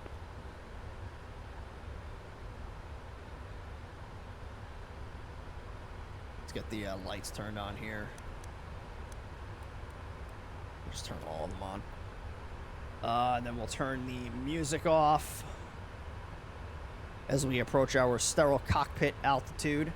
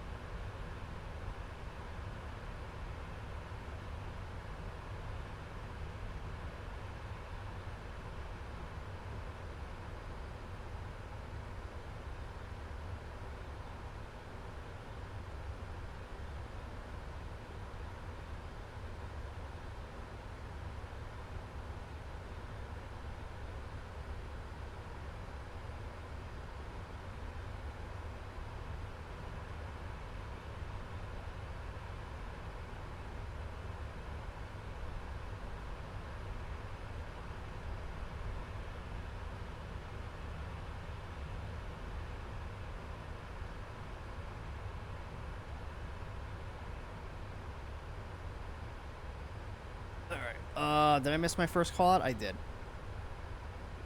Houston traffic, FedEx 621 heavy, approximately 15 miles northeast of the field, descending through 9,700, inbound, 8 left.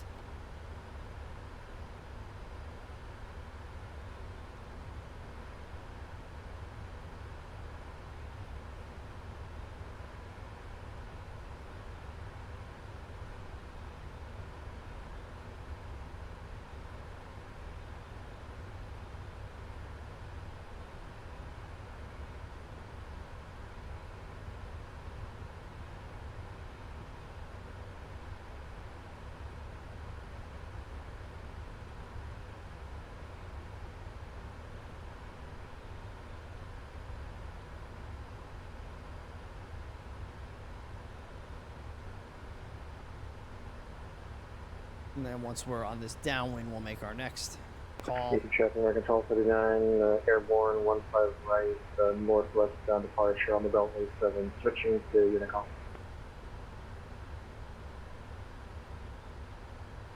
Assuming that's him right there. I don't know where the Beltway 7 goes.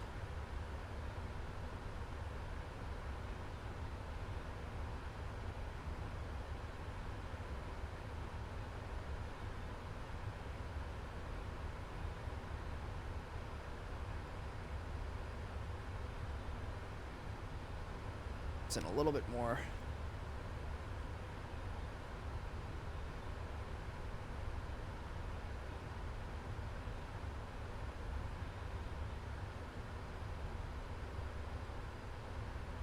Quite a few people at Houston right now.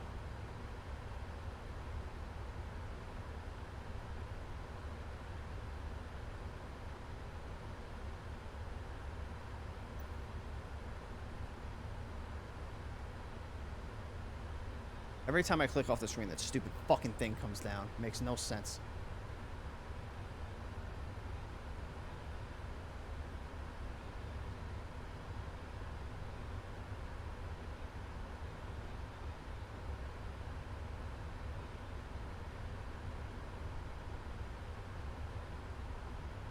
Houston traffic, FedEx 621, 5 miles north of the field, entering a left downwind, runway 8 left. We'll keep the altitude coming down. Let's do 3,000. Since that's the altitude we want to be at for the approach.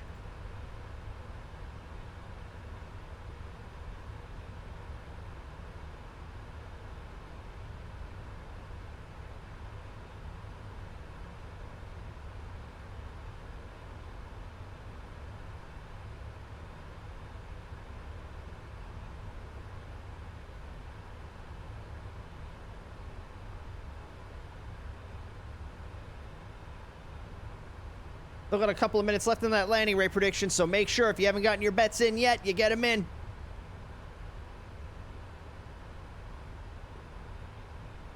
Cleared approach, runway, whatever. Shut up, Dementia. Okay, thank you for the tier 1 sub for 6 months. You madman, how are you? Dementia, you'd clear me for an approach on a Interstate 70. Like, be like, hey, can I land in that Kroger parking lot? And you'd be like, oh yeah, clear to land Kroger parking lot 7.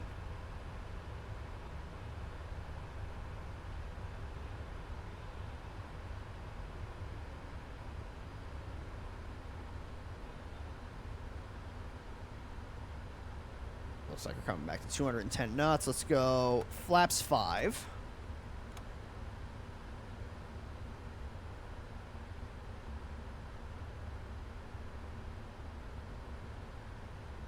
Want to get on that Walmart? Land on top of Walmart.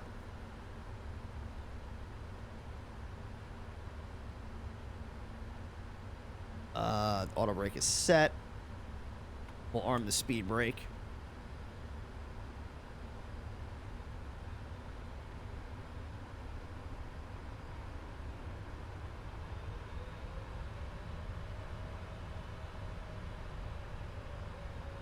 Huge ships. There's not really that many good ships. I do like the popcorners. I don't know if, like, you know what those are, but, like, they're popcorn kind of chips. And I got a bag at the store the other day. It's like the box, like, they come with, it's like a box with, like, 28 little bags in it. And they have these cinnamon flavor ones, which are kind of, like, weird. Like, they have, like, the regular ones, then they have, like, the white cheddar, there's a sea salt, then they have, the jalapeno ones are the best. But then they have, like, a cinnamon one.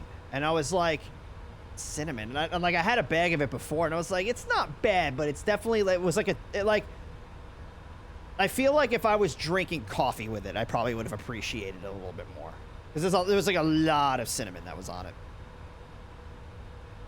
You try, yeah, the popcorners, I got introduced to those when I was on a JetBlue flight like 10 years ago. Maybe even longer than that. And I was like, ooh, these are good. And I was like, oh, that'd be cool if, like, I could buy these at the store. And then I was at the store one day, and I was like, oh, shit. Because, like, I hadn't seen them until I moved out of New York and came down here, and they was just on the shelf. Box of 28 little bags. I was like, oh, damn. Yeah, they're great. What's our DME? Oh, 12 miles. All right, so like 15 miles, we'll start turning inbound.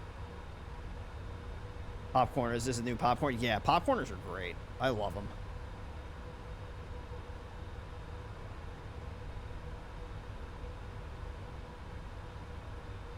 But yeah, the cinnamon ones are kind of weird. All right, let's yeah, we'll just make a turn here in a second. So let's go level change mode. And then yeah, we're 15 miles, so let's start turning here. Houston traffic, FedEx 621 turning 15-mile left base or runway 8 left. And what I'll do is I'll actually do like a little intercept heading here. I want to take their kettle corn flavors, smash them up, and put them into a bowl with milk just to see if they're like, I don't know about that, Snowcat.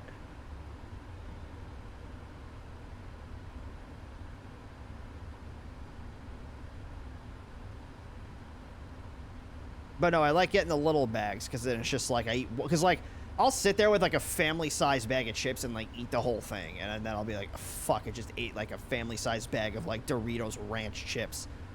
If I get the little bags, I could just be like, all right, I'll have one bag, right? Like I'll have one bag, and I don't have more than one bag in a sitting. But yeah, no, that was when I was in the apartment. I bought the I was like, oh yeah, the family pack will get me like, you know, a week. And in one sitting, I was watching, what's that cop show, with, Blue Bloods. I was like, oh, and then fucking, like I got through the one episode and like I was down to half the bag. I was like, Jesus Christ.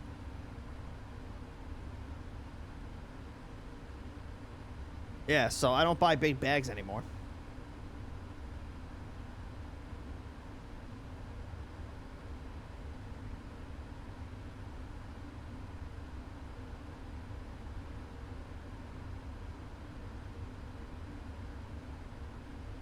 I still remember the episode that I was watching when I was eating that fucking bag. Alright, localizer mode. Houston, Bush traffic United 2712, about 60 miles to the northwest, inbound 408 right, Houston. Here's the traffic, FedEx 621, turning 10-mile final, runway 8 left. Alright, let's bring our speed back to 200 knots.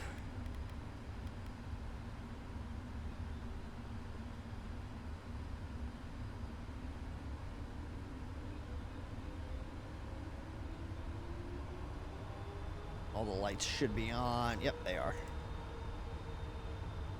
So yeah, technically those lights are not supposed to be on yet, but they'll come on when I drop the gear. Oh, but you'll burn out the bulbs. Not my plane, not my problem.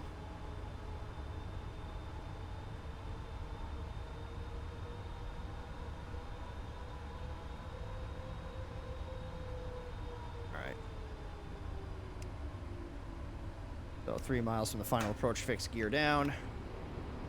Start bringing the flap, not the flap, the airspeed back.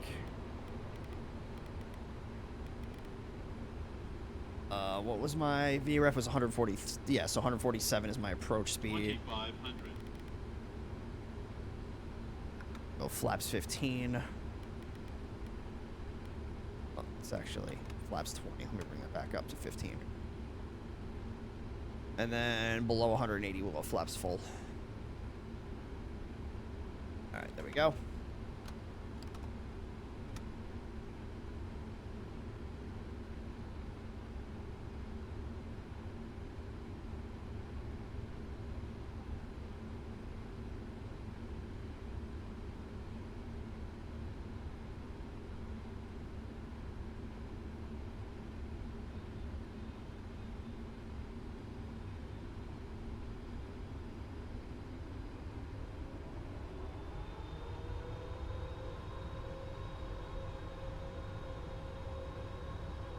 Auto throttle can come off.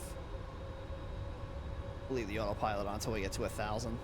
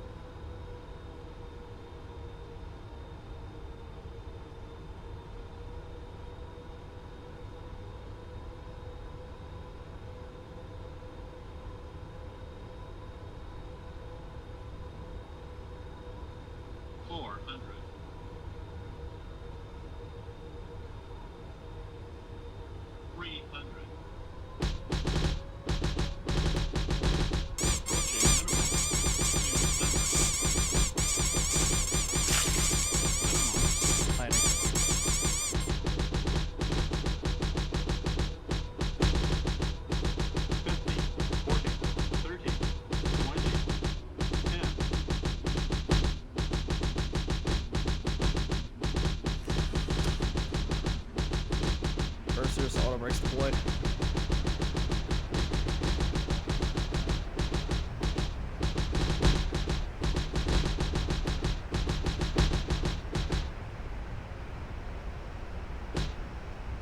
And get off right here at Foxtrot Hotel. And then the cargo ramp is somewhere out over here. Use the traffic. FedEx 621 vacating. 8 left at Foxtrot Hotel. Taxiing to the ramp via Foxtrot Hotel. Echo, echo. Alright. So let's come up here. Landing lights off. Turn off lights off. We'll get the strobies off. Wing light's going to come off. Speed brakes up, flaps up. Come over here, auto brake off, flight directors off. And then we'll just taxi straight down here through Foxtrot Hotel. And we'll take it out to Echo Echo, bring that out to the East Cargo Ramp.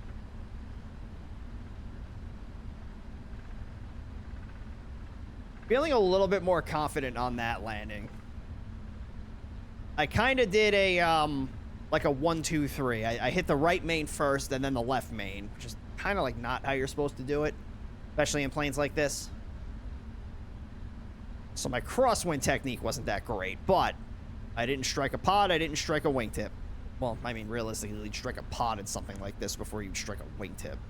I mean, look at the size of these freaking engines. The pods were already on the ground. Let's get the APU started here. 1 1000, 2 1000, 3 1000. And we'll stop this timer here. So on the ground in 1 hour and 20. Landed 3 minutes early, but we also got a nice little shortcut. Based Memphis controller not making us fly out to Little Rock. So we'll make a left here. I love how they were just like, hey, let's put a cargo ramp in the middle of nowhere. Like, we're gonna take all of you guys and put you as far away from the rest of the airport as possible. I don't want to see you. I don't think I've ever been to the cargo ramp at this airport. I don't know if this place exists. It's gonna get there. It's gonna be a patch of grass. We can neither confirm nor deny the existence of a cargo ramp.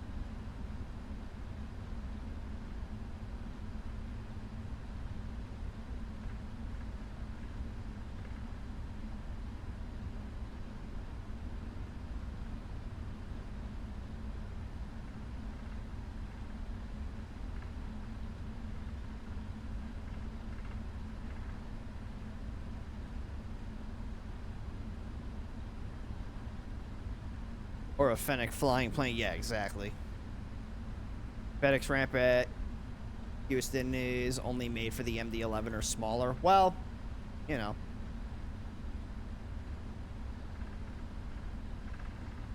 I identify as an MD-11.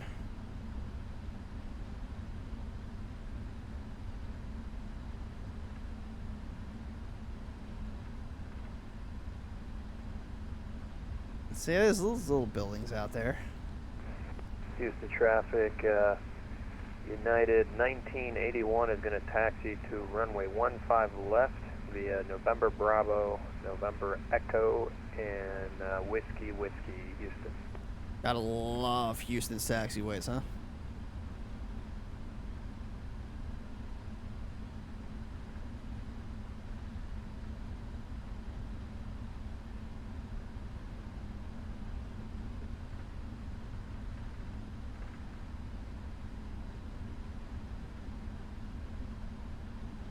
Yeah, I don't know what to park. Flight 3770. Just kind of park wherever, I guess.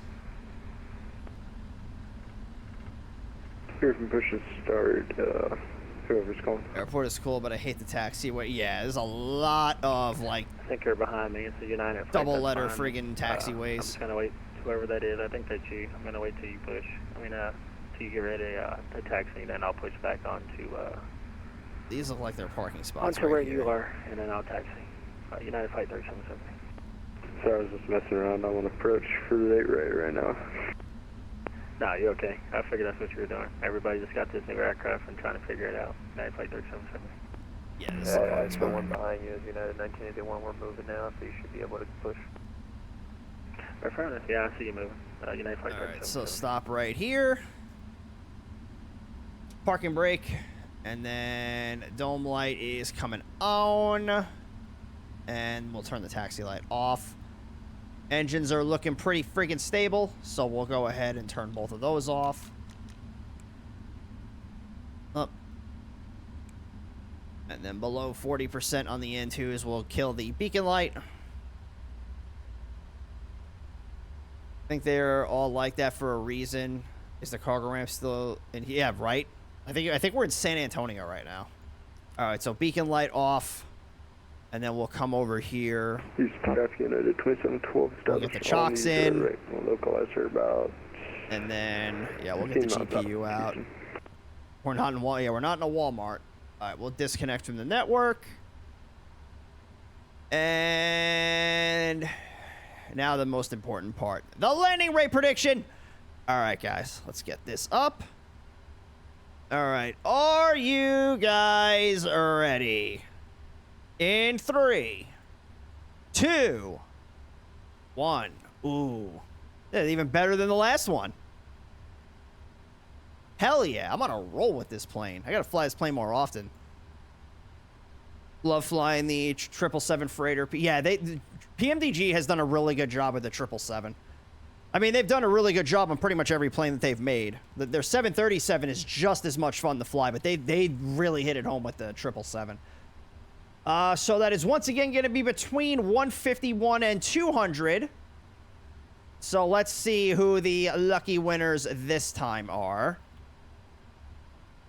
So we have Jojo, Red Warhawk, and Kamas. So see what I mean? Jojo had to lose the first one so we can come back and win it all in the second one. See? So we know how you operate. You know how to count cards and get away with it. I gotta go to the casino with you. All right. So let's get a couple of things. Move that back over there. This is done. This is done. That's done. That's good. Cool. Hello from ZME. Hello, Mango. How are ya? You guys killed it tonight over in Memphis, I tell you. That was a really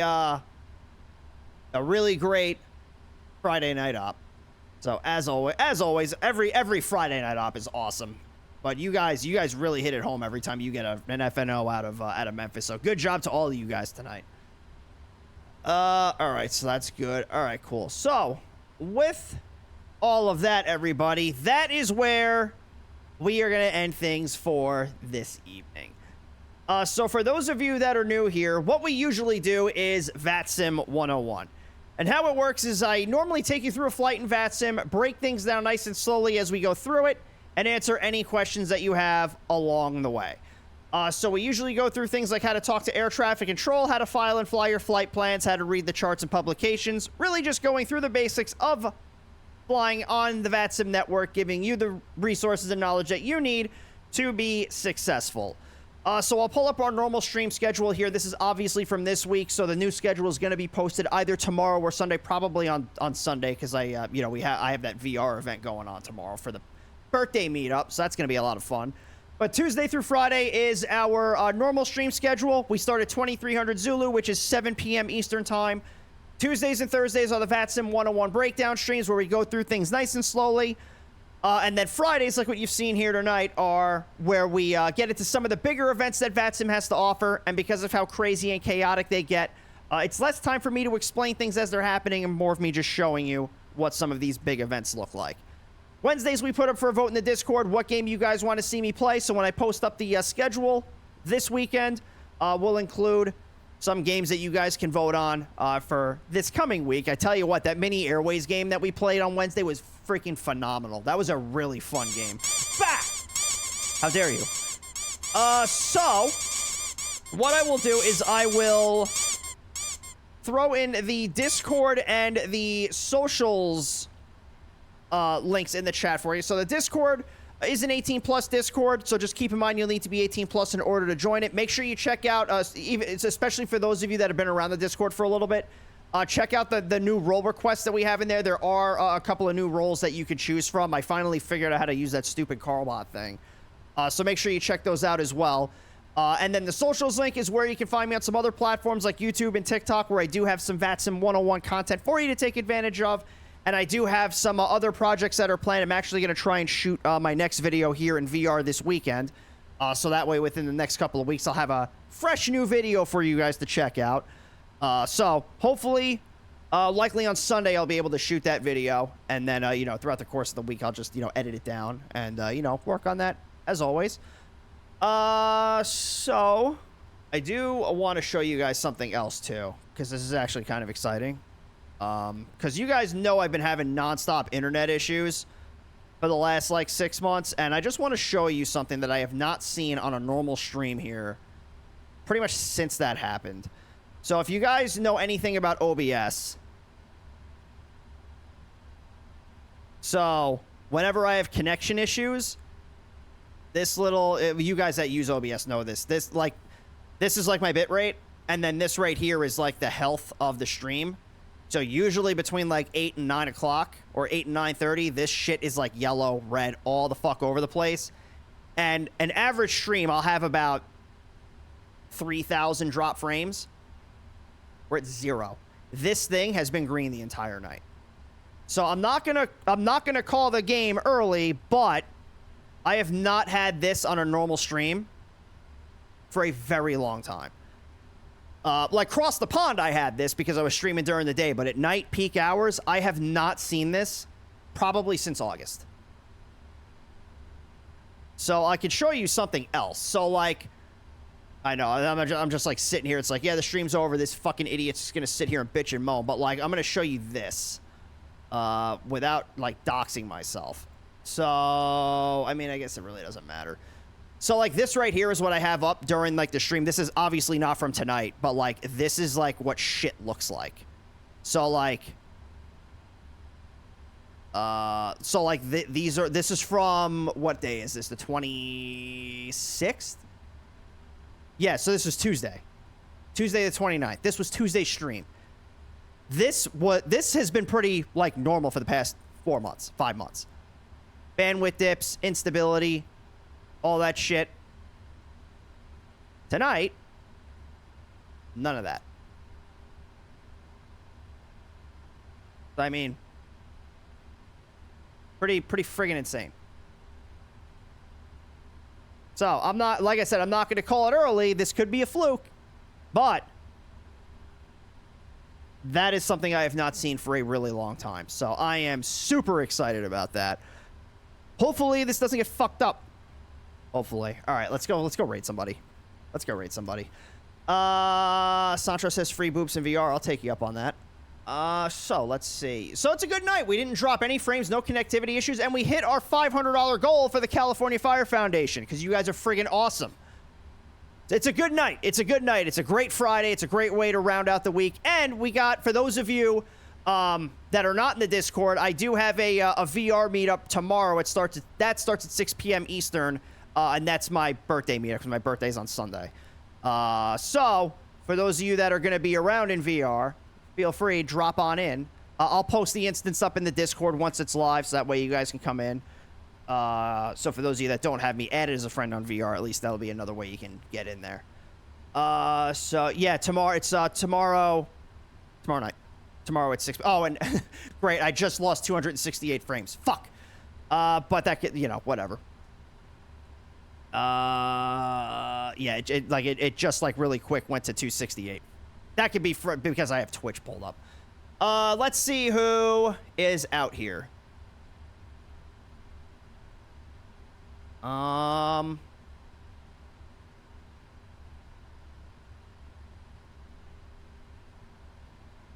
Shit.